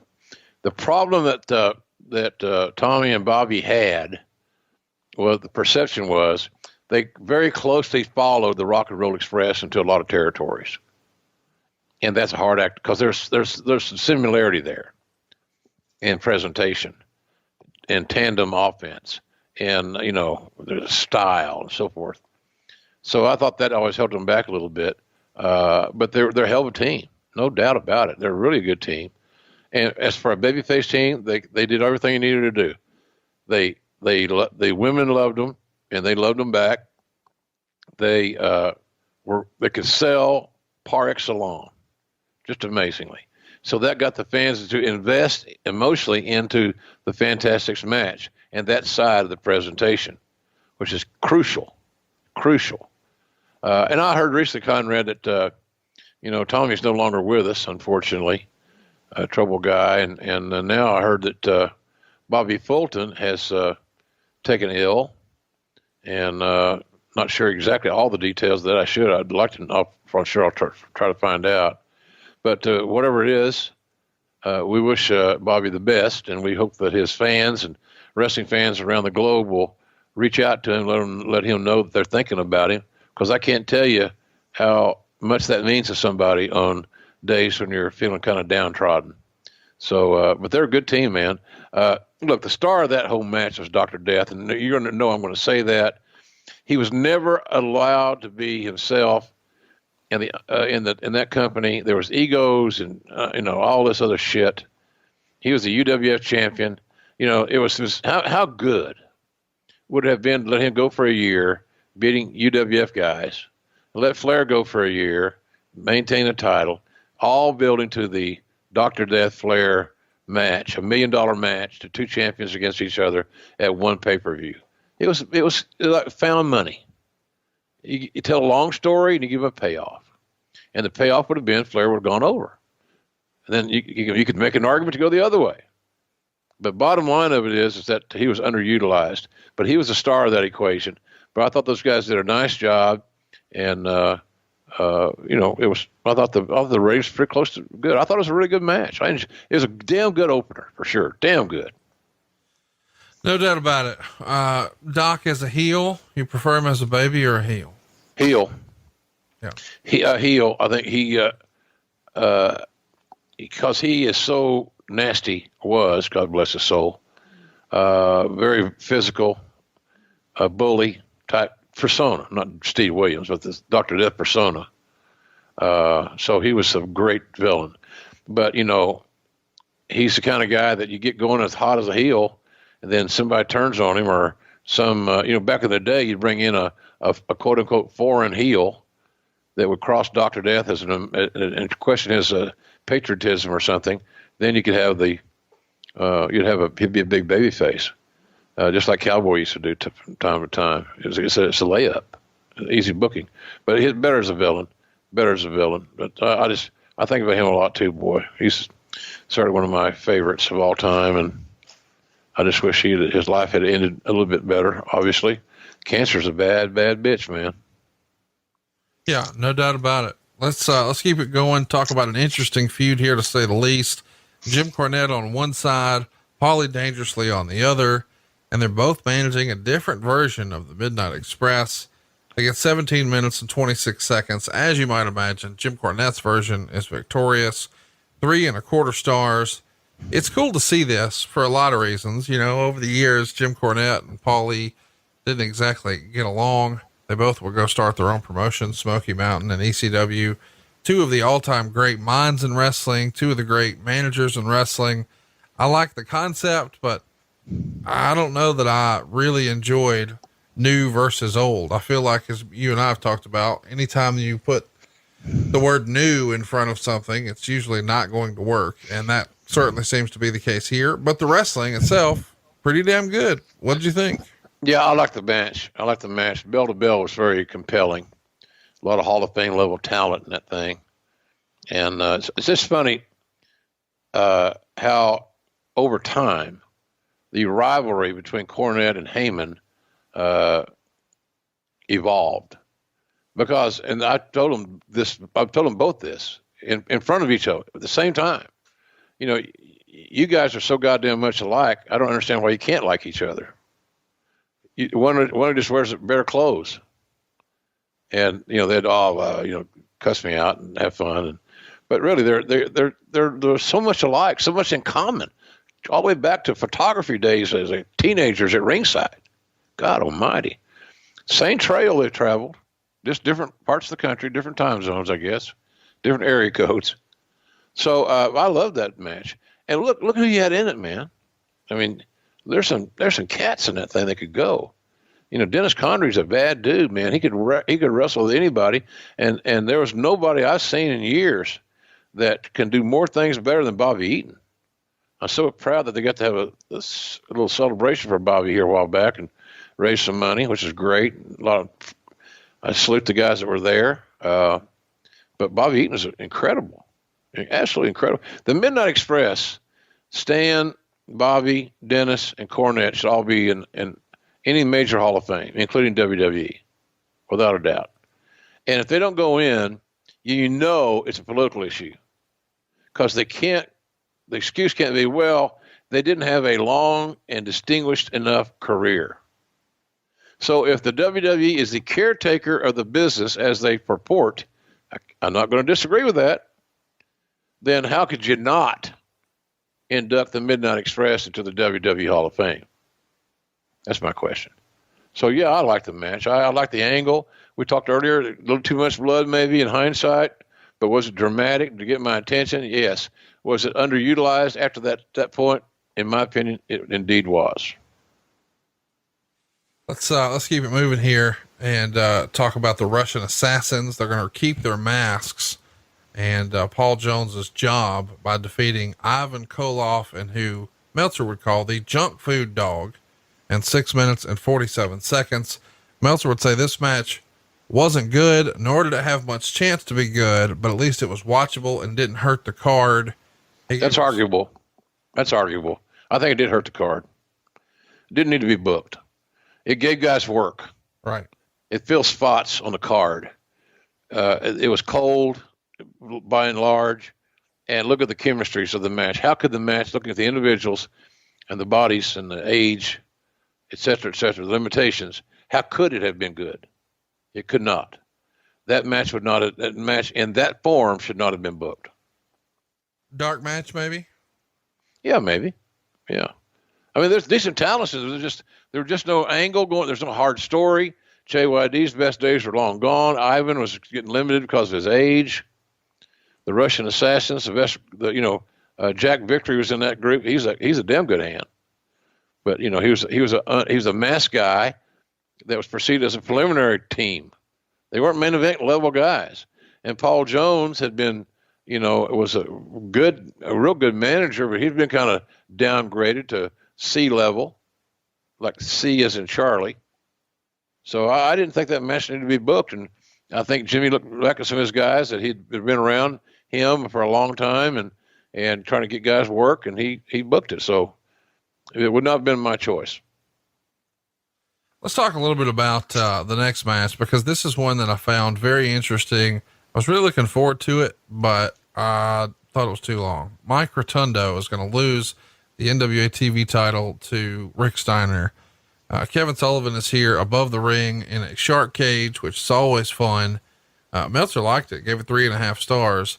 And he would write, they had lots of heat early and the execution between the two was great. Although the pacing was more deliberate than in the earlier matches during the early part. The match picked up about the 10-minute mark where they did a high spot, ending with Steiner taking an incredible bump out of the ring, full speed. And here's the quote that tickled me. Steiner is one of those guys who either legitimately is so tough that he can do anything to himself and it doesn't knock the wind out of him, or he's just plain insane. Probably a little bit of both. What'd you think? Meltzer would say that the place popped like crazy for the finish, which he says made it very unique. And, it was such a sustained pop that it made Steiner a stronger babyface in the eyes of the fans. I agree with that. Well, regarding the match being too long, can't disagree with that, Conrad. I thought it was a little bit too long myself, and I was there and called it. But there's a lot of parity here and a lot of negotiation that goes on about who gets how much time do we have. So you go back and look at Williams and Sullivan. They got 16 minutes, 15:50. Okay. The midnight, the Express battle got 17:26. So a minute difference, minute and a half. And then you got the match with Steiner. Those guys got what, 17? You said. Something like that. Yeah, 17. So there's a lot of negotiation going on. So I think what Jimmy probably figured out is just to give these guys let's make everybody half-ass happy and kind of parity the time limits. And some guys, even though they won their argument and got their 17 minutes approximately, yay or nay, they may not be able to do 17 minutes of entertaining product. The fact that he gave 6:47 to the Russian assassins, Koloff and JYD, was evidence that he knew that this was a bad booking. And there's also a story about this match may have been booked and may have been advertised before Crockett got the final. I don't know, but sure as hell don't hurt my feelings to get the eraser out, the most powerful weapon in wrestling, and fix that problem. But you see what I'm saying? There's the backstage, the negotiations for time. All those guys trying to lobby for the most time because they think they have more time they can get over because they're egomaniacs and not recognizing the fact that sometimes you're given too much time that you can't look great doing. No argument for me. the next match, more of the same. We're going to get a long match here, but this time it's definitely a clash of styles compared to what we just saw, but they still pull it off. Barry Windham is going to be defending his United States Championship against Bam Bam Bigelow. And of course they get 16 minutes, 17 seconds. Windham retains. He wins by count out though. And Meltzer would say in a match which showed that Windham is the heir apparent to Ric Flair's longtime role as the best all around wrestler in the business. Not only does Windham have the work itself down pat, but he's developed into an excellent smug heel over the past few months and has improved his work to where he can carry a good wrestler to an excellent match and most anyone else to a good match as well. Well, he'll get to prove his mettle in January since he's booked with JYD in the main event throughout the Atlantic coast. Meltzer gives this 3 3/4 stars. And this really, if you're sort of sleeping on Barry Windham as a great performer, anybody shouldn't. Anybody could say, well, go watch his match with Ric Flair here or there. This is Bam Bam Bigelow. Not to say that Bam Bam couldn't go, but a much different style worker, a much different size worker. And they get a lot of time, 16 minutes, 17 seconds. What'd you think of, Meltzer's comments that, Wyndham's going to be the heir apparent and seemingly a natural. He wasn't, from what I understand, known to be a great gym guy. He just had incredible cardio and an uncanny sense of timing and always found himself in the right spot. Yeah. Good DNA. Black Jack was specimen, big athletic, super heavyweight guy, 300-pounder that could, great football player. Bear Bryant tried to recruit Barry's dad, Black Jack Mulligan, to come to Texas A&M back in the day. Highly recruited, Bob Windham, big time lineman that Bear coveted, but I don't know if grades or whatever else, the Marines or something got in his way. Barry's a natural, man. That's all you can, that's easy as covers. It's an easy way to say something that maybe, what does it really mean? It means that he adapted to things quicker than others. A natural is somebody that can learn something once and it sticks with them. It becomes just absolutely automatic. And Barry sometimes was amazingly profound at being automatic and in a very, very good way. So yeah, I could see that being made. I probably would have said the same thing at that point in time. But you find out going forward, and I think that Barry found out, the onus of being the top guy is not for everybody. But as far as bell to bell, Barry Windham was, when he was on, he was as good as there is. And so I know a lot of fans that are younger now and listen to our show that have grown up with other brands, other talents. You should really invest in a minute or two, go back and watch this show and watch how Barry and Bam Bam Bigelow had a strong match that Barry should have won by pinfall. That's that old protecting, we might do this, just don't have a confrontation. I hated that. Scott Bigelow could not have cared less who he put over. And if he had, people say, I don't know about that. Money talks. You're here, WCW. Here's what we want you to do tonight. But of course, if you're a good booker, they know what they're going to do before they get there. So you don't tell somebody a surprise. Oh, by the way, tonight you're going to do blank. You let them know. They can prepare. If you don't, you're an idiot as a booker. So anyway, I think Barry was, the fire went out somewhere at Conrad along the way. I don't know exactly where it was, what caused it, but the overwhelming fire, the competitive juices to be the best, and he was sitting right there a step away, was Barry. Just the fire ended up fading out, and I don't know exactly why. Let's talk about Bam Bam. He's going to be, not with the company too much longer after this. Do you know why Bam Bam wound up leaving the promotion? I would think that it might have been that he didn't feel good about where they were headed for him, didn't have a creative plan for him, whoever they are. And pronoun boy, are you a pronoun boy or an assassin? I think he probably saw that he wasn't figured in a top spot, or he was offered more money, or the thoughts of making more money going elsewhere. Well, it's one of the two. You know that. We know he's going to pop up in Japan, and eventually he'll find his way back over to the WWF. And main event of WrestleMania against Lawrence Taylor, and then bounced back to WCW. But I was always curious, why he never really got the top guy spot in WCW. I mean, it seems like he could have been in a similar role to, say, a Vader as a top heel in the promotion. Was that ever discussed, or did he have some other sort of issue? What were people down on him? Why didn't he get that opportunity? I think there was a general malaise or cloud of haze surrounding Bam Bam that told some that might not know him real well that he was not reliable. He was not, he was, maybe a better word to say than unreliable is he was unsettled. And because of the contractual status, how these guys came in the business, and guys being free, independent contractors, et cetera, did not lend to a lot of brand security unless you got a guaranteed check or a contract, which very few had in that era. Very, very few. So I think he was just kind of unsettled, and there was this fear that you were going to lose him once you started investing, and somebody saw how good he was, because he was very good. He's a main event guy, no doubt. And of course, you could say this: well, the way to solve that is you pay him. You put him on paper, you guarantee his contract, and you pay him. How hard is that to figure out?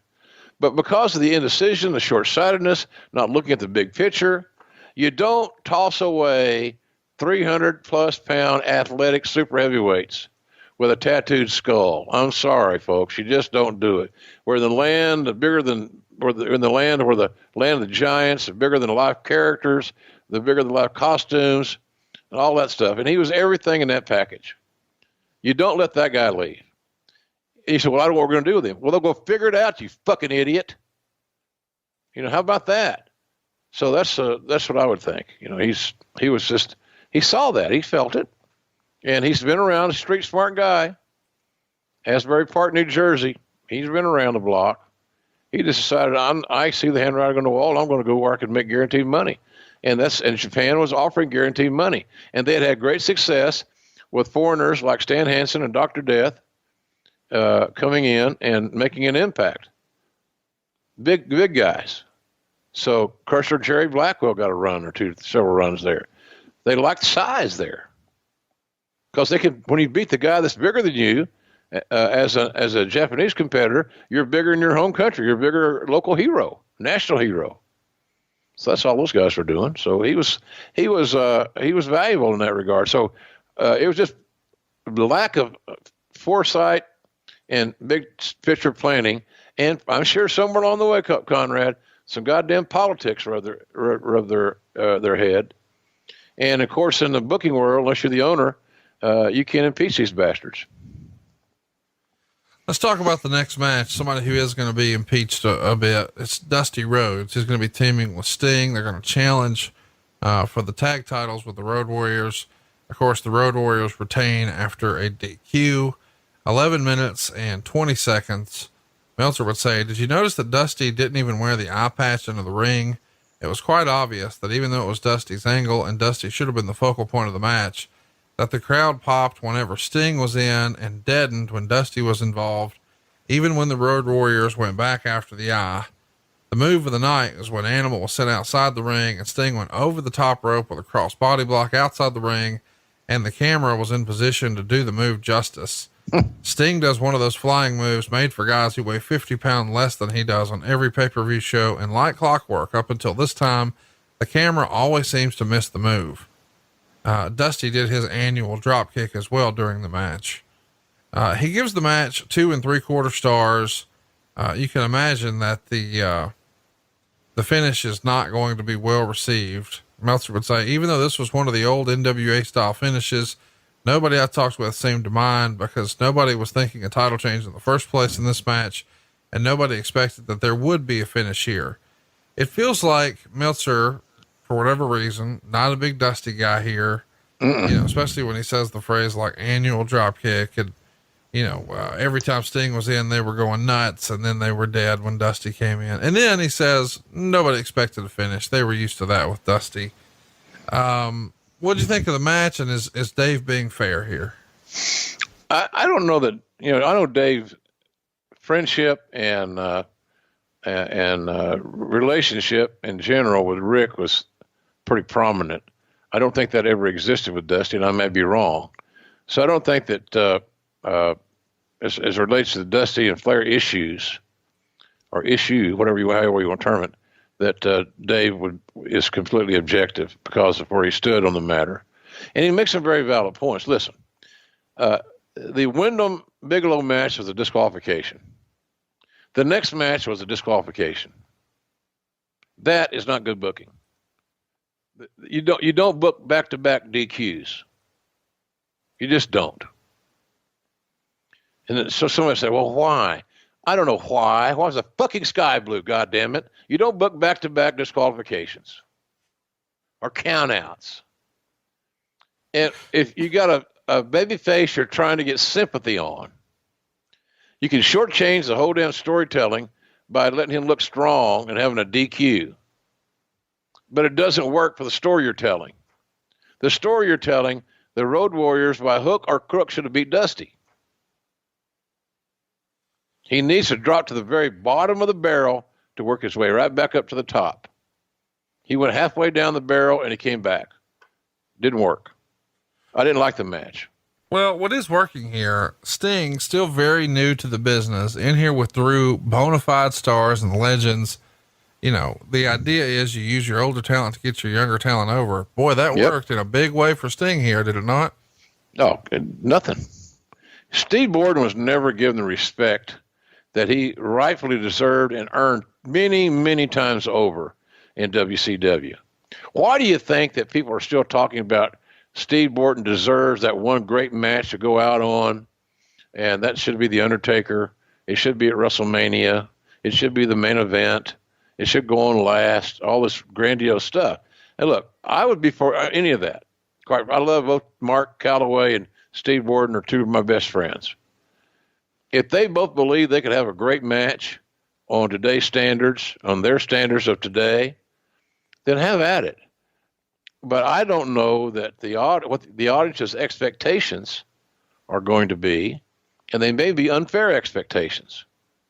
But in any event, Sting was never given his due in all the years of service, in my opinion, in WCW. And yes, he made a lot of money. And yes, they paid him a lot of money.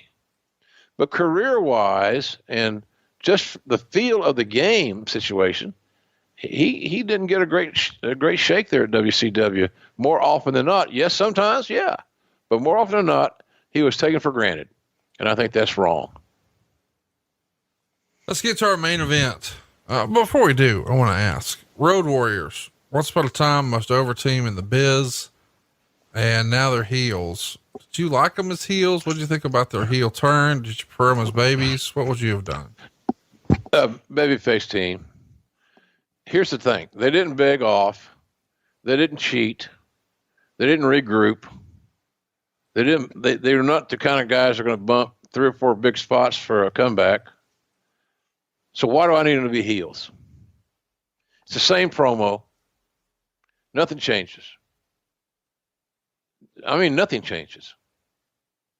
So why, if nothing's going to change, then why are they changing characters? Because we ran out of things for them to do. Look, here's what you do. The Road Warriors are not everyday talents. They were not everyday talents. God bless Mike.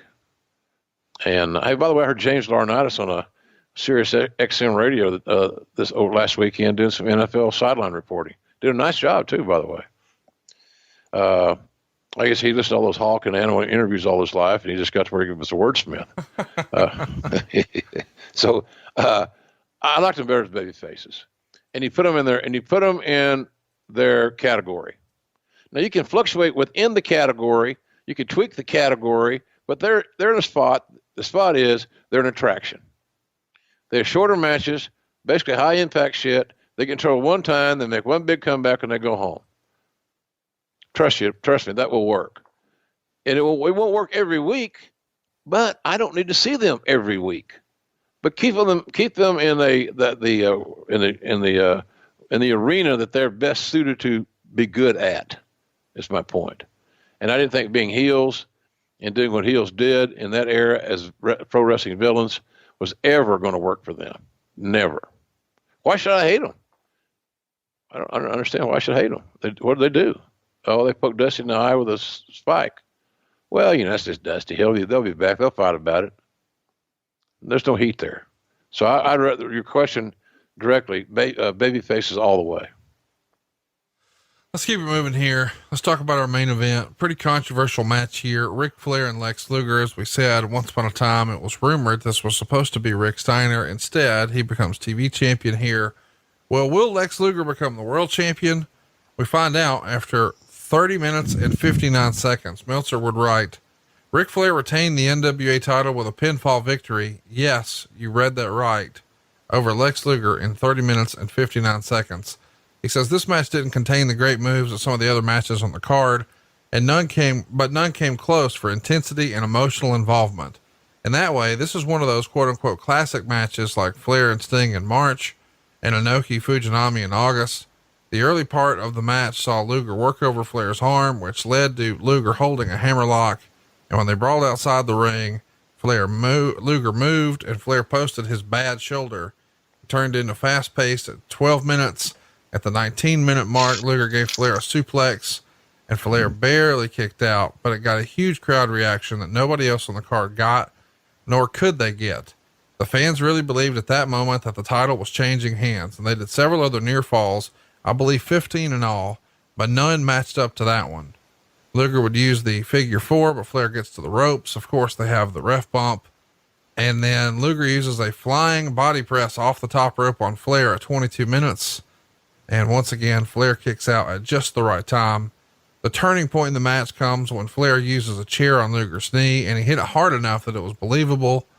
And Meltzer would say, even though Flair was carrying Luger, it's probably the first time I've seen Luger in where he worked like a wrestler with a bodybuilder physique rather than a bodybuilder trying to be a wrestler.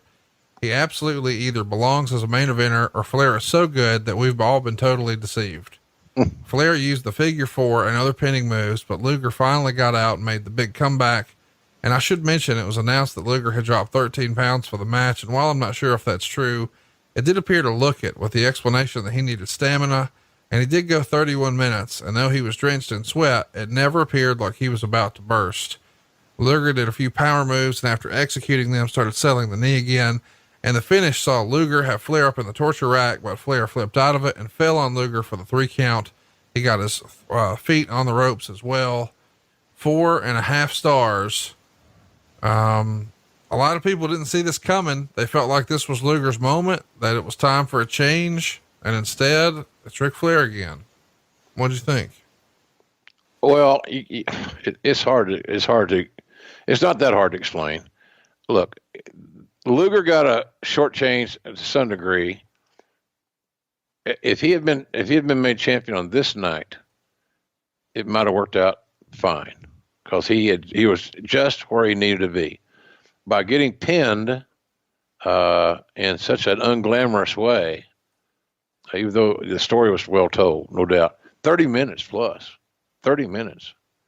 As somebody said before the show, Luger's going to go 30 with Flair and lose by pinfall. I said, you're crazy. That ain't going to happen. So, number one, I didn't think they needed 30 minutes, quite frankly.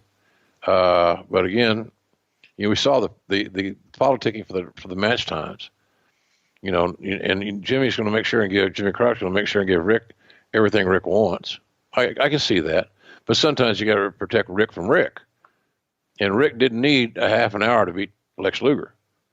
But in hindsight, the whole Luger thing kind of crescendoed and was never really regained, in my opinion, the peak, the feel of how good he could be. But here's the other thing about it, and maybe the most important thing. Lex can't wrestle Rick every night. Can he lead a match? Is he a well enough versed and with a skill set as a pro wrestler to lead a match and help get other people over like Flair has gotten him over to this point? And that was still in work in progress, by the way. So the answer to that is no. So I think the finish went the right way, quite honestly. But that we'll never know, unfortunately, but we'll never know. But I just didn't think Lex was ready for that role. And it's just for me, I had no vote in it, but looking back at it, Flair was a difference maker, man. He was so damn good that we forget how good. And he made us forget that Lex Luger was a very average guy at that time with an amazingly phenomenal physique, with a lot of charisma, but with very base, at best, fundamental wrestling skills. And can you take a guy with fundamental wrestling skills with a very limited move set, I know what you're thinking, folks, well, I did that with Hogan, and make them a champion? Hogan had the privilege and the opportunity to learn in the territories. And Terry Bollea took advantage of that, working with a lot of guys, and a lot of those great Southern heels loved working with this big-ass baby face. The bigger he was, and they beat him, they made them look tougher. Same thing on the other side. If Sterling Golden was a great big jacked up heel, and the territory and the baby face, i.e. a Jerry Lawler or somebody, could vanish that great big guy, it put the baby face over even more. So Hogan learned his skills, but he still had the limited moveset, but he learned what he could do well and what he couldn't do well.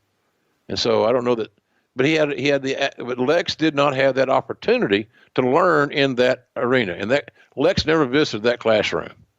And that was always going to be a problem for him. It's an interesting match. It tells a great story, but the finish is often going to be debated. Their rematch at Great American Bash in July is where it seems like Lex is going to make Rick submit to win the title in the human torture rack. Baby faces would fill the ring to celebrate with Lex, but the match, of course, was stopped because of Lex's bleeding. So Rick retains, and they do a few more pay-per-view matches, most of which you called.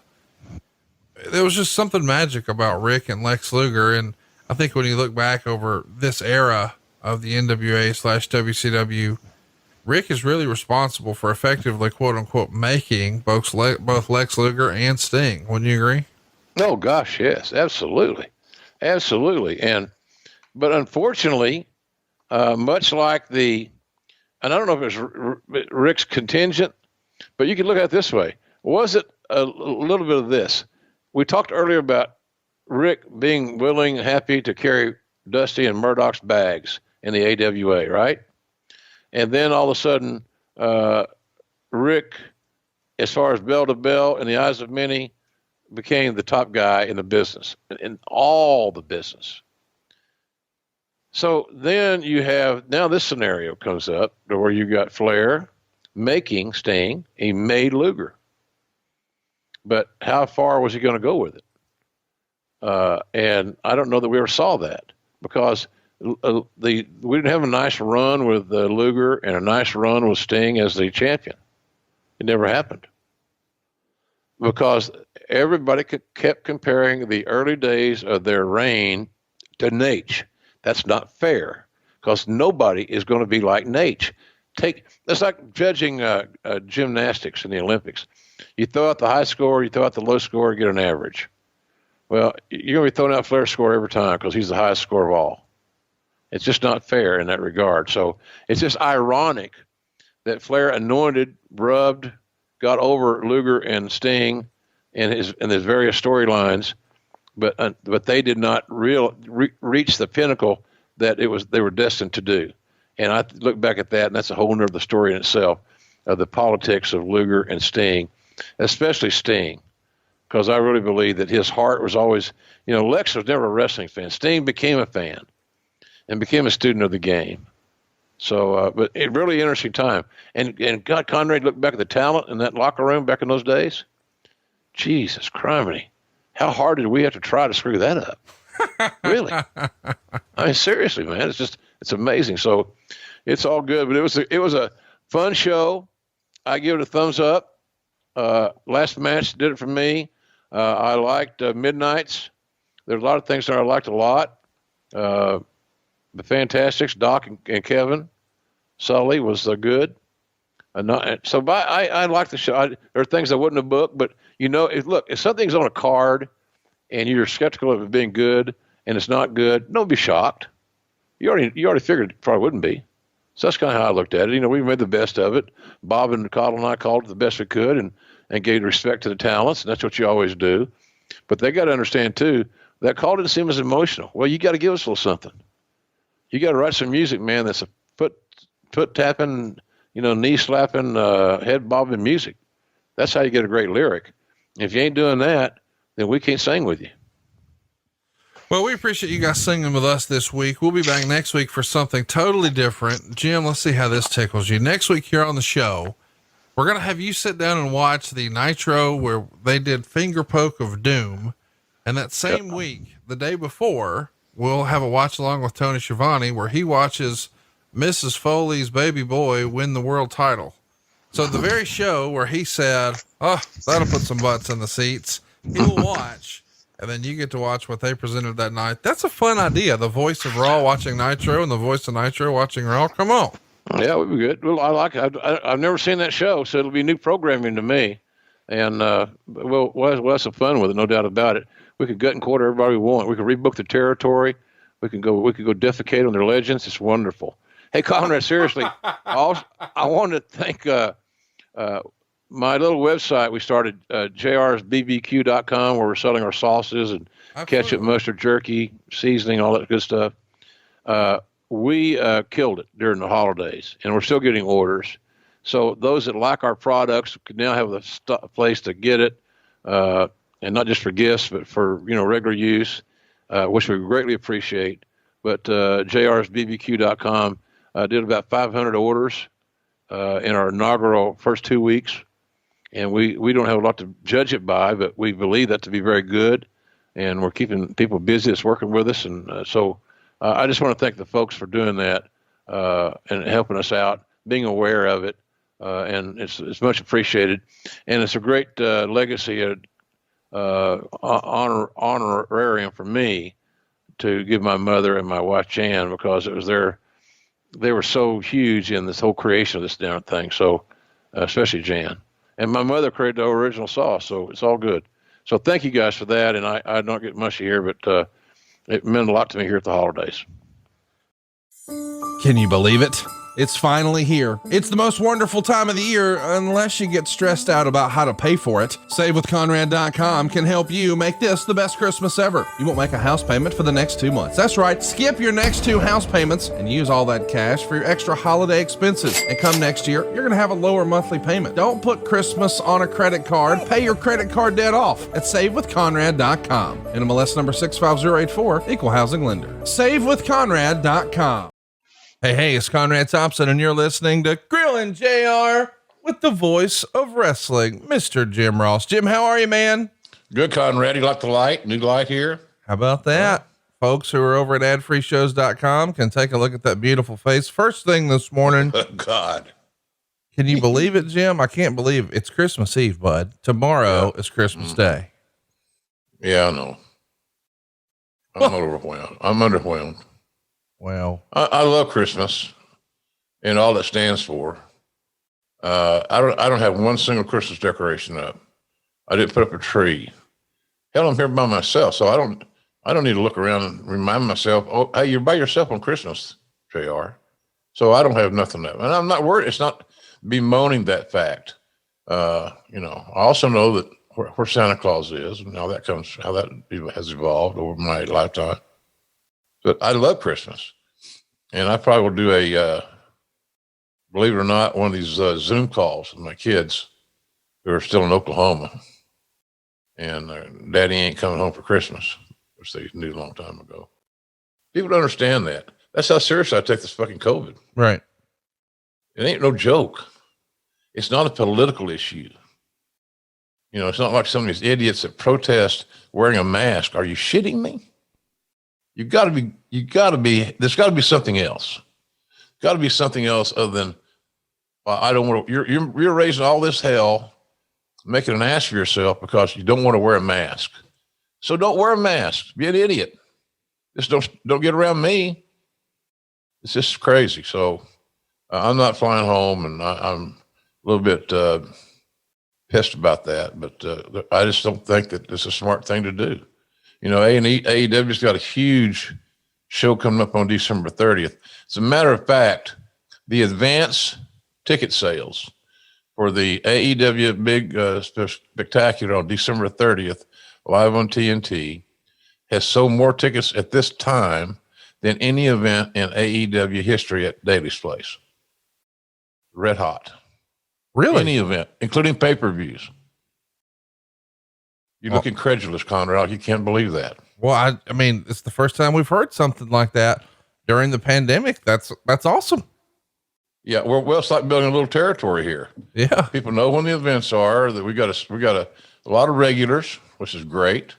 But I suspect, in reality, we're going to have close to 1,000 people or more, socially distanced, all legal, all safe and sound, on Wednesday, December 30th, which will add to a great show, obviously. Of course. It's going to add to the atmosphere, and it's going to be fun. So it's going to be good. And that's, ironically, with my luck, shades of the Fiesta Bowl years ago, the Sooners played Florida, which I'm surrounded by Floridians here at Gainesville, about an hour and a half away.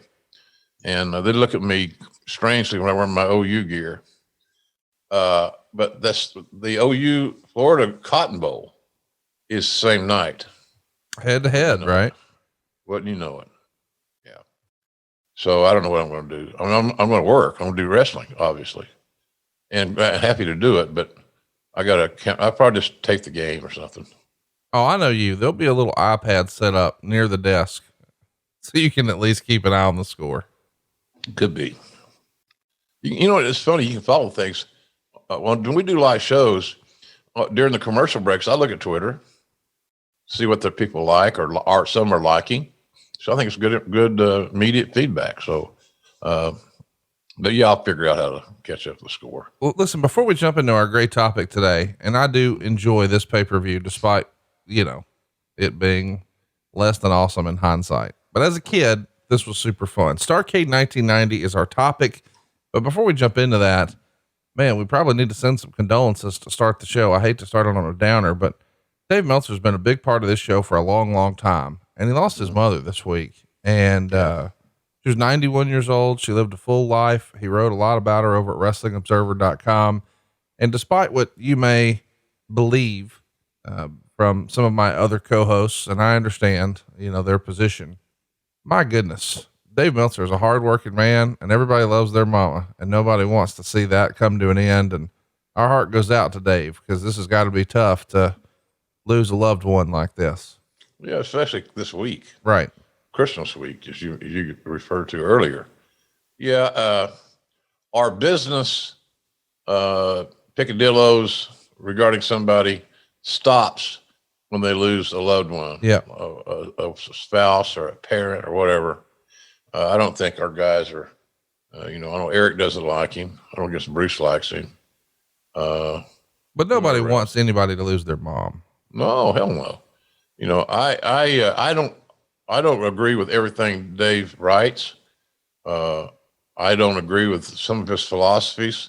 He's a little bit more flying and athletic, acrobatic oriented at times than am I. But what the hell does that mean? Right. What's that got to do with his mother passing away? Right. Nothing. Exactly. Zero. So we need to get over ourselves and swallow our massive egos from time to time and send condolences to a guy that's contributed a lot to our business. Mm-hmm. For many, many years. He's learned from some of the best in the entire business, including the Cowboy, including Paul Bosch, including Mr. Muchnick and Larry Matizak. Dave had great mentors. Where they were intended to be mentors in the beginning, I don't know. But the feedback that he got and the people he talked to on a regular basis were really wise, very smart to the business.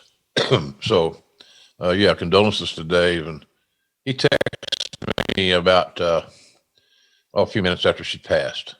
But he and I had been ongoing talking about that because, and the reason we talked about it was he said he was amazed at how I handled Jan's death. And I don't know if amazement's a good word. It was, there's so much of her death I don't even remember anymore. I blocked it out. I don't know if that's a blessing or a curse, Conrad. It's a blessing. I can block shit out, man. Self-preservation, man. I guess so. Yeah. So anyway, yeah, condolences to Dave and his family. You know, the kids lost a grandma. You know, the wife lost a mother-in-law. I love the stuff he wrote about his mom as, you know, being world travelers, traveling the world in the 80s. Mm-hmm. So I dig that, man. I hope to God I get to be 91. That's a great blessing. So, in any event, condolences to Dave and his family. And whether you like him, his political views, as far as wrestling, politics, and so forth are concerned, is totally irrelevant. That's a whole different area. Yeah. Whole different area. So keep him in your thoughts and prayers, and hopefully we'll do the same thing for you folks if you have the same situation arise. Well, I hate to keep the bad news at the tip of our tongue here, but Kevin Green was the guy who entertained a lot of us, whether you were a football fan, you know, from Auburn, or maybe you were a Panther fan or a Steeler fan.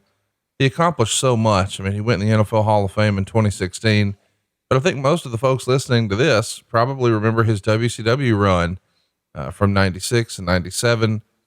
They put him in some pretty high profile situations. Did you ever have any interaction with Kevin Green? Casually, Conrad. He and I never worked in the same company at the same time that I recall anyway. But I have met Kevin on occasion. You know, I'm trying to think where it was.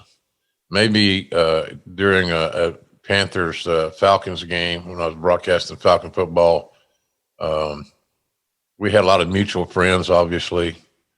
I know he was a legit big fan of wrestling. You know, he didn't, unabashedly so. You get so many guys that you tell you, they always have to have their disclaimers. Man, I was a big fan when I was a kid. Right. Or, man, you can't believe the hours I used to watch wrestling. But I haven't watched it in years. Then they catch you up to date on all the current storylines. Right. It's amazing how many people don't want to divulge or to proclaim that they're a pro wrestling fan because it might make them look bad. And I think Kevin was the 180 from that. He didn't give a shit. He was a fan, unabashedly so. Proud to say he was. So that always made points with me. It's kind of like Shaq. Right. And the AEW thing that's ongoing. It continues to evolve.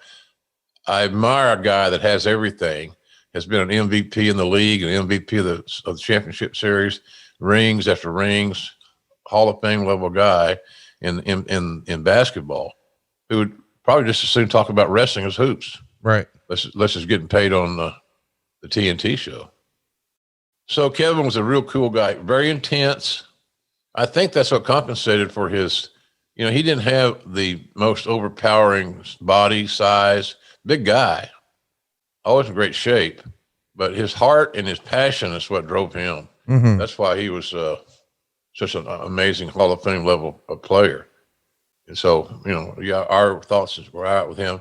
As we record this, we still don't know the cause of death. Haven't heard. Don't want to speculate because I don't have any idea. But he was a good dude. And again, you think about this. And this is how I look at some of these things. Someone passing away this week, Christmas week, it's hard to not remember Christmas week with that moment involved in it. Right. Going forward. So I'm very sad about that. And, you know, anytime anybody has an untimely death, you're concerned about it, especially this week, because now Christmas is married to that tragedy, and it's certainly, that's regrettable. So yeah, Kevin was, and look, he got really decent in the ring. Yeah, absolutely. And that because he worked hard at it. And again, he was willing to give himself up for it and work to be good. So for wrestling fans that are not familiar with him, I try to take a minute to familiarize yourself with him and catch some of his work in WCW. You'll be surprised at a guy that had no experience, green as grass, how good he got. And so condolences to his family and his friends as well. I know I saw a nice post on Twitter from Nate. Him and Nate, they were made for each other. Oh yeah. Gregarious, bigger than life, you know, And so I saw a couple of nice posts from Nature about that, and I felt for him because, you know, us older guys, man, we see our peers passing away around us, you know, especially those peers that are younger. You know, it's sobering, to say the least. So anyway, I hope Kevin's family has a good Christmas, and he'll be missed, no doubt about it. Good dude. He really was a good guy, and that means a lot to me in my world. Well, we're excited to have you this morning, JR, because we're going to be talking Starrcade 1990. I also want to remind everybody we've got two very special bonus episodes coming to you this week, brought to you exclusively by Geico. Our topics are going to be incredible. We're covering Shawn Michaels' run from 1997 through 1998. So we're going to get you through WrestleMania 14, but that is one of the best, 16-month stretches I think a performer ever had. But of course, it is just filled with controversy. It's going to be one hell of an episode, and it's brought to you by Geico here this week. We're also going to be covering China, one of our most requested topics. People have asked me to cover this topic for 4 years. We never have. We're going to tackle it in long form later this week, brought to you by Geico. But today's topic, Starrcade 1990 collision course. We are knee deep in the Crockett era. Well, pardon me. We are knee deep in the Jim Hurd era, and it is coming to a close here. Hurd's going to be not long for this world, not too terribly long after this show. He's out of here. And there's lots of speculation to go around. We discussed it briefly in our conversations with Conrad Peace over at adfreeshows.com, but collision course, that phrase, that was a Jim Hurd like catchphrase around the office, right? I guess it was. It could very well could have been. I mean, there's a lot of things said around that office, cliches and otherwise. It was a unique time to be employed by a wrestling company that didn't want to be a wrestling company. That was something you woke up with every day. Well, is today the day they're going to shut our ass down? We're all going to be looking for something. You never knew. So yeah, Hurd was not too long after that. They moved to another failure. So, and then that was then another failure. It's the same shit. You know, it was people making decisions that didn't have any product knowledge. And I will assure you, ladies and gentlemen, if you're a salesperson and you don't know more about your product that you are selling than those that you are selling to, you're bound for failure. Product knowledge as a salesperson is not just a priority, it's the priority. And we had so many people making decisions and influencing top line items at WCW that had no product knowledge. They thought they did was the sham. They thought they did, and that was the problem. But they didn't have. They'll come here from Sickle, and so consequently, it was just a one day of running into each other after the other day, and the only reason it was fun to be there is because they were paying Schiavone and me big money for that era. Thanks to me, by the way. Ask him sometime on the show. He'll tell you. Well, Schiavone's gone here. Huh?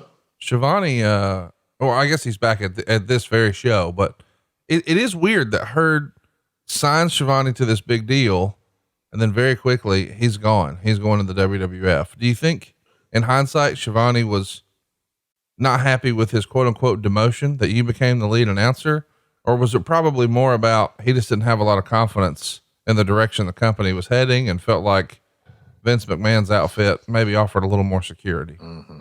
I think it was because he was no longer on TBS. Right. I don't blame him. There was no reason for him to be X'd out of altogether TBS. I understand that you got to have some symmetry and continuity, and you got to have familiar faces on key programs. But he was going to be the face of syndication, and at the time, the syndication was become a much bigger deal. Syndication meaning, folks that don't understand, the local wrestling show, the local NWA Pro or Worldwide or wherever the hell it may be, all those in those local markets. Tony was supposed to be the head guy of that, the voice of that brand, And But I think the decision makers, again, you might want to talk to him. You might want to sit down and say, here's what we're thinking. And so here's what we're doing. Right. There's a difference in that. Even in sentence structure and everything. Here's what we're thinking, or here's what we're doing. If it's here what we're doing, that means I don't need your feedback, Conrad. Right. You can either get along or you can move along. Right. We don't give a shit because we don't know what we're doing anyway. Mm-hmm. So anyhow, I think that was the reason. And I understand it. If I were in Tony's shoes, I would have been pissed off as well. No doubt. But, I wish he could have stayed there. Again, communication in this company was horrific. I wish Tony could have stayed there and worked through it, because I think eventually he would have been back on TBS, maybe with he and I working together, which would have been great. Mm-hmm. I think. I'm being egocentric, maybe. I think we have good chemistry, but he didn't give that opportunity a chance to happen. And boom, he's off to the bright lights of the big city. Starrcade 1990 is the 8th annual Starrcade event. It's the third one from WCW. Of course, Crockett sold out. So 88, 89, and 90 are all under the WCW banner. This one went down on December 16th, 1990. There's 165,000 pay-per-view buys. That's up from Starrcade 89, which only did about 130,000 buys. But it's still not as big as the Great American Bash. That show pulled in 200,000 buys. Of course, on top there, we've got Sting and Flair headlining. And I guess we technically do here, but fans just weren't as sold on the Black Scorpion. And perhaps in hindsight, just marketing a rematch with Sting and Flair at Starrcade would have drawn better. It seems like a no-brainer, but that was sort of a lot of things in 1990, right? Yeah, it was the Black Scorpion thing mysteriously finally got a little bit of a foothold. 165,000 pay-per-view buys is not great. Certainly the 200,000 was a little bit better, but even 200,000 for Flair and Sting was low. Right. It wasn't great. Compared to what? Compared to previous buys along the way, or compared to the pay-per-view climate at that point in time in wrestling, it wasn't great. And then drop it again at 165 was, that should be a layup. You should be able to do more than that, but we didn't. We didn't have a great undercard. The Black Scorpion angle, we had all of our eggs in one basket. That basket was being assembled as we went.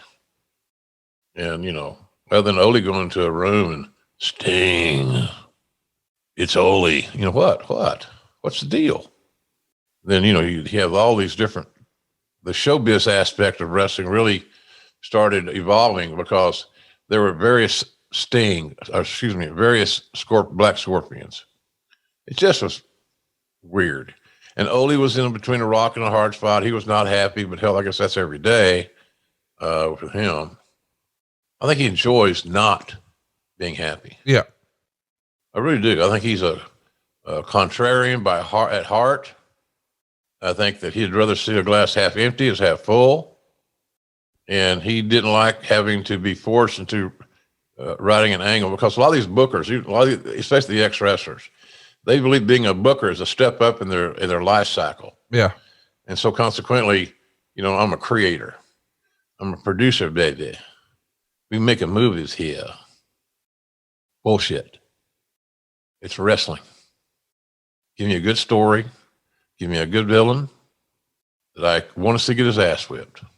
Give me a good hero that I believe can withstand the onslaught and weather the storm and come out on top. Well, that's not me. I'm a young, defiant son of a bitch. God damn it. Well, okay. So nothing we do then in the traditional way is going to make you happy. Tough shit. You still got to have your rules and regulations. So it was a really weird pay-per-view, including getting to St. Louis and still not being 100% sure what we're doing. Yeah, we're going to talk about that. I do want to circle back to the pay-per-view buys for a minute. 165,000 buys here. we're acknowledging it's not the peak. You know, you would think, well, Starrcade, that's the biggest pay-per-view buy. That's your WrestleMania. Not the case. Great American Bash did 200,000 buys, but just as a frame of reference, the WWF did 560,000 buys for Hogan Warrior, and they considered it a flop. So they didn't try a rematch, babyface versus babyface style, for several years, but no more. That's not big enough. We can do better. And that was 560. Meanwhile, here, Starrcade is doing 165,000 buys. We should also mention the live crowd is 6,357 paid. There's about 7,200 folks in total there. The rest are comps, of course, but the gate is under $100,000. It's $93,425. And this auditorium holds like 10,700. But after you do all your TV blocking and things like that, there's about 8,000 seats. Starrcade not selling out in St. Louis, a wrestling town. What do you make of that? We didn't know what the fans wanted to see. Simple. No mystery, no conspiracy theory. If we had provided a card that the fans were emotionally invested in, to buy a ticket, to leave home, to come park, to bring the kids or your buddies or by yourself, whatever it may be, but leave home and come to the arena to watch wrestling, then they would have been there. The town had proven it decade after decade. This is a wrestling town. We did not book what the fans wanted to see. Right. Simple as that. And more often than not, that is the reason. Give me a reason to attend, and I most certainly will try to do so. We didn't do that here. Let's talk about Kiel Auditorium for a second. This is its last full year in business. It closes in 91. It's demolished in 92. Originally, it was called the St. Louis Municipal Auditorium. They were even home of the St. Louis University basketball team. They hosted the NBA team, the St. Louis Hawks, from 55 to 68. This is essentially, I guess until the 1970s, maybe, considered second only to Madison Square Garden as America's most famous wrestling arena. It featured 3 different NWA world title changes from 59 to 86. It's a big time territory. This is a big time building. And it was probably a thrill for an old timer like yourself to be able to call such an event here. So rich in history, right? So I was an old timer in 90. What the fuck's that make me now, Conrad? Well, you're an old timer now. How many guys do you think are still actively in the business who performed in Kiel? I don't know. I mean, it can't, not as many, it's fewer by the year, obviously. It's rarefied air, and it's so rich in wrestling history. It just feels like this would have been a thrill for a young Jim. It was a thrill for me. It was a thrill meeting Sam Muchnick and hearing his stories and asking him questions. I asked Sam a lot of questions on basically talent relations type questions. How do you handle this kind of an issue? How would you handle this kind of an issue, et cetera, et cetera. I never talked to him about booking because I was never the booker. And just a fantasy book with Sam Muchnick was, I don't know. I'd rather find out things that would help me do my job. So I met Sam and Hurd. Jim Hurd was a big fan of Sam Muchnick. They worked together. They were buddies. I know he was always funny. He always called him Sammy. Now I talked to Sammy today. I had to have a jam. It takes a lot of fuel to run this engine. But I like Mr. Muchnick a lot. I was curious as to how he handles megalomaniacal, what do you call it? Stars. Right. How did you manage the egos, Mr. Sam? Just think that Luthez didn't have an ego, for example, would be ridiculous. Of course. Anybody that's whose name is put above the title, and they know full well it's put above the title because they're the popular choice, that they didn't win a real match.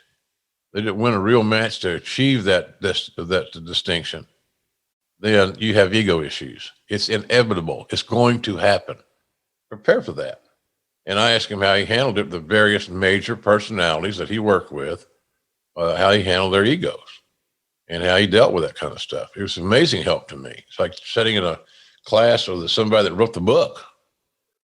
So that was really cool. And there was something else I was going to say about Sam. Oh, Sam had the ability to work with a variety of promoters who all had different agendas. They trusted Sam. Sam didn't want to start a territory. Sam ran St. Louis. So there was a different mindset that I'm not going to put my TV in your territory. I'm not going to do this or that. So he did his own TV, and he made sure that your stars that you allowed him to book were taken care of. Meaning that doesn't mean they won every time. That's not being taken care of. Now, today's world is wins and losses more often than not mean something, but nonetheless, they should. But Sam was just a different dude, man. He was much like Paul Bosch in Houston.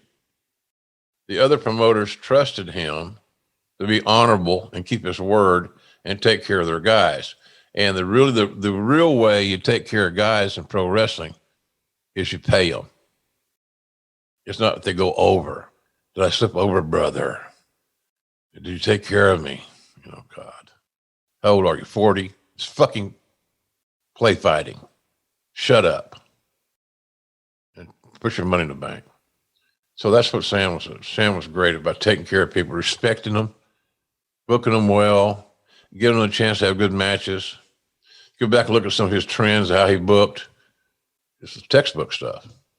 And I don't know that a lot of talents today would enjoy working in St. Louis because there's going to be a time when you got to lose clean with a finish hold. And if you can't lose to somebody else's finish hold, I don't know how you get booked. Right. It's like saying you're John Wayne. You said, okay, look, I got to get hit with 3 arrows, 2 bullets, and ran over by a buffalo, and then I'll die. But 1 shot to the arm and me bleed out ain't gonna get it. I hate to, I don't know if this is even the right place to bring it up, but since we're talking about your philosophy on wrestling, a couple weeks ago, a little bit of controversy flared up. We didn't address it. We got blown up on Twitter wanting to know why we didn't. Here's a peek behind the curtain. We knew JR was going to be in Jacksonville for an extended stay, if you will. And, we put a lot of shows in the can and tried to get ahead.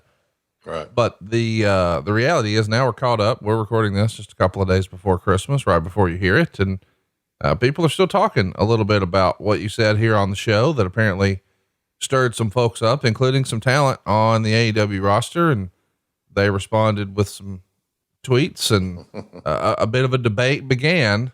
Is there anything you want to say about all of that? No, I express an opinion, Conrad, a philosophical opinion. And I use a lot of football analogies. That's like saying, Conrad, I would rather, if I was a coach, I'd want to run the wishbone. Now, whether that's a good statement or a bad statement, it's merely an opinion. It's an observation. It's something that I would do in a fantasy booking world. I believe that what I said was accurate. I also believe that at times, and I apologize for this, I could be coarse. I could be very upfront. I'd rather tell you what time it is than how to make the watch. And I think that that's kind of what I did there. And I was a little abrasive. I didn't mention any names. I didn't call anybody out. I tried to purport it as what I think it to be a industry-wide issue. What's next? You know, I used to tell somebody the other day about this at TV at AEW, pardon me, a couple of talents. I said, let's use the Scaffold match as a parallel. What's next? A higher Scaffold? Right. What do you do? How do you do Scaffold match 2? It's bigger than better than ever. So somebody's going to fall farther. That's what you got. So I did ruffle some feathers. It wasn't totally my intention, but I wanted people to pay attention. I wanted to pay attention that this is an issue. Where does it stop? How can we protect our talents that truly believe in their hearts that this is the way to create an emotional investment with the paying customer or the TV viewer? So that's kind of where we were there. I just don't, when is enough, and some things are just simply illogical. If I call matches in my career, not just now at AEW, but anywhere else, with reality in mind. Can you imagine all the times that you could have some fun and or not, but be honest about things and call shit out? It'd be terrible. And I think it's getting more lax. I think the referees are being abused. You know, we got nice people refereeing at AEW, good, hard working. I get on their ass sometimes, but they all know I mean well by it. And they all know that I'm the only one that's ever gone to them since they've been with this company and tried to help them with their work in the ring. And they appreciate that. It doesn't mean that I'm right. So here's an example. I told the refs the other day, you know, when you're breaking somebody, somebody's in the corner. You got a guy in the corner that's back on the turnbuckles. You got another opponent. His opponent is standing in front of him. And so you're going to break. They're in the corner. They got to be broken. Where do you stand? You stand on the left of the person that you're behind. You know why you do that, Conrad? Because most of them are right-handed. Right. And you want to be out of the line of fire and not with an elbow in your teeth. When I started refereeing, we paid all of our medicals, all of our dentist bills, all that stuff. Well, I didn't have the money, or I couldn't afford to miss time off, because if you miss a booking, you don't get paid anything. So I had to protect my beautiful smile here, and most importantly, seriously, my teeth. Now, the only time that changes, you got a Jack Briscoe wrestling Harley Race, and you got two left-handed guys, you break them on the right. So you're not behind their dominant arm. These guys have never been told that. Didn't know it. When you count some shoulders down, I use the baseball umpire analogy. I got to see, if you're a baseball umpire, you got to see both corners, both right. sides of the plate. You can't call a pin or count a pin where you're not head to head, where your head is not even with the person that's down. I'm counting this guy, and this is the guy this is me, this is the referee. So now I can see both shoulders. I can look right at it. And you see it all the time. You know, I'm missing this. If you watch wrestling, which all of you do, thank you very much for that. Pay attention to where the referees are when they go down to count a fall. Right. In any company. It's become lazy. So they're guessing that they can see that other shoulder over there that they can't see. It's an expose. It's bullshit. And sometimes you can't get there. It's more important to get there and see those two shoulders down than it is to make that quick tag, that quick pin. Well, it took you too long to get there. I lost my buzz or whatever. Well, so they fucking kick out. Right. But you got to get in position. I can't make a call if I can't see it. So I try to subliminally say, the referee's got to call what they see and see what they call. Right. How do you count shoulders, Conrad, if you can't see both shoulders? That's my question. So that's kind of where we went there with that. And, I didn't get mad at anybody over this deal. I think some got pissed at me, but it's funny. Nobody said anything. So did you expect there to be repercussions based on the way you said that? I thought there might be a discussion. Repercussions sounds more harsh, right? More aggressive, quite frankly. I didn't know that would happen or not. Didn't expect it really to, quite frankly. But I thought there might be some exchange of ideas and thoughts, because I'll stand by what I said. I do think that spot where everybody gets in a herd on the outside. Another funny thing about that, did you notice when somebody transcribed it, they said coil? Yeah, you meant COIL. You were saying quail, right? Of course. Yeah. A covey of quail. Yeah. Small bird. Well, good for breakfast. My mom used to make quail gravy, believe it or not. It was fucking unbelievable over homemade biscuits. Quail, QUAIL gravy, not coil. Well, you got to remember, a lot of the folks who are transcribing that, they're not from the South or not hunter, whatever. So they don't know. Not their fault, I guess. So anyway, it was I'm glad I said it. I could have probably selected a better choice of words, but I'll stand by the fact that I didn't call anybody out by name. I didn't try to humiliate anybody in that respect. If you were a talent and you read what I said, or you heard what I said, or better, on this podcast, and it bothered you, maybe there's substance there. Right. Why would it bother you if it was a non-issue? It isn't a non-issue, Conrad. Where do we take it to? Where does it end? I don't know where it ends. And I worry about the health and welfare of a talent, because so many wrestlers, even though many don't believe it, have limited skill sets to go out and earn a comparable living as they are earning now. And I think that's frightening to them.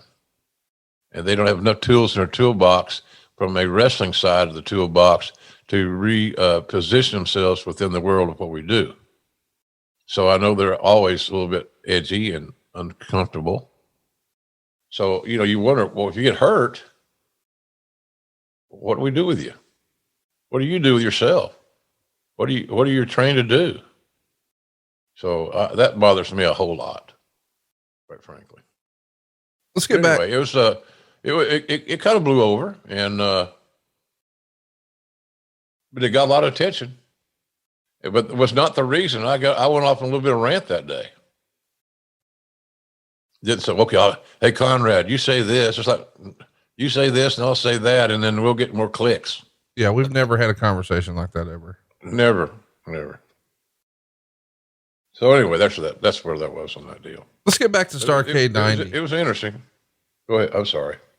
Let's talk about Dusty Rhodes. It's in the newsletters here at the end of December 1990 that Dusty Rhodes is coming back to WCW. Meltzer would write, although no official announcement has been made, it's virtually certain that Dusty Rhodes will be the new booker of WCW. Rhodes' final house show with Titan was December 30th, although he's scheduled for one last night of humiliation at the Royal Rumble on January 19th. There's some within WCW who believe Rhodes will actually come on board to book before the Rumble, provided WCW can get a release from Titan Sports on Rhodes. If that doesn't happen, he will very surely start as a booker soon after January 20th. There's a lot to unpack here. Meltzer was very, very critical of Rhodes, his entire career. He even says it still somewhat amazes me that Rhodes would be brought back. But there are a few points that need to be made. There's nobody else out there with experience in booking a U.S. promotion besides Vince McMahon and Pat Patterson that TBS hasn't already gone through. Rhodes does have that experience. And while Rhodes' booking was a major factor in the plunge of Crockett Promotions in 87 and 88, the fact is Bill Watts isn't going to come in as long as the current organizational structure is in place, and there's no guarantee he would be a miracle worker. Rhodes does have something to prove, and just as importantly, it seems pretty much certain that his days in the ring are about to be over. To maintain both his lifestyle and his status within the industry, he has to succeed here. So he's essentially laying out that this could be the end of the line for Dusty Rhodes. He needs to make it work. He's going to be motivated to make it work, and maybe some of the problems he's had in the past won't be an issue here, perhaps ego wise. But we know that Dusty Rhodes, is, one of the more innovative creators in the history of wrestling. And when he's coming back, he's an old pal of yours. I am curious, what was your relationship like here? Were you looking forward to him coming back, or did you chalk this up to just rumor and innuendo and didn't think he would return? No, I kind of had a feeling he'd be back because, the devil you know versus the devil you don't know type deal, or whatever that cliche is. Dusty had been there, they'd done that. People were comfortable with him. I just felt like we did him a disservice by even thinking that you could wrestle again. Right. If I was doing that piece of business, hiring a new booker, the booker ain't going to wrestle. Right. Under no circumstance. You got to fish or cut bait. Which one do you want to be, fish or fowl? You can't be both. You will not be both. It's not an option. And of course, then some bookers, believe that they can resurrect a territory, or they can, make things right because they're brilliant. And Dusty was only focusing on the big picture and not himself creatively at times. Things would have been a lot better. But the ship was, it's like bringing a new booker with that management structure we had there at WCW was like moving around the deck chairs on the Titanic. Don't make a shit. You're going down. And things are not going to be good. and that happened. So I had the same reason Melcher said, gosh, there's not that many people that could do it, but that's where product knowledge comes back into play. Right. If you are a student of the game and you are enjoined with the product, learning about the product, and you went back and did some history work, Eddie Graham took a chance on a young booker named Bill Watts. Those examples. Memphis, Lawler would book half a year, and Jerry Jarrett would book half a year. They get different ideas, and things have changed philosophically and so forth. So looking back at the system of hiring a booker was not done. So consequently, I think that the upper management again made another mistake.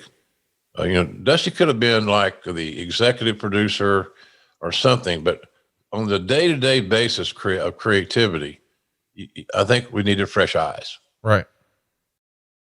More contemporary point of view, and let Dusty be kind of like the GM of the team. And the head coach would be the booker. But nobody had the vision to do that. That's what I think that would have been a great help. That way you could use Dusty for all his high line items, his big picture items, which he was very good at, and not being organized on a day-to-day basis. People don't realize, going back in time, being organized on a day-to-day basis was not Dusty's strength. If he had not had J.J. Dillon on his joined at the hip, it would have been, at times, I believe, chaotic. Yeah, let's give some examples of that. JJ wrote in his book that Dusty was brilliant when it came to big picture stuff, and he knew how to make things a spectacle and et cetera, et cetera. But when it came down to the fine lining of details, he would at times be a little unorganized, and that's where JJ helped fill the gaps. One example he mentions in his book is he would book house shows, and there'd be an A town and a B town. So A would be, Flair and Rhodes on top. B would be the Rock and Roll Express and the Midnights on top. Either way, you're getting some great wrestling and a great main event.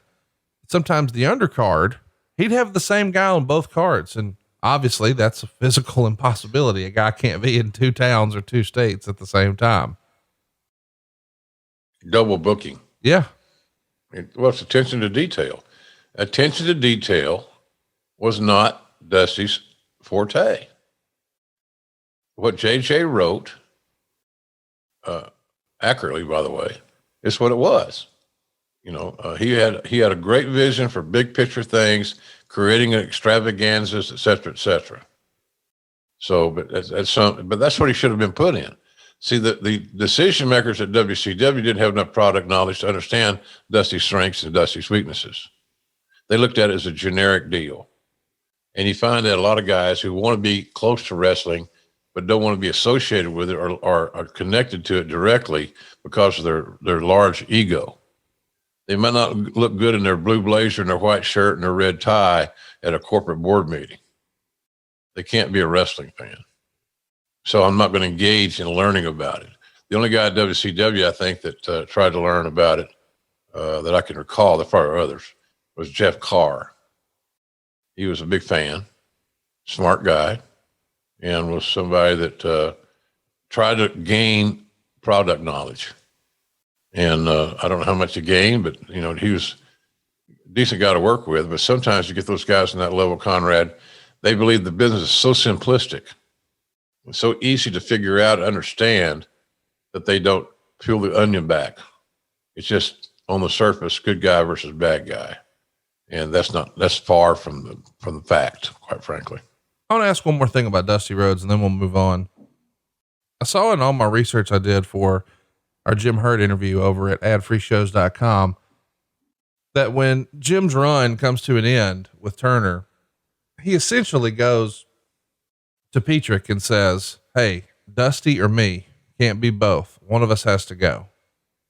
And supposedly, and it was written in the newsletter, that just based on the reaction to that sentence, Jim Hurd knew, okay, it's me, I got to go.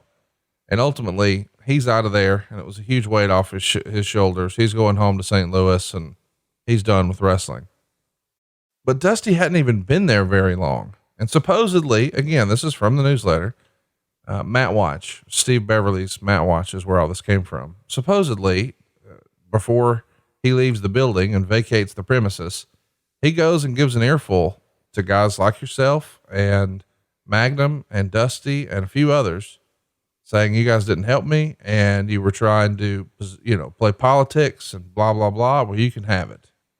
Do you remember his frustration with Dusty specifically? What was it about Jim Hurd and Dusty Rhodes that just didn't work?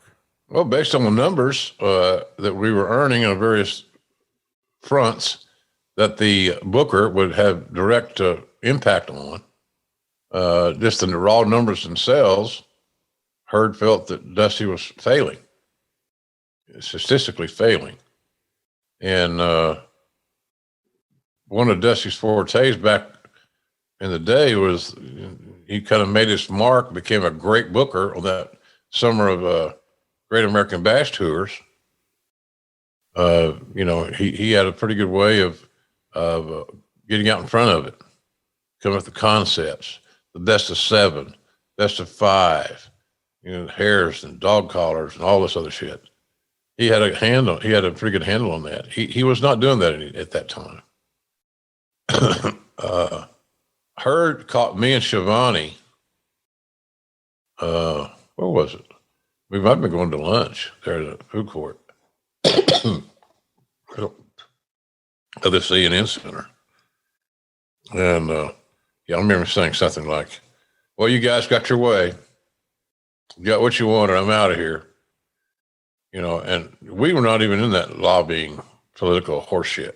Right. I mean, no, I didn't. That, to my own detriment, I didn't build a good enough relationship with Jack Petrick and Bill Shaw, who's a real piece of shit, as I should have. It wasn't good for my career. I should have done better in that world, but I didn't. So, and I had a lot of fun with Hurd. I enjoyed being around the guy. Again, he didn't have product knowledge. And here's the problem. He's like guys I mentioned in television broadcasting that make decisions on a wrestling show when they're guessing. They don't really know what the hell they know what they like. They know what they're supposed to say. They're not really sure why they say it. Right. And the impact of what they say is going to have on the roster. So consequently, Hurd, I just thought Hurd was, you interviewed him that one time, Conrad. It was a great interview. And I know you got more plans, but golly, man, he was a fun guy to be around, telling football stories and playing in Kentucky and, marrying a flight attendant like I did. Just a fun guy. But when it came to talking the business, not so much fun. Because he thought that what he had learned from Sam Muchnick in St. Louis was enough. Right. To get him down the road to where he wanted to be. So, but he told Schiavone and I, I hope you guys are happy. You got your wish. I'm going home. Screw this. So, and I understand how he felt. He was pissed off. And I felt bad on that conversation. I don't think Tony and I said shit. What are you going to say? Right. What can you say to that? Yeah. So, but yeah, I had heard he had a little quick caucus with some others, but he wanted to get stuff off his chest. He got it off his chest before he walked out the door. I don't find anything wrong with that. You said something I got to follow up on. Bill Shaw, and boy, he was a piece of shit. You gotta follow up on that. Well, he's a liar, Conrad. He said, he told me to my face when they wrote a contract for me and paid me a lot of money for a 3-year deal. And they wrote in my job description, they meaning Turner. And, so I didn't have any say in that, but so it was unusual. It was strange, but I went along with it because of the cash. Right. So he and I were talking and had a meeting, and I don't know if this is after Hurd left or Kip Fry left. No, it was after Cowboy left. And Eric took me off television and put me in syndication, which he had no right to do. The contract didn't allow that. So now you have the choice of, well, if he doesn't accept this assignment, I guess he'll just sit home and get paid. That's how it was written. They wrote it. It's not my smart lawyer doing all of this wonderful maneuvering and JR's really sharp. The fucking lawyer did it. He agreed to it. Their lawyer wrote it. My lawyer agreed, and off we went. Right. So Bill Shaw tells me one time, I'll have you back on TV, 6 weeks, less. I said, how are you going to do that? Eric took me off television. He said, how am I going to do it? Eric works for me. I'll do any goddamn thing I want. So he's already circumventing Eric. Yeah. Which, in me coming back by circumventing Eric, bad, the boss, whoever the boss was, is not a good deal. Bad. Yeah. Yeah. So, and then he said, look, you're making too much of this deal. A goddamn duck could announce wrestling. A duck. I'm assuming he was alluding to Donald Duck, or I don't know if I was Daffy Duck. Was I Donald, or I should have asked you, hey, look, you cocksucker, am I Donald or am I Daffy? But he was disingenuous. He didn't want to be in charge of the wrestling brand. And he didn't respect the business whatsoever. So, I didn't have no time for him. I thought he was a legitimate piece of shit who couldn't control his own ego and be a decent human being simply because he got saddled from Ted Turner, to be in charge of oversee the wrestling division. And he did it reluctantly, did Shaw. And I thought he showed disrespect to what we all did for a living constantly. And I think somebody told me, and I may be wrong about this, he was still working for Ted, managing his bison ranches or something. So I didn't like the guy, obviously. And I always thought this son of a bitch is an evil Andy Griffith. It's like Andy Griffith turning heel on Mayberry. He's a good old boy, and how you doing? Sounds like me talking about me. How you doing? But he was a prick, an egocentric prick. And he knew that because he was showing it to hip to Ted that he was bulletproof and Teflon. So that's kind of, wasn't a big fan of his, obviously. Listen to him, the character. Look, if you're not going to be a student of the game, at least respect what we're doing, how we all have gotten here. This journey in pro wrestling has never been easy, man. See, Conrad, you got lucky. You got in pro wrestling at a good time when people didn't look down at it and shit all over it all the time. You did. You didn't go through the heartbreak, right, of losing jobs and losing gigs because you're a wrestling fan, or you had a job in wrestling, now want to move up. You didn't, and that's not a negative to you. It's just a fact. That's how it was, or how it is. But he was just an evil guy, and in that regard, no respect for the product. And I believe that. And Eric did a great job. Eric did the best job of anybody that ran that division. But I believe that if Eric had not been the fourth guy or whatever it was, right, I think Shaw was tired of fucking with it. Okay, you try it. And I think in a throwing his hands up kind of a deal, well, might as well try this. At least I've got a screw with it. This guy wants the job. I get this off my plate today. So we'll give Bischoff this gig. And little did he, and I don't know that he did it. I think he did it out of convenience. In fact, Eric was motivated and young and had good ideas, all the right reasons that you'd hire a guy. It was because he was on site. He was willing to take this damn albatross. So that's what I think. But he got lucky. He made a good call, and Eric didn't, for the longest time there, did a great job. Let's move on. Let's talk about a famous story with Jim Cornette and Stan Lane. It's around this time where they walked out of the company after a blow up fight with Ole Anderson. Cornette had spent, the bulk of his career at this point working with the NWA, and he's going to leave nearly 7 months before his contract expires, and Stan Lane follows him, but Bob Eaton says he can't afford to do so. So he sticks around, and Wade Keller does an interview with Jim Cornette, here in December of 1990 about what happened. And he basically lays out a crazy series of events where the guys are booked all over the map and they're driving hundreds of miles every single day to the next town. And at the end of a crazy loop, he says, we get there and find out Bobby's not working. We talk to somebody from the office every day and nobody told him not to come. We received tickets to get from Indianapolis to Atlanta, but no way to get tickets back from Atlanta. So I called them and they said, switch it, go to Charlotte and drive. So anyway, we get there and we're not on. This is Monday and he can't go back home to Charlotte because nobody's going. So he has to go to Atlanta for center stage the next day on his day off. Stan had match number 20 that night against Steve Armstrong to do. And guess what? He did a job. We did jobs on pay-per-views, do jobs on the house shows, and do jobs on TV. So at this point, it's like 1 a.m. getting into Atlanta. And the night we get to center stage, here's the day you've been waiting for. I'm cranky. I'm pissed off. I'm generally depressed. I'm tired.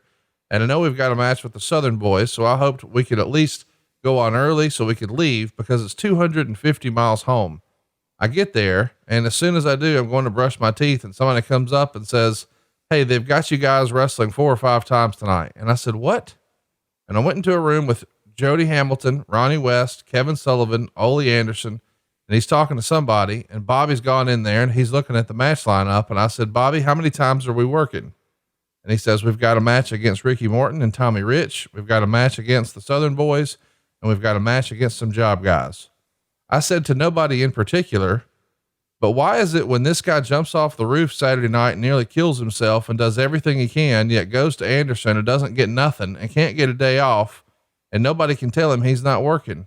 And now we've got to work 4 or 5 times in one night. This stuff is post-produced, so this doesn't make any sense. And Ole steps in front of me and turns his back on me as usual and asks Bobby, do you know any words? Can you talk for yourself? And I said, Ole? And he starts talking to me over talking to Bobby. And I grab him by the arm and said, hey, God damn it. I'm the one fucking talking to you. Don't you turn your back on me. I'm sick and tired of that. If you want to talk to somebody, talk to me. And Ole said, if you don't like it, you can just go ahead and go home. And I said, that sounds like a good idea. Now, this is a famous story. Cornette's out of here. Stan Lane's going to follow. What do you remember of this blow up with Jim and Ole about the way the Midnights have been treated? Simply another classic example of bad communications, which is the earmark and a trademark of that whole era. You know, first of all, you excuse everybody from the room and the booker, the decision maker, and the affected talent have a private meeting. You just don't do it that way. But that's ego. I was a top baby face. I'm a shooter. I'm a tough guy. I own a sawmill. I'm the boss. Reluctantly, but I like the money guy. Cornette has never been known to hold his temper well. And sometimes he's his own worst enemy in that regard. So, it was another example, Conrad, of the runaway train and should never have occurred in that environment. And there was poor communication. The communication starts at the top. And I don't even know who was helping Ole at that time. I saw he mentioned Ronnie West. Ronnie was an Ole devotee over the years. Ole kept him working. Right. And Ronnie was a pretty good organizer. He wasn't in JJ's league, but he was pretty well organized. But to say that the system was flawless, God, it's horrible. So when a talent can't find out where he's booked, that's about as stupid as it gets. And the thing's most stupid is them trying to find out where their check may be. When am I getting paid? My check didn't come in the mail. Can you trace it down? Can you help me out? I got bills to pay. My wife's pissed off. I'm gone all the time anyway. Now I can't get paid. You know, what are you trying to do to me? Well, we'll check into it. So that was one of the first things I learned from Cowboy. If a talent hadn't got a check, he just stopped payment on that check and issue them another one. So, because that was key, getting paid. It may sound, of course it is. Of course getting paid is a big deal. It's a real big deal when that's your only source of income and you don't know what you're going to get. It's all discretionary based on what the houses drew. Wasn't under some guarantee or some weekly. So it was, you got paid on what you produced, and that was all discretionary. It was a great system to screw the talent. Always was, always will be, as long as it's done that way. Discretionary income is so nearsighted. And I was a guy that did that a lot. Took over, like Patterson did it. You know, I did it. The Laurinaitis tried to do it. Then until Vince caught him knowing that I was actually still doing the payroll. Vince said, "Jay, are you still doing the payroll?" I said, "Yep." He said, "How come? That's Laurinaitis' deal." Well, I don't know. You have to ask him. He asked for the help, but I'm providing it. Because you said, Vince, the most important thing that department does is get the talent paid timely, not at discretionary times. Get a system and get the talent paid. And under my watch, talent pay was never late. Because even when I had Bell's palsy, even though I was sick, I did the payroll. So that's how I was raised in the business. So that's what I believed in. But Corny has anger issues, and he's frustrated. He loves his team. He loves the business. He sees the business changing. He sees there's no organization at the top, and he doesn't have any clout. And he's at that time, he's either he and Heenan, Heyman to a lesser degree in that particular era.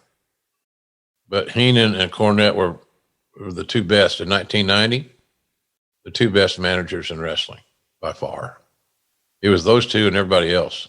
Then, of course, as Heyman got more ingrained, he became in that same conversation as those other two cats.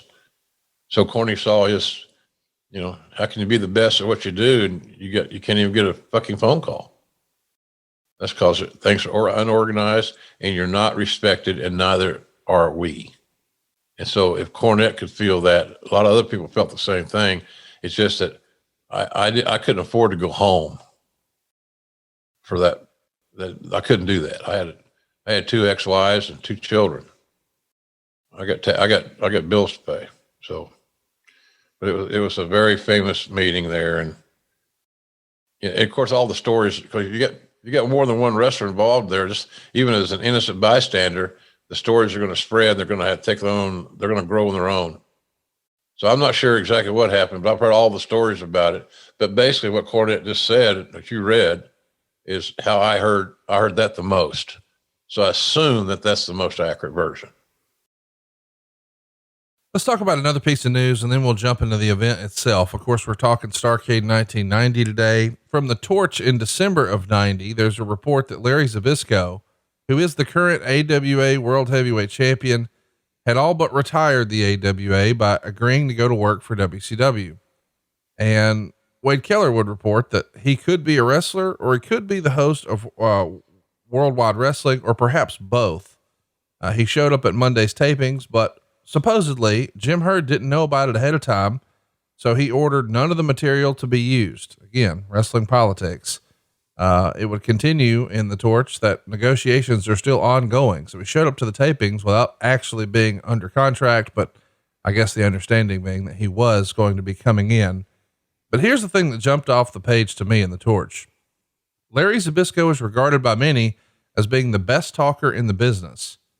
This is December of 90. I've always thought Larry was a great promo. I don't know if I would have classified him as the best talker in the business in any year. What do you remember about Zbyszko coming to WCW at the time, being the AWA champ, perhaps Hurd not being on board with it, or at least not informed of it, and as a result, not wanting to use him right away? And then Wade's, I don't know, suggestion that perhaps Larry was the best talker in the biz. I think Wade has had a little bit of Minnesota bias. Yeah. Larry was the son-in-law of Vern Gagne. Larry was very prominent in the AWA before going to work with Bruno in my program in New York. But in Wade's opinion, Was Larry a good talker? Absolutely. We both agree with that. He was a great talker. Was he the very best talker? I don't know about that. That covers a lot of ground. But it's just another classic example of poor communication, trying to kayfabe yourself inside the business, not being forthright, discussing things. I'll show you. It's silly. It's ninth grade shit. So anyhow, I thought I wasn't sure how much more fuel was in the tank for Larry emotionally. Would he sell out emotionally to be a bell-to-bell star again? Or was he more distant and more suited to be a talker? Could have been somebody's manager and then occasionally get into the fray. Or he could have been a commentator, which is what he ended up doing. I thought Larry's commentating work was better suited for him at that time than being a wrestler. But he's talented, no doubt. But I don't know I don't know who, I can't remember who brought him in. Who would that be? Dusty? Yeah, just curious, is it Ole? Is it Dusty? Is it Kevin Sullivan? It might have been Ole. Yeah. Ole was loyal to Vern. Because Vern broke Ole in. Ole was a big, rough, tough guy from Wisconsin. And Ole played football at Colorado. The great Ole story is in the camp. He'd run rush shot through the camp, beat a lot of jabronis. And so he got to wrestle a real wrestler that had been broken in and was already working. So he said, I'll take the little one, which was Hodge. Big mistake. Ole found out just how tough he wasn't. When he let a 200-pound guy, Hodge could have done strange and unsavory things to young Ole at that point in time if he'd chosen to. So anyway, but that might have been Ole's deal. Because I never remember Dusty being overly fond of Larry. And Tony Schiavone could probably tell you that, answer that better than I, because he worked with him a lot. I did not. But I did try to get Larry a job in WWE. I thought he would be a good fit for that, because we're on the cusp of producing a lot more television, a lot more product, a lot more content. And we're going to need other announcers. So, but that didn't work out. I think Vince has some lasting feelings about Larry that I assume was over the Bruno thing and payoffs. It's always cash and creative. You search this shit all you want. If it's not cash or creative, then it's going to be something very new and very unique. Cash and creative is always the culprit for those pissing contests. Let's get to the show itself. Here we are, Starrcade 1990. The readers of the Wrestling Observer gave this thumbs up to the tune of 52.8%. 39.4% thought it was a thumbs down show. Only 7.8% thought it was thumbs in the middle. And Meltzer would write, it must have been a great show live, because from those who were there live, the response was 31-1 thumbs up. I thought the show was good, not great or anything, but watchable and entertaining until the last match. I understand why it was bad, but it was still real bad. You watched this show for the first time in 30 freaking years. What did you think? Thumbs up, thumbs down, thumbs in the middle? I'll give it a thumbs up slightly, because the venue is historic and special to me. Yeah. I was so glad to get past the Black Scorpion debacle that even 30 years later, I was happy. Because the journey to get there was a pain in the ass, full of drama and egos, power trips, and all this shit. So I would give it a slight thumbs up. There are portions of the show that we'll point out going through it that if you choose to go back and watch it as a fan, that might give you some tips. Keep an eye on this, keep an eye on that. But I'd say slight thumbs up, Conrad. I love the look of this show. The building is beautiful. We've got the ring posts with the Starrcade logo pads on them. It's almost like you would see in a big time HBO or Showtime boxing event. We've got some interesting rope color combinations, and I love the ramp. And I know that Cornette has been critical of the ramp from a manager perspective. You can't run all the way around the ring. It does sort of prevent you from doing certain things on the outside. But I liked the ramp. What did you think of the presentation here? And once and for all, are you for or against the ramp? For or against the ramp. What's your vote on the ramp, JR? We want ramp feedback. I'm serious. It's one of the most hotly debated topics amongst our listeners. I was just talking to the guy about a hairdresser that I'm kidding. Everybody online has a strong opinion, it feels like. And I feel like most everyone who's around my age thinks the ramp is like the coolest thing. It gives you different opportunities to do. I'll never forget seeing ramp Bobby things. Eaton. Yeah. Ramp things, that whole leg drop from there, and guys bouncing the ropes and running back out like Cactus Jack and Sting. And there were so many fun little innovative spots with the ramp, and nobody uses the ramp anymore. I mean, occasionally you'll see it in AEW, utilized, but I dig it. I dig the ramp. What say you? You're a ramp man. I'm a ramp man. I don't have a problem with it. I'm not as staunch yay or nay as you are or Cornette is anti ramp. I used to like watching some of those old tapes.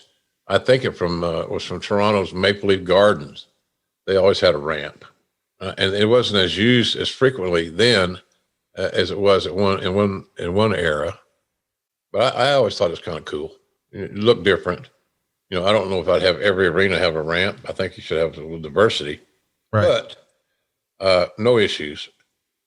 It didn't bother me. I thought it had a kind of a classic look, and being in a classic wrestling city, you know, where Meshach made a living running that St. Louis, and the only town in his territory to speak of. He may have some spot shows here and there, ran St. Joe or something like that, but he basically, like Paul Bosch, made his living off one town that ran regularly. You know, I don't know how often. I can't remember how often St. Louis ran, if it was a weekly or a bi-weekly or once a month or every 3 weeks. Houston was every Friday night because I was down there a lot. So, no, the ramp was fine. And the building was classic. You know, the dressing rooms are small. They're kind of compartmentalized. There wasn't the big, spacious dressing room. And I can only imagine how the St. Louis Hawks, how they dressed, because it was the confines were very small. Right. Granted, a basketball roster is not as expansive as a football roster, but nonetheless, I thought that the ramp fit the motif of the building, and we tried to sell that classic venue theory as best we could for that particular event. Let's jump into it. Bobby Eaton is going to pin Tom Zink with an inside cradle, 8 minutes and 45 seconds. Meltzer would say they started slow and actually had problems early, but once they got into the rhythm, it turned into a very good opening match. The highlight was Zink suplexing Eaton onto the ramp and then diving over the top rope with a crossbody block as Eaton was on the outside on the ramp. Eaton came off the top rope, but Zink caught him with a super kick. Then Zink missed a drop kick off the top rope and Eaton pinned him. Zink wasn't acknowledged as TV champion. I believe this match will air this coming weekend. And this win sets Eaton up for TV title matches with Zink in the future. 3 stars. I think, Tom Zink is one of, Tony Schiavone's favorite wrestlers. Of course, you and I will always have a soft spot for Bobby Eaton. This was a hell of an opener. I dug it. What'd you think? Oh, I'm a big Bobby Eaton fan. You know, I told a kid the other day in AEW, I said, you need to work on your punches. Just he and I talk. It wasn't in a group.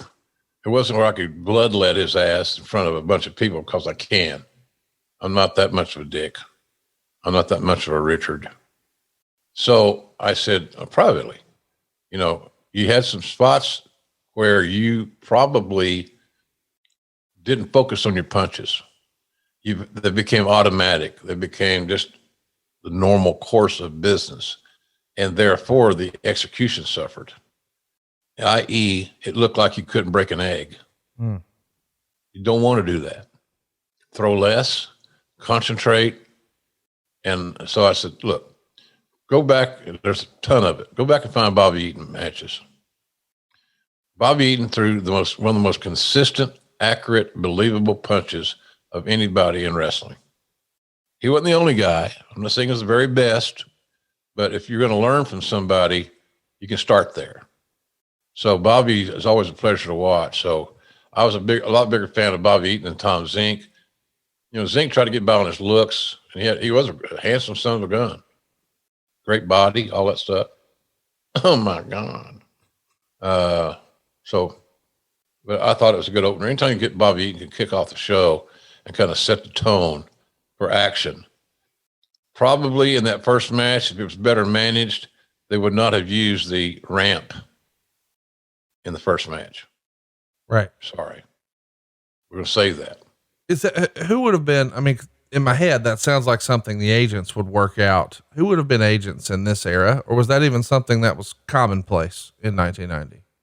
Oh yeah, there were agents. I'm trying to think who the hell they were. Generally, it's guys off the booking committee. Mm. You know, I'm trying to think who all was there. It's hard to 30 years ago. It's hard to think who all was. Sure. But the guys that are on the booking committee would have been the guys that probably would have been more inclined to lay out the matches to be agents or producers or whatever. I guess we glossed over the fact that Sam Mushnick helped open the show here.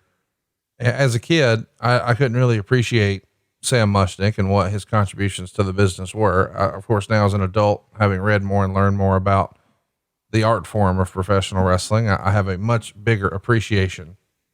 But he does feel, and I think Meltzer even addressed it. Let me see if I can find it here. There was a feeling that he was out of place here because the concepts that of wrestling that Mushnick promoted are 100% at odds with the concepts of World Championship Wrestling. I kind of thought it was a nice thing, if only for the local crowd to have Sam there. Wouldn't you agree? Oh, hell yeah. Anytime he's the local hook. Right. Sam, St. Louis Wrestling was the hook to build that show around. You know, I think we had another event there. I don't think this is it, where we had all the NWA champions come, Terry and Dory and Jack, all those guys. Remember that? I do. There was a famous picture out there of Mr. Sam and all his boys, all former NWA champions that became bigger than life in St. Louis. Right. So, yes, you got to use those local hooks. And that's the thing about Sam. Sam was a former newspaper guy. So he was a big time writer there. I guess the St. Louis Post-Dispatch or something like that. Major paper. You know, they had the Cardinals, they had Stan Musial, they had a great era of sports there. Football is NFL work. So, anyway, I think Sam had a lot of connections, and he was very well liked. He was almost beloved. Mr. Sam was a good man, and he helped charities, and he was a part of his community. And that's what made some of those local promoters so successful. Go back and look at Bosch's work. Bosch is a big charity guy, local charities. Eddie Graham, Boys and Girls Club. You know, he started the Boys Club, Boys Ranch or something. Funk's the same thing. All these promoters had the same MO, that they utilized their clout, their name identity, and their platform to contribute to the community.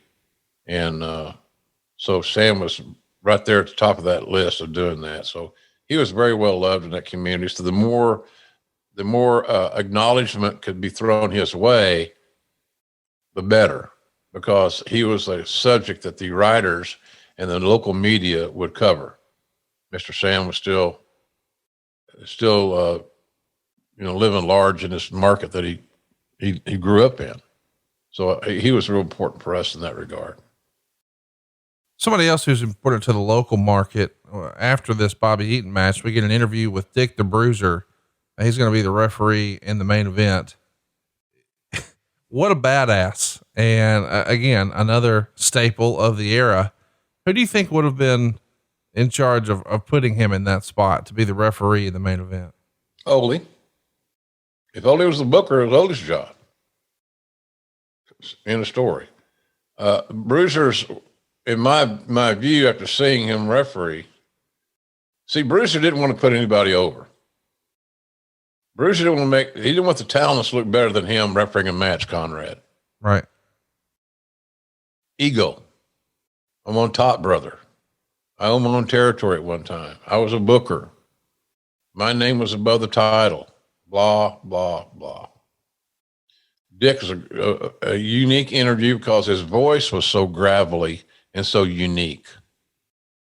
But most wrestlers, and especially most boxers, are the shits as a referee in a wrestling match.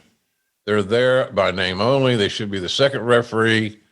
You know, if you had Joe Louis refereeing in the Carolinas, you'd have Tommy Young in the ring and Joe Louis on the outside, that type thing.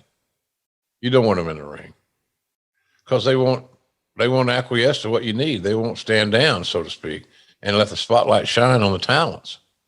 They'd rather they want to take some of that spotlight. And their job is not to take their spotlight. Their job is to sell tickets in advance. And the referee is Joe Louis. The referee is Rocky Marciano. Oh, nobody's going to mess with The Rock. That's what that's what they're booked for. Anticipation of what they might do and sell tickets. So that's kind of how I evaluate that situation. It was good to see Bruiser there. Bruiser was one of Mr. Sam's biggest stars. Right. As a babyface and a heel. And to show you the clout that Sam Muchnick had, Dick the Bruiser did jobs in St. Louis when the occasion called for it without any issues. Because he knew that if he wanted to continue the gravy train of those nice checks every 3 weeks or so from that short trip from Indianapolis to St. Louis, you don't cross the boss. Sam wouldn't make a big deal out of it. There's no dirt sheets to speak of. There's no internet. There's no Twitter. There's no ad-free shows. But if you don't like if you don't like my creative, then don't pain yourself to come here. We'll work that out. So that's kind of the deal. It's how you manage. And now the promoters, are I think sometimes in the last 10 years or so in all companies, talents have used their influence and their muscle to manipulate in what at times is not a healthy way. If you are a wrestler, and I know a lot of the boys listen to this show. Yeah. And I appreciate that. But if you're a wrestler, you have to be good enough at your skill that you know how to lose. And you know how to win. Knowing how to win is okay, that's easy. Okay, Bobby did a small package, inside cradle, 1, 2, 3. How do you celebrate that? How do you execute that? What do you do when it's over? What do you do when you're beat? What do you do when you win? There's a science to this stuff. And I think that if you don't come to work back in the territory days, again, here he goes again, JR. Oh, JR talking about the damn territories. It's because it was a classroom on wheels. Wrestlers become great in that era because they got to understand the business and were taught from very experienced guys in a closed environment where everybody was on their fucking phone every 6 to 10 seconds. Damnedest thing I've ever seen, Conrad. If you really think I'm spending Christmas by myself, happy to chill. I got the beach outside. I got the Atlantic Ocean, man. I Zoom called my kids just like I'm doing here with you. So everything's good. I got everything in the world to be blessed about and be thankful for. But man, oh man, some of these cats' egos got completely out of the realm of possibility, and they're making decisions. And it's basically they're making decisions and influencing decisions, better said, by it's all about them. It's all about their finish even. And so I think that's a bad thing. And I think it's kind of like talking about those spots, to gather at the river with 5 or 6 of you, hang around and shoot the shit until somebody jumps over the top rope. Can you not have your back to the ring? Can you not turn around? Oh, there it is. So, but you're standing there, you're looking at it. You know that commercial on TV now? It might be an insurance commercial. I'm not sure what it is. But this guy's he's a fictitious character. Obviously, he takes care of. He helps people not become their parents. They walk in, that guy with the blue hair and the skirt. Oh yeah, we see it. We all see it. You know, is using a speakerphone in the store a good idea? You know, that kind of shit. We all see it. That's kind of this deal. We all see it. They all see it. Here it comes. So why don't you move? Why are you still standing there? Your feet are you're in quicksand, concrete. What's the deal? It's illogical. And people now with so much information on pro wrestling, including shows like this, I hope, and all the good stuff that Conrad that you do with your bevy of quail. Coils, you mean coils? Yeah, coil. So, I don't know. I just, it's just illogical. And when you break their concentration or you slap them in the face of reality and don't let them get lost into the concept, don't let them get lost in the process, Conrad, you're making a mistake. So that's kind of how I envision that whole process. I just, it's just, you snap them out of their suspended disbelief and you put them right back into reality. And that's not the object of the game. The object of the game is to get lost in the story. Right. And go along for the ride. Well, let's see if we can get along for the ride for this big announcement. The winners of the next tournament, the Pat O'Connor Memorial Tag Team Tournament, will become the champions of the universe. Ooh. The crowd doesn't really react to that, but then they start the Parade of Nations, which is women carrying out flags while Gary Michael Capetta reads the names of the countries, and the crowd here in St. Louis boos the Soviet flag, the Mexican flag, and the Japanese flag. This is an interesting idea. On paper, it feels like, hey, that could work. That could be fun. That's different. But in execution, I don't know about this. What'd you think watching this back for the first time in 30 years? I like the idea on paper. In hindsight, was it overwhelmed with the talent utilized? I thought we missed a little star power there, but I didn't dislike the concept. And here, the sad part is that Mr. Hurd wanted to make sure these guys, as best we could be legitimate. Right. I said, Mr. Hurd, we don't have to have a real Russian. Ivan Koloff was not a real Russian. He was French Canadian. Right. That type deal. God damn it, I don't care. Our reality. All right. So yeah, I guess we're gonna get those tickets from those guys in South Africa. That's a nice flight. And but nonetheless, the teams that were selected to be a part of it were not all of them, but just in general. But as far as just the basic concept, I thought it was pretty cool. The first match of the Pat O'Connor Memorial Tag Team Tournament saw Rick and Scott Steiner beat Sergeant Kruger, who's Ray Apollo, and Colonel DeClerc, who's Ted Petty. They're billed as the South African team. DeClerc tries to Jushin Liger dive over the top rope with a flip in midair, but Rick took one step back as to not sell the move and caught him just enough to break the fall so he didn't break his neck, and then started laughing. Shortly after, Scott did a tilt-a-whirl slam on DeClerc and pinned him with a Frankensteiner. 2 minutes, 12 seconds, star and a quarter. We should mention Ted Petty, we know, is going to go on to beat Rocco Rock of the Public Enemy. Pretty scary spot here. The Steiners are one of the favorites of Jim Hurd and myself growing up, my favorite tag team. Yeah. But this is, and I guess you got a lot of matches. It's going to be a tournament. You're going to see them a lot, but awfully quick. What'd you think? It was quick, but I think that the goal was to make the Steiners look strong. And I don't want to go back on my philosophy that, you got to beat somebody or to mean something. I think that the South African boys from Philly could have got a little bit more offense, got some heat on one of the Steiners. Then you somehow the Steiners get the hot tag. You make a 4-way comeback and the Steiners win. But the front side of that match, where the heels cheated to gain an unfair advantage, probably was missing. So anyway, I think didn't hate it, but it was abrupt. It was abrupt. But we were trying to protect the Steiners. They were the meal ticket for us. Oh yeah. So that was kind of that deal. And it's better safe than sorry. But I'm with you.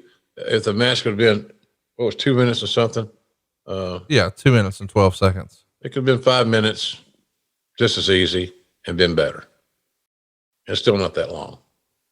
So, but that's the fun thing about going back and watching these shows. We can armchair book the hell out of this stuff. We can rebook every finisher we want to.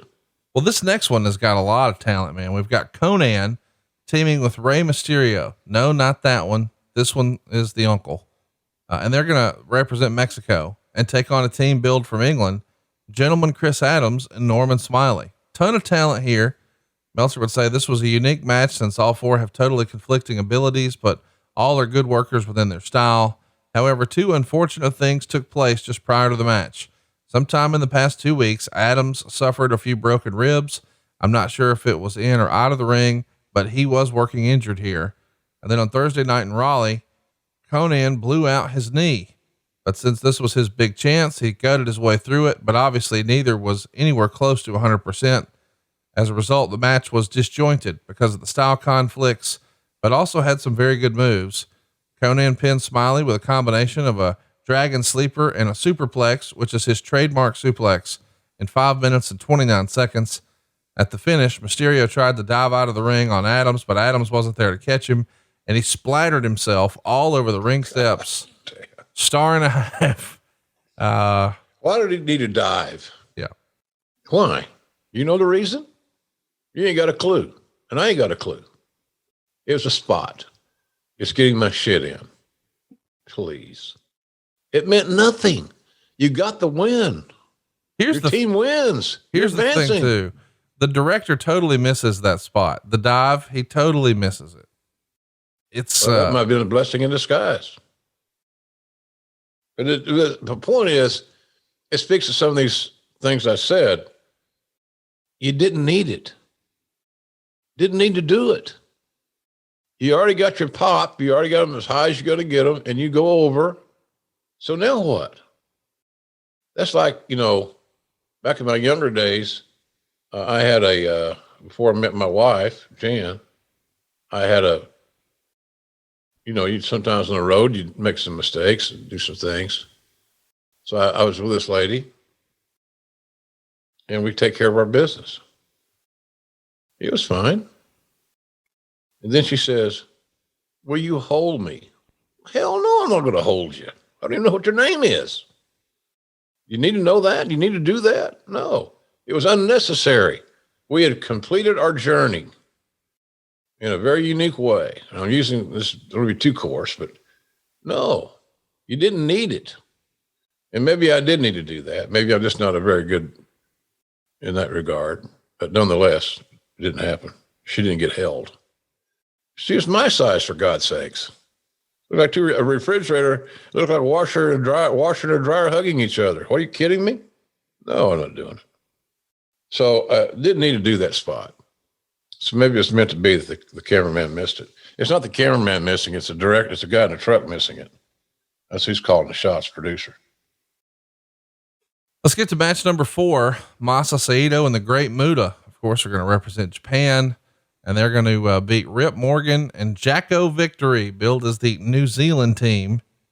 Meltzer says the crowd didn't really know how to react to this, but it was an all action, decent match. Finish saw Morgan accidentally clothesline Victory, and as Victory staggered back, Muta caught him with a German suplex for the pin in 5 minutes and 41 seconds. Star in 3/4. A lot of talent here. Masa Saito, a great close personal friend to Eric Bischoff's, and Great Muta, I think we all universally love. And Rip Morgan, Jack Victory. Hadn't seen them in a long time. What'd you think watching this one back? Pretty good match. Better than I remembered it being. They managed their time. 5:41, they managed their time well. So I thought it was good. I had no issues with it. It was good seeing, the late Mr. Saito in action. Really tough human being. Always reminded me kind of a Dr. Death kind of a guy, just a tank. So I enjoyed that match, Conrad. I thought the match when I saw it back was better than I remember it being when I broadcast it live. We also get a reference from Paul Lee here where he mentions well, now we know Muta isn't the Black Scorpion. In hindsight, that would have been kind of interesting, huh? If Muta would have been the Black Scorpion. Yeah, absolutely. Yeah, well, it would have got him over. It would have got him on the map in a little quicker way. But not a bad idea by Paul Lee. He has a good one every now and then. Next up, we've got Selman and Victor of the Soviet Union team. They're making their U.S. debut, beating Canadians Danny Bull Johnson and Troy Montour. That's written. They went 3:54, which is about 2 minutes longer than it should have gone. There's some sort of problem here because the Soviets demonstrated legitimate wrestling maneuvers, which of course have nothing to do with pro wrestling. The Canadians were really bad. -1.25. This is just a freaking mess, man. Is this all on Hurd for wanting legitimate amateur wrestlers? Yeah. Oh, no, not legitimate amateurs. He wanted legitimate Russians, Right. Legitimate Canadians. And he didn't like it when we had non-legitimate, New Zealanders or something. I think Jack Victory is a New Jersey guy or something like that. I'm not sure. Well, that match sucked. Pond water and swallowed. Not good, man. Not good. And it was just a matter to get rid of a team and move a team ahead that's has a gun that's going to be put out of their misery. So yeah, that was a bad match. Really bad match. The tournament, again, as I said, in theory, had a lot of potential, but the selection of talents to portray these countrymen left a lot to be desired, to say the least. Let's briefly talk about, I don't know. How does this make pay-per-view? I mean, I understand we've got this theme, but is there not anybody in the back who says, okay, guys, here's what we're going to do tonight? I know we talked briefly about agents earlier, but it just feels like at some point somebody would have thrown the flag on this, but that didn't happen. Is that just sort of the story of WCW in 1990? Yeah. And before that and after that. Right. Quite frankly. And they're not the only ones to get that, to get that ailment. Because in WWE, you got one decision maker, one supreme being in Vince McMahon. And in WCW in that era, you weren't really sure who was the brains behind the outfit, because it just was, you know who the boss was, but your boss doesn't understand the product. Right. He's easily manipulated. It was a rudderless ship at times when it came to wrestling creative. So, and Mr. Hurd didn't have the confidence apparently, or thought that he could master the skill of booking or leading a booking contingent when he really didn't. And I know he talked to Sam a lot, Mr. Muchnick a lot. He talked to Lou Thez. He talked to a St. Louis group of guys. And it just was, I know there was good information there because I got some of the same information from Sam, myself, but you had to use elements of it that were applicable for today's athlete. And that's the whole story, that the people that are in talent relations, that are in managing talent now, have to understand you're managing a different breed of cat than you did a generation ago. Different values, different upbringing, different priorities, all those things. I mentioned a flippant remark earlier about the traveling classroom where guys are going from town to town. They weren't on their telephone. They didn't, most didn't even have a cell phone. Now you can't leave home without it. How many people of us, because I raised my hand, I'm guilty, that I leave my house I get down the road a little bit, and I realize I don't have my phone. What do? Do you continue your journey, go to the grocery store, whatever you got to do, or do you turn around and come back and get your phone? I turn around and come back and get my phone because in my mind, I believe that, that could be an emergency situation arise. I'd feel bad as hell if I didn't have my phone where I could respond immediately. Or is it because I just want to see what's on Twitter? It's a major thing. And then you didn't have that. So, but Hurd didn't have anybody within the company that he totally trusted. And if you ever chat with him again, that might be something to address. It didn't seem as if Mr. Hurd had anybody in WCW that he could trust. And that was unfortunate. It's sad it was that way. But the business preceded the business, and the legacies of the business and of all these things in the business preceded Hurd, preceded his reign there. So it was a tough bitch to roll with, quite frankly. And it's none of these things that we talk about I'm going through. And for those of us that were there, actually were there, because I was there for every day of Hurd's reign. I was there when WCW started. I was there the day he left. I was they hired Kip Fry. The Kip Fry left.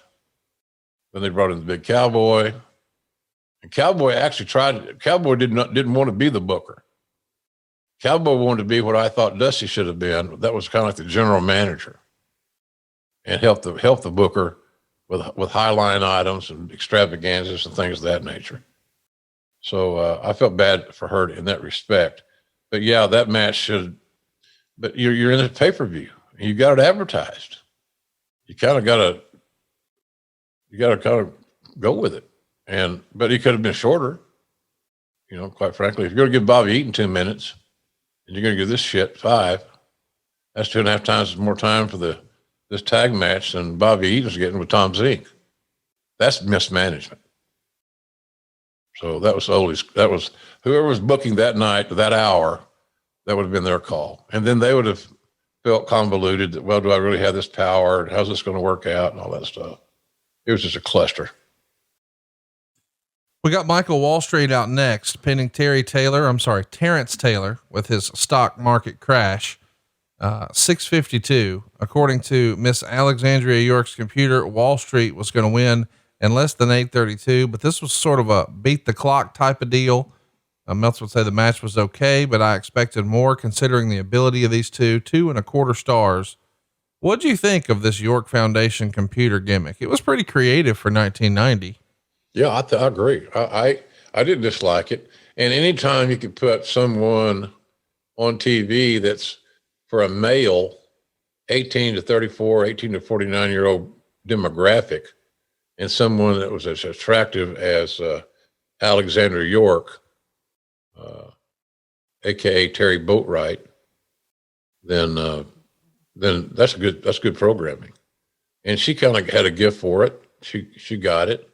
She wanted to be a star. She wanted to be on television, and she worked hard to improve her game. So I thought she did a good job, and I thought it was a nice addition, quite frankly, to a not so crowded cast of females in these various roles. Again, it's a different era, Conrad. So we didn't have a whole roster of females. They were here, there, and yon. You had a Missy Hyatt, and then sometimes the London Blaze, Medusa. More specifically, Medusa come in. So they were just like guest shots or part-time roles or reoccurring roles or whatever it may be. So her becoming that person on TV with her look and sex appeal, I thought was good programming for a show that wants to attract men 18 to 49. Next up, we've got Ricky Morton and Tommy Rich beating the Freebirds in 6 minutes and 13 seconds. Meltzer would write good fast-paced action with Little Richard Marley, aka Rocky King, and his farewell appearance as the NWA scooped Titan on the heels of the Black Valet on a pay-per-view angle. What the fuck? Robert Gibson on crutches was in the Face's corner. Either Gibson was working to get sympathy, or no doubt this is the real story. His knee is in really bad shape. Finish saw the birds hold Morton's leg as Marley came off the top rope. Gibson hit Marley with the crutch and he crashed in a Jimmy Jam, and Morton pinned Garvin with a schoolboy. After the match, the birds turned on Marley and gave him a double DDT, and they were pounding on him until Morton and Rich made the save. This left Gibson in the aisle, and the birds ran at him and gave him a double clothesline on the way out. Better match than it was figured to be because it was kept short, and they've made mistakes on several big shows this year in programming the Freebirds to go 15 to 25 minutes. He gave this one 2.5 stars. You got some really talented performers here. Ricky Morton and Tommy Rich are fantastic. Obviously Michael Hayes knows how to get the heat, and Mr. Garvin, very, very capable. I kind of liked it. I think I liked it better than 2.5 stars too. What do you think? I thought it delivered for what it was booked to deliver. Right. Those guys, to steal a line from the Rock, the great one, they knew their roles. They knew what their assignment was. They got the job done. So I'm with you. It might've been a little bit better than 2.5 stars, which is Meltzer's rating. But that means that's Dave's opinion. So I'm not going to knock Dave's opinion because it's an opinion. But I thought it might have been a little bit better than 2.5, like you, Conrad. But those guys had marching orders, and I thought they marched very well. Next up, we've got the 7th match. It's Sid Vicious and Sid Vicious and Dan Spivey beat Big Cat and the Motor City Madman. Sid pinned the Madman after a double power bomb. It's 1 minute and a second, short and sweet, 1 star. This is, I mean, listen, I know we're giving the big monster push to Sid, and I get it. Fans are with him, but Lord, 1 minute and a second. If these guys are getting paid by the hour, they'd be raking it in. Yeah. Unnecessary. It's not that somebody's debating that, well, this is, we're putting the rocket ship on Sid. Okay. Nobody's going to argue that.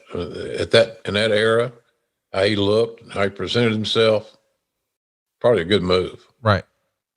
But certainly there's a better way to get Sid over than for the match to end in 1 minute, and the match to end in 61 seconds with a double power bomb. Yeah. That means that Dan Spivey was also involved in the power bomb. Right. So how did that get Sid over? And I love Danny Spivey. I love the Waylon Mercy character in WWE was one of my favorite characters of all time. And Dan was brilliant at that role. I wish we'd have put that gimmick on him years before when he was younger and healthier. His joints weren't all screwed up. But there's better ways to get Sid's monster push over, Conrad, than a double move in 1 minute. Right. That's just illogical. But again, there's no filter. You know, if Watts or Dusty was at the GM position or something like that, then you got somebody that's got product knowledge that can intervene. That role was vacant. There are plenty of people working in WCW at that time that could have been that person, quite frankly. But it was never structured that way. It was the EVP or whatever, senior, whatever Mr. Hurd's title was. And then it dropped down to the booker. There was no middle. There was nothing in the middle there. The conduit that attached to all that. So, it wasn't well thought of. The concept of getting Sid over as a monster heel was a great idea. Right. But they took the wrong route to get there. Let's talk a little bit about the next match. 2 of our favorites, the Steiners taking on Konnan and Mysterio. They only get 2 minutes and 51 seconds. Mysterio's going to go for a head scissors into a cradle, but Rick catches him in midair and pins him with a power bomb. Meltzer would note that Mysterio's still all banged up from missing that dive in the first match where he splattered himself on the steps. Konnan is now dragging his leg very noticeably. And he says the highlight was probably Konnan on Scott's shoulders and Rick coming off the top with a bulldog. They did a lot in 2 minutes and 51 seconds for 2 guys who were really working at a diminished capacity. Star and a quarter. I think this match might have been better suited for a hospital, but kudos to our Mexican team for coming out here and putting on a good show. The Steiners are just another level, and well, 251 is probably 2 minutes too much for any Steiners match when you're already hurting. But I liked seeing the stars. What'd you think? It was all right. I admire the toughness of Conan and Mysterio. A lot of guys would have begged off that one, especially in today's marketplace. I can't do it. I call my agent. Right. I don't know if we even had a doctor on site. If there had been a doctor on site that could have checked these guys out, he may not have let them work. So there's a lot of things, but I admire the tenacity of the two guys that came in all banged up, and they're coming in. They're not two guys that are going to work with these silky smooth, nice arm drag offense, Ricky Steamboat type guys. They're working with two bruisers who, when they hit you the clothesline, it's not fun and games. They don't hit you the clothesline. They follow through with it. They follow through with the move. That's so important. A lot of guys don't do that today. They're worried about tearing a pec or a tricep. So they don't follow completely through with their clotheslines, which looks so much better if they follow through. So they do the old work thing, and they abruptly stop at the point of contact instead of following all the way through with it. So anyway, I admire the toughness of those fellas, and it's just bad fucking timing for Conan because he could have done really well there, healthy. He's a smart guy. Carlos is very smart.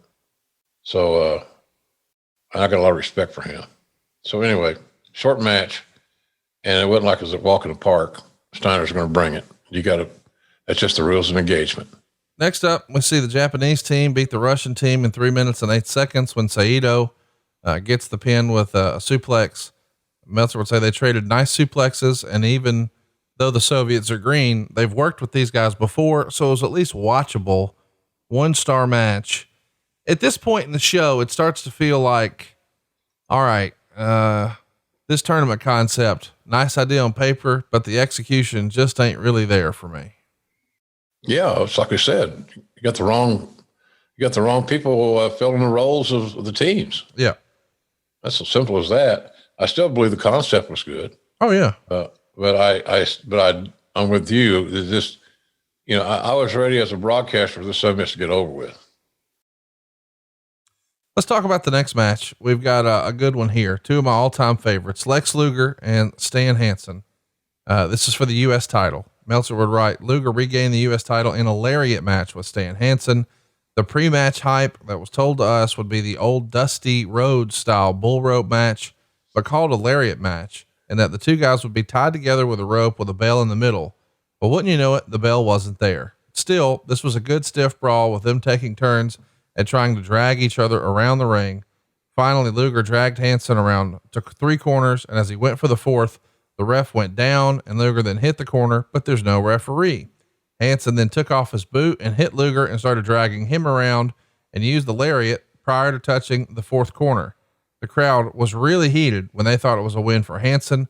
Referee Nick Patrick was about to raise Hansen's hand, but first told the referee what happened, and Luger was awarded the match and the title at 10 minutes and 13 seconds. Good finish and a good match, 3.25 stars. I know that I'm going to get a little bit of heat for this, but I think this is one of Luger's best WCW matches. I know he had a lot of great performances with Sting and the Steiners and a lot of other, interesting matchups, but his stuff with Hansen, I don't know why, it just really worked for me. And I don't typically love bull rope matches, but I thought this one was done fantastically. I really dug it. What'd you think? Well, I thought it's some interesting spots. The broadcasters worked that night. I mean, we were at ringside. Our table was touching the ring. Right. We're really close. And I remember Hansen getting Lex into the corner right above us. And like right there. You could reach out and touch him. And he was, Stan had that, was doubled over the bull rope, doubled it over and started whipping Luger with it. And I remember Luger saying, "Damn, Stan, damn." Because Stan was laying it in. And that's what made this match good, because Hansen ran roughshod and Luger had to react to survive. And that brought the match out of Luger because he wasn't left to his own devices. How do I sell this? Well, how do you sell it if it hurts? Because Hansen was manhandling him. And that's where politics come into play. You know, the wrong guy won the match. Hansen should have went over. That's my opinion. And but Stan had his Japanese commitments, having two very prominent Japanese guys on the card. You know, not that the word could get back anyway, but you know, for one of the biggest stars in the entire country to lose, and it affects the investment that the promoters in Japan had made on Stan. It was a lot of political bullshit that, you know, was an issue. So we thought we could work around it, touching the third corner, all that stuff.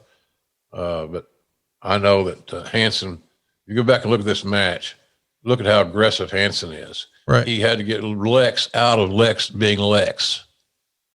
Luger had a few good matches, Conrad. I know you're a fan and all that stuff. You're a young kid at that time. He had a great body. We all lived vicariously through Stan. It's all cool. Or excuse me, Lex. But Hansen woke up Lex Luger in that match by laying his shit in. Not trying to hurt him, but being snug and stiff.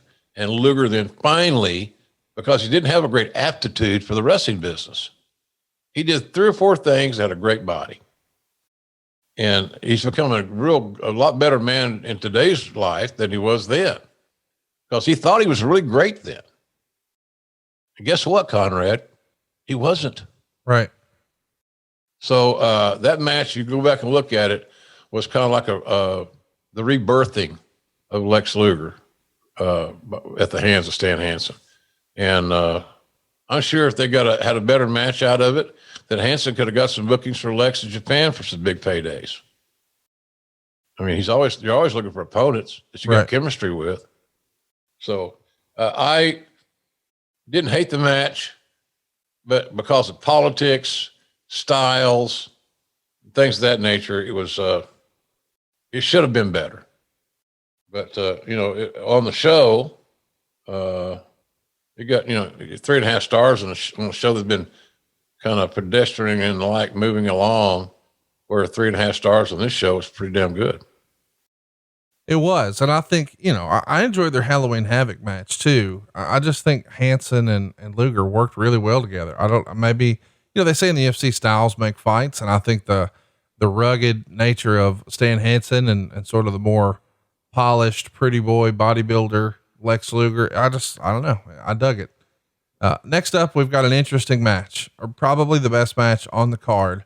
Doom is going to retain the NWA tag team title in a North St. Louis street fight, going to a double pin with Barry Windham and Arn Anderson in 7 minutes and 19 seconds. Meltzer says this was an old style quadruple juice brawl. For some reason, they had cut men in the corners like boxing, although they never really got involved. Windham was bleeding just 90 seconds in. By the 3-minute mark, all 4 were bloody. Very stiff chair shots. With the exception of the double pin finish, the match was exactly what it was supposed to be and more. Finish saw Simmons have Anderson pinned, while simultaneously Windham cradled Reed. More on this later. 4 stars. Man, this is old school wrestling, and I loved it. What'd you think? Yeah, told a good story. I liked it too. I enjoyed it. They told a good story that had plausibility involved. It was a barroom brawl. It was a North St. Louis street fight, which I'm sure had something to do with the fact that one team were 2 African Americans. I'm assuming North St. Louis is primarily a African American, or was then perceived as an African American community, a part of town type deal. So that's what you get when you get a alpha male Caucasian booking. So, but I love that the match was I mean, Barry and Arn, God dang, they're really good. Because we were so into Arn and Tully, and rightfully so. But Barry and Arn were mysteriously good, surprisingly good. And of course, I think that Ron Simmons and Butch Reed were extremely underrated.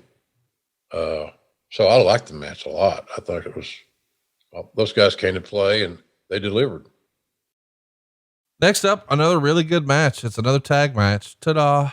But the Steiners are going to win this tag team tournament, beating Muta and Saito in 10 minutes and 53 seconds. Meltzer would say initially Dick the Bruiser was supposed to be the referee of this match, as was advertised on TV. Well, then Hattori comes out and he's going to be the special referee. And Meltzer would say at the 11th hour and 59 minute, Bruiser was moved to the main event. And there's good fast paced action here with a lot of hot moves. The Japanese are playing total heels. Meltzer would write, this is a good match to be sure, but it could have been better if we'd have seen a Frankensteiner and a moonsault thrown in. Rick pinned Saito after a sunset flip off the top rope. 3.25 stars. I think they probably got this tournament right to wind up with the Steiners and Masa and Muta all together. Those are probably four of the best performers you could put together in a finale like this. But I do find the last comment from Meltzer a little interesting. It would have been better if we'd seen these two moves. And in this era, he wrote a lot about hot moves. That was his phrase for, a big aerial attack or some sort of spectacular stunt. But I think this is really the first time that I know as a reader, I'm seeing him say, oh, I wish they would have done these moves. Meltzer's always sort of been a move guy, right? Yeah, seems like it. He's, Dave has always, become a student of various styles, various territories. He was watching more Japanese wrestling than anybody that I knew back in that era, because it was so hard to obtain the material. Tape traders. Were you a tape trader, Conrad? Oh yeah. Were you? In 97 to, 2002, maybe. Really? Yeah. Wow. So Dave was a tape trader like you, had to go through a little effort to get this thing done. So yeah, I thought this, when you book a tournament, you book the winners and book backwards.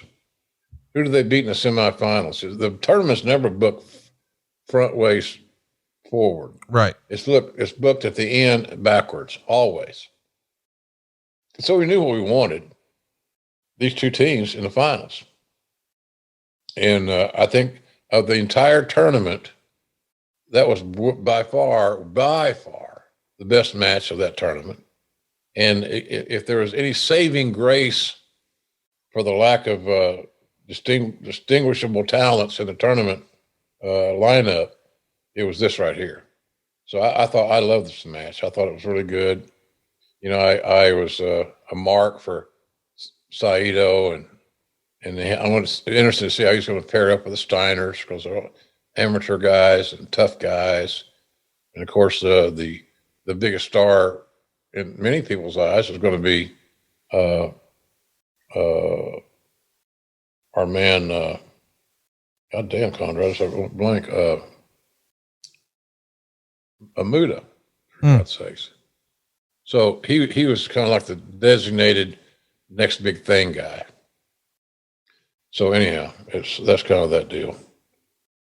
I thought it was a good match. It was a good match, and we're not done. We still have one more match coming, and it is a good match, but it is weird. Meltzer would write, using a baseball analogy at this point in the show, the home team had about a 6-run lead when the man with more saves than Raleigh Fingers shows up for the 9th inning. Officially, Sting pinned the Black Scorpion, who was Ric Flair, in the cage match at 18:31 to keep the title with a flying body press off the top rope. The point we have to ponder here is if Raleigh Fingers could have kept the lead if he had to pitch wearing a mask, but also wasn't allowed to throw any punches that he'd ever had any success with. On the good side, the ring entrance, where it appeared Scorpion came down from the ceiling in a flying saucer-like device, was impressive, bringing in all the previous Scorpions. I guess at least finishes the storyline. Although only the people that use Dave Sheldon, Bill Irwin, and Randy Cully as the Scorpion henchmen meant anything to newsletter readers and the hardcores who still attended the show live.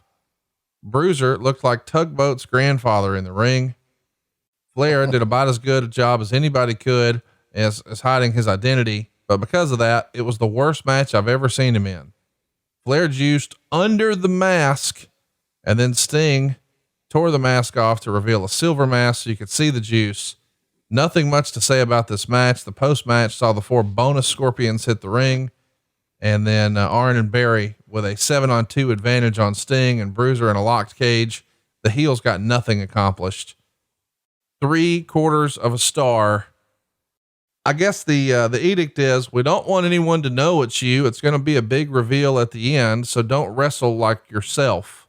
So not only do you have to wear a full bodysuit and wear a mask, but don't do anything you know how to do. Wrestle like someone else. And the result is maybe the worst Flair Sting match ever. But I find it fascinating that we had this big storyline, and we teased almost at times that it was the Ultimate Warrior because it's a brother from your past and all this type stuff. And it just winds up being Ric fucking Flair, and he's blading under the mask. My God. He's got to have the juice. What'd you think? Oh, well, I didn't hate it because I love the 2 guys in the match. So it's hard for me to hate. It was, mechanically okay. I wasn't crazy about the trying to make sure people didn't know who the Black Scorpion was because, Ric Flair's body is still going to be his body. I don't know. I got mixed feelings about it, Conrad. Was the match okay? Yeah, sure. It was okay. But I think the whole process of getting to St. Louis and the weekly drama surrounding the Black Scorpion, I was really over with. I was over it. So I was kind of relieved when it was over and the reveal came, but I was hoping that it really was over and would never have to cross this bridge again. So, match was fine, but the process of arriving to that destination at the Kiel Auditorium was a giant pain in the keister. So it affected like I said, I was almost relieved that we're at the end of the night, show's over. Please God, can we move on from the Black Scorpion and never hear again Sting? We're filling in the blanks as we went along. And somebody could say, well, that's good TV. It's the shit's TV. You're just being contrarian if you think that.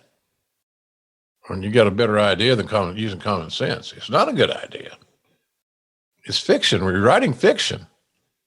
And you can't keep everybody in the dark, especially your announcers, on the general direction of where you're going and what you want to accomplish. Because we're your storytellers. So I don't know. Like I said, I think I just probably, Conrad, I love those 2 guys, Sting and Nate. I really do. And they're still to this very day, 2 of my best friends in wrestling. But I thought they got dealt a shitty hand. Yeah. Rick didn't want to be the Black Scorpion starting out with. He wasn't happy with the booking. It was another case of him and Ole kind of philosophically butting heads. And then, of course, we all heard it. Those of us that stayed in the office, that worked in the office, like Schiavone and I, heard Ole bitching every day. Then you go to TV or you have a booking meeting, and Nate would be there, and you'd hear it again, only from his side of the issue. It just wasn't cool, and I was glad it was over. But I just thought too much was made about trying to hide, Rick's the Black Scorpion's identity. I thought that ship had sailed long ago. Let's talk about something else Meltzer wrote here. Between the show running late and people being in the wrong place at the wrong time, it looked like it was directionless. And it's not because it was, but because what was supposed to take place was basically a replay of the 85 Flair Rhodes angle in a cage, which drew incredible business for 6 months in 86, but it just somehow didn't materialize. He did say that the introduction of blood on the show was a positive, given that there was a street fight and a cage match. He felt like he needed it, but he also says he thought that Flair was going to be the Scorpion from day one. And he says there's more to the story than meets the eye. When a few weeks ago, they had to explain that Flair was injured, and that's why Barry Windham is going to replace him in the tag match against Doom. That's when he knew for sure that it would be Flair. And he also says that, as far as the tag team tournament goes, quote, I give the company a lot of credit for effort. In a situation like this, my belief is either you do it as a work and not worry about the legitimacy, or do it with legitimacy. Half and half serves no purpose. The tournament didn't sell tickets because it was never pushed, but the concept was interesting, and I thought seeing all the different styles added to the uniqueness of the card. If there weren't so many injuries, it might have been even better. But tournaments don't really work well on pay-per-view, and I think if you do it right, you have to educate the casual fan as to who everyone is on your television beforehand. But most people still seem to enjoy it. So it's an interesting take from Meltzer. I think he sort of agrees with us on the tag match tournament, but I thought Flair was going to be the Scorpion from the beginning. I didn't see that. I thought it was going to be somebody else. It probably would have been a little disappointing if it was Al Perez, but just freestyling here on the show today. What if it was Muta? Holy shit. That could have been cool. Could have been. Yeah, no doubt. I don't think they thought that far down the list. You know, I think Ole wanted Flair to be the Black Scorpion for many reasons, including the fact that Rick did not want to be the Black Scorpion. And Ole knew it would piss him off that if he was forced to do it. It showed Ole had the muscle, the pencil. Most powerful weapon in all of pro wrestling, the pencil. And the most powerful weapon, and actually the most powerful weapon in wrestling is the eraser. Right. That's what Watts told me one time. I was a naive kid working in the office. Hey, Bill, what's the most powerful, what's the most dangerous weapon in wrestling? You know, cause I'm thinking he's going to tell me it's a pile driver or some kind of sleeper hold or some shit, something. My imagination as a kid in the business. He said, it's right here. He held up his pencil. It's right here. It's I can't even do it. It's the eraser. So I thought it was the eraser hold. There's a secret hold that's in this fraternity, these pro wrestling guys. They got their own language. They speak Carney, which I didn't, know all about that at that time, obviously. But the eraser hold. So then I found out that he was talking about having your name erased from the booking sheet, moving down the card, which affected your pay dramatically. So anyway, I thought that I didn't know who else it could be. There was nobody wanting. Look, it wasn't like the Fat Conrad that the talents were beating down our goddamn doors to come to work at WCW. The only reason that they would have wanted to come to WCW is for the payday that was one step above what they were making either in a smaller territory or the Indies. So that's my take on that deal. I thought the show overall was, I said at the very beginning, slight thumbs up. There are a few things on there that I really liked. I loved the Hanson Luger match because Hanson, I think, helped Lex. Yeah. And then the fact that we were so close to ringside, could hear their non-broadcast dialogue was really eye-opening to me. You knew that Flair was going to give great effort but he was saddled with a very awkward gimmick. And we're still in the Sting building phase. And Sting got a win. The tag match was really, really good between Arn and Barry and Doom. Those guys probably had I thought the best match on the card, and I thought that probably a lot of folks might not have perceived it to be that way. So it was from my perspective, it's not just a matter of going back and watching the show. First time you watch it in 30 years, blah, blah, blah. I lived the damn thing. I lived going into it, the booking, the meetings, the politics, the bullshit, the insecurity, all that stuff. So I look at it from an entirely different lens. So when it was over, I'm thinking, God damn, I'm glad this is over. Let's move on. What's next? So that's kind of where I looked at that deal. But other than that, it was a fun experience. And I enjoyed the St. Louis, the Keel. I'm an old venue guy. I like that. So I enjoyed the Keel and being in St. Louis and being able to speak to Mr. Muchnick and all those things. Just old school stuff for me. Couple quick questions, then we'll get out of here. The Fifth Horseman wants to know, PWI Weekly, which was a newsletter back then, reported a potential WCW/AWA unification match with Zbyszko. Does Jim remember ever hearing anything about that? Of course, the idea here is Zbyszko's coming over. He is the AWA champ. Why not turn it into an angle? Oh, I don't know. That might make too much sense. I don't know, Fifth Horseman, how to answer that question other than it's probably just somebody didn't have the initiative or they didn't want to put over another company's belt. Right. The strap. Can't from another strap. So, but whatever reason it was lame. Of course you'd try something like that. And we're doing to reinvent the AWA. Look, they're dead. That funeral, they're done. People have had the funeral. They've had the wake. They've eaten the casseroles. They're on the car. They're going home.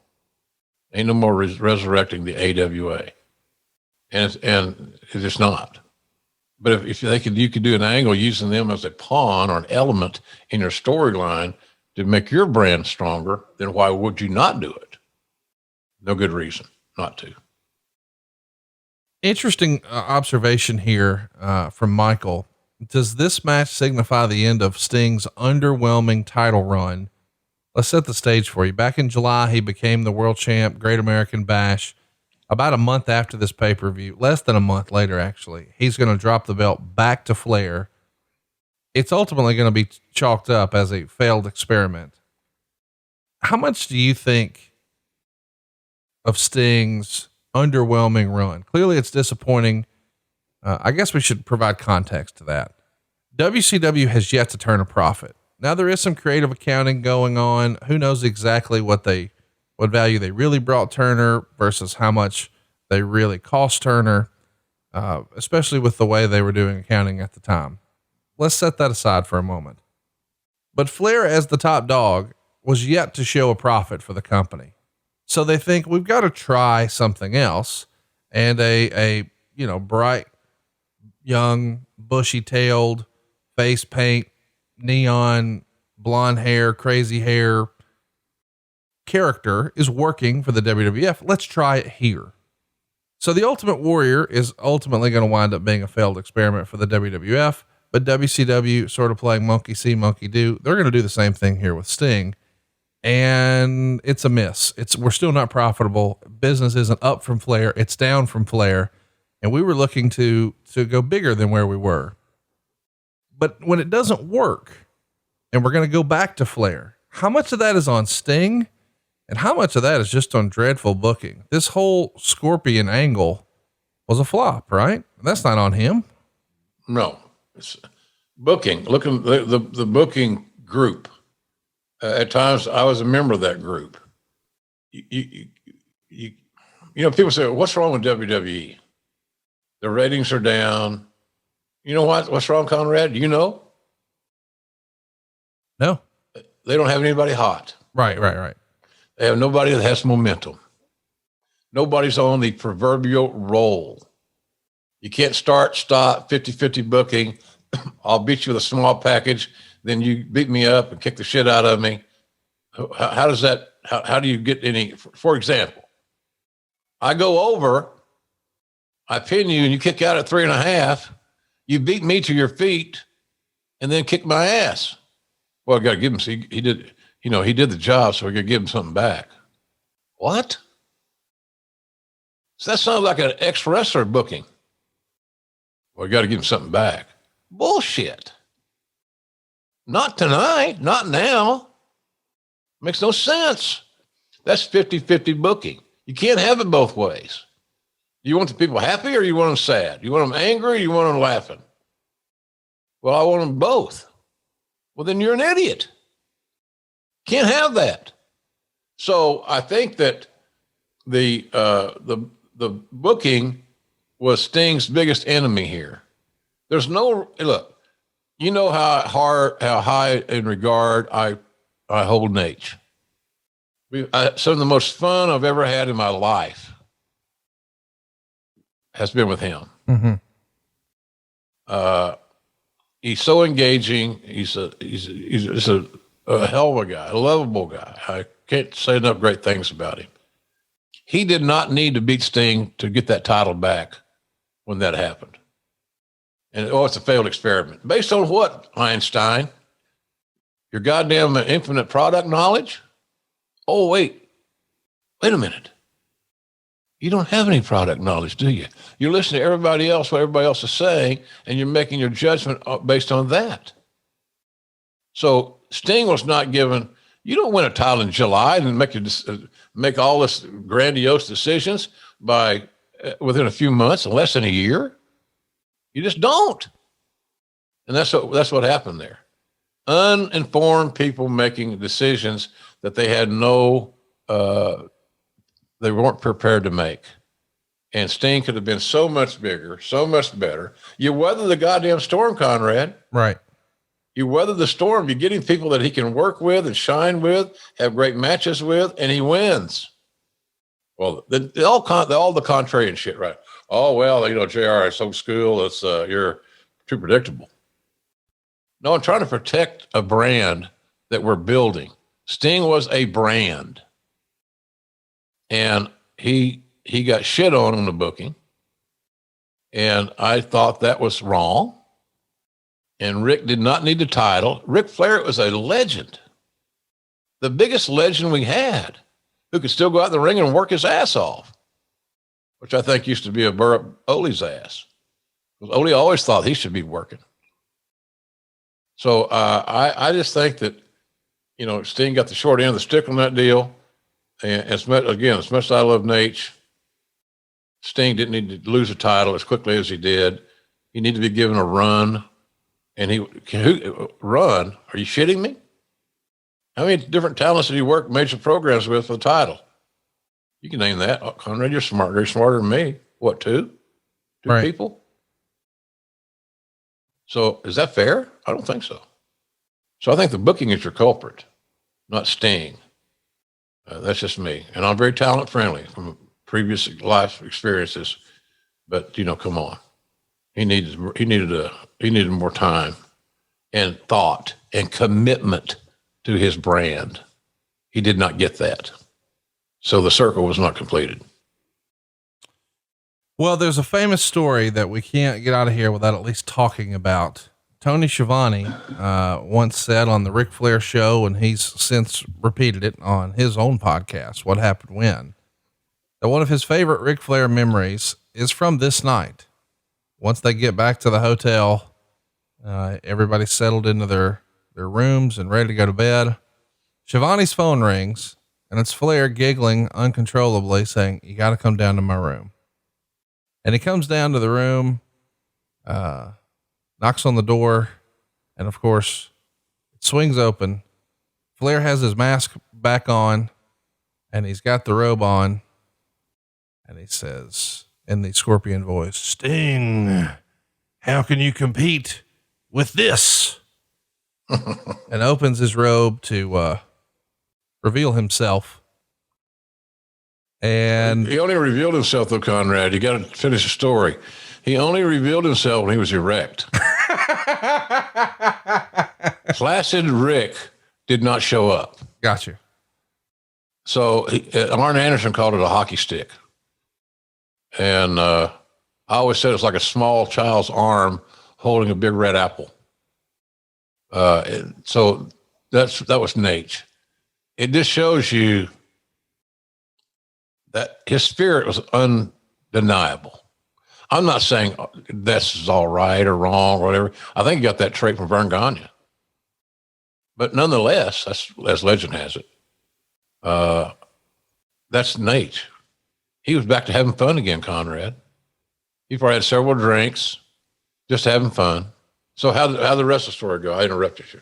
Well, I mean, that's basically the story, I guess. I guess my question is, and supposedly, I don't know if this is the same night, but I think it might've been, the hijinks continue. And apparently he managed to, get himself locked out of his own hotel room naked, and people couldn't find him.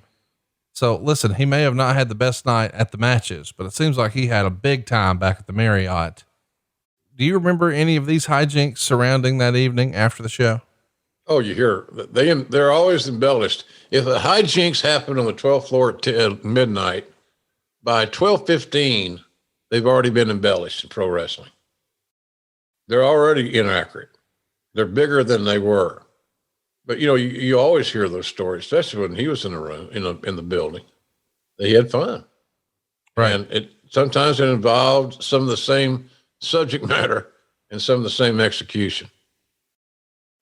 Ric Flair with knee-high socks, some sort of reptile shoes,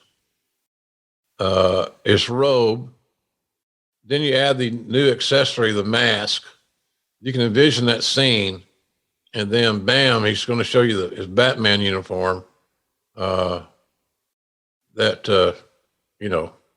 He just got a kick out of doing that.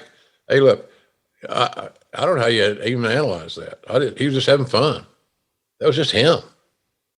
I seen his penis more than I deserve to admit. It almost sounds Siegfried and Roy like. Not there's anything wrong with that. Golly. But that was his calling card. And they tell me before Rick that Vern Gagne was the same. And I think maybe Rick saw that, Vern got a lot of attention and from some of the same sort of behavior. Wait. All the spirit of having fun around the boys. I haven't heard this. You're saying Vern Gagne used to do the old Flair deal? Well, that's what I'm told. That he might have Vern's conduct may have influenced Rick in traveling this particular path. But Nate, as he did everything, took everything to the next level. It wasn't same as. It's just, I've heard, here's the deal. I've heard guys like Heenan and Jack Lanza who were around Vern early on and often because they worked for him in his territory. Lanza worked in the AWA wrestling office for a while. Heenan was always around, tormenting people, raising Cain, having fun. But I've heard those stories from those guys about, because they even said, well, you know where Flair gets that, don't you? I said, no, why would I know that? No. He gets it from Vern. That was Vern's old MO. Okay. Oh, I didn't know that. That was way before my time, and he was in another territory, and this was before social media. So I don't know. But anyway, yeah, that was the story. That's how the story went. That's the legend, whether it's accurate. Now, somebody that takes a comment from this podcast today is going to say, I said this as fact. Well, they are, Conrad. What do you mean? You know they are. They're going to fucking embellish, create something because it's more convenient for goddamn clicks. Horseshit. That's all I get from you. What do you mean? Of course they're going to say that. Everything's factual because all they want is clicks. So that's as legend goes. So who knows? I love Red Ass JR. This is the highlight of my morning. Goddamn, you're easily entertained, buddy. I am. And so are our listeners, and they're going to get more of you. A double dose next week. We're going to be back. Of course, today is Christmas Eve, but we'll be back next week on New Year's Eve, and we're going to let you finish out the year in a big way. We're doing a hashtag Ask JR Anything. That's right. Ask Jim Ross anything you want. We're taking questions right now on Twitter. That's the only place to ask your questions. Twitter. It's at JR Grilling. So go find us at JR Grilling. And don't forget, you can also pick up JR's new book and a ton of sauce. And I'm going to be using the all-purpose seasoning very heavily over the next 2 weeks. I picked it up at jrsbbq.com, and you can too, right, Jim? Yes, sir. We are in, everything's in stock. We've had a great December. Thanks to you guys. Many of you guys have bought our products. We thank you for that. Really, sincerely appreciate it. But business has been great. You know, this, when Under the Black Hat came out, Conrad, last spring, and then the COVID hit, I had probably, oh gosh, I had dozens of in-store book signings. Everywhere AEW went, you were going to be in a bookstore the day before or the day after. Yeah. Yeah. And maybe if they had 2 Barnes and Nobles in that market, I might do 2 shows or 2 signings. We did none. And so everybody was freaking out that it's going to kill our business.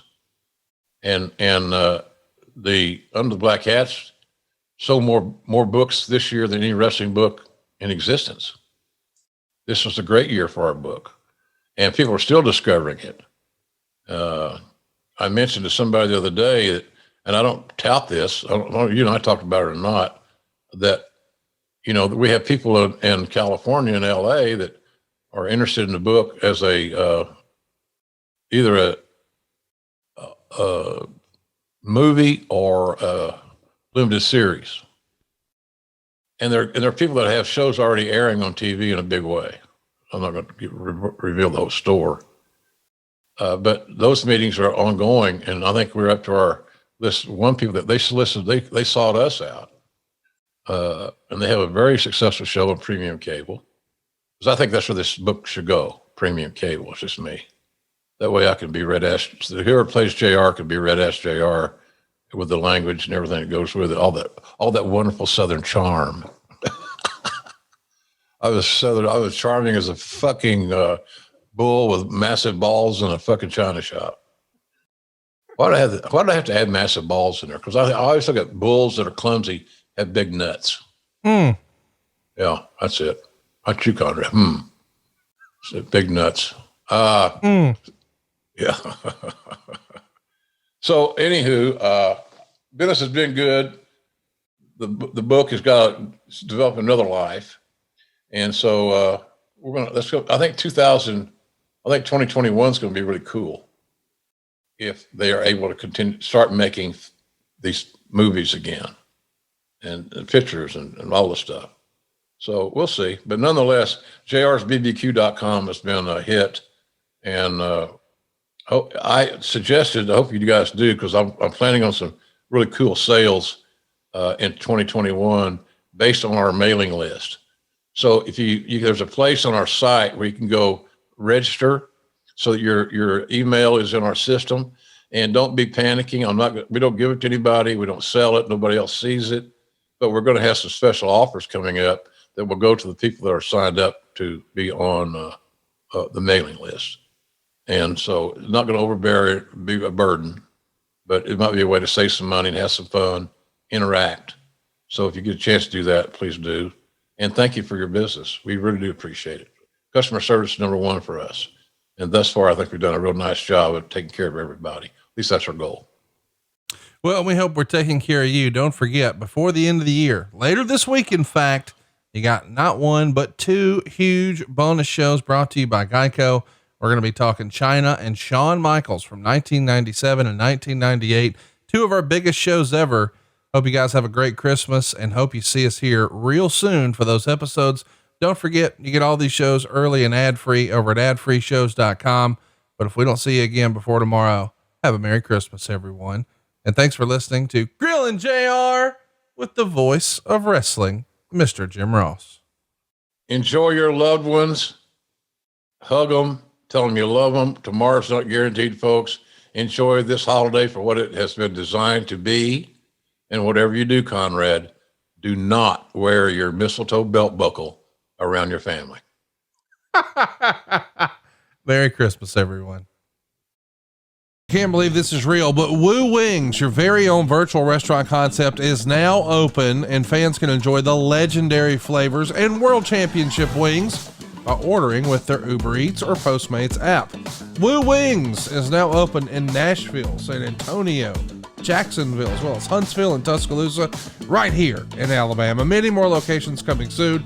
As a virtual restaurant, Wooo Wings is looking to partner with existing restaurants in major metro areas. Tell your favorite sports bar or local restaurant you want Wooo Wings in your town, and to visit ricflairwings.com for more information on how to become a partner.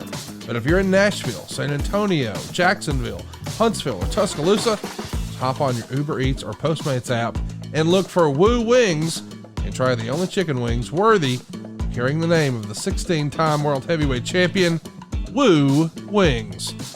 Be sure to check out ricflairwings.com to become a partner.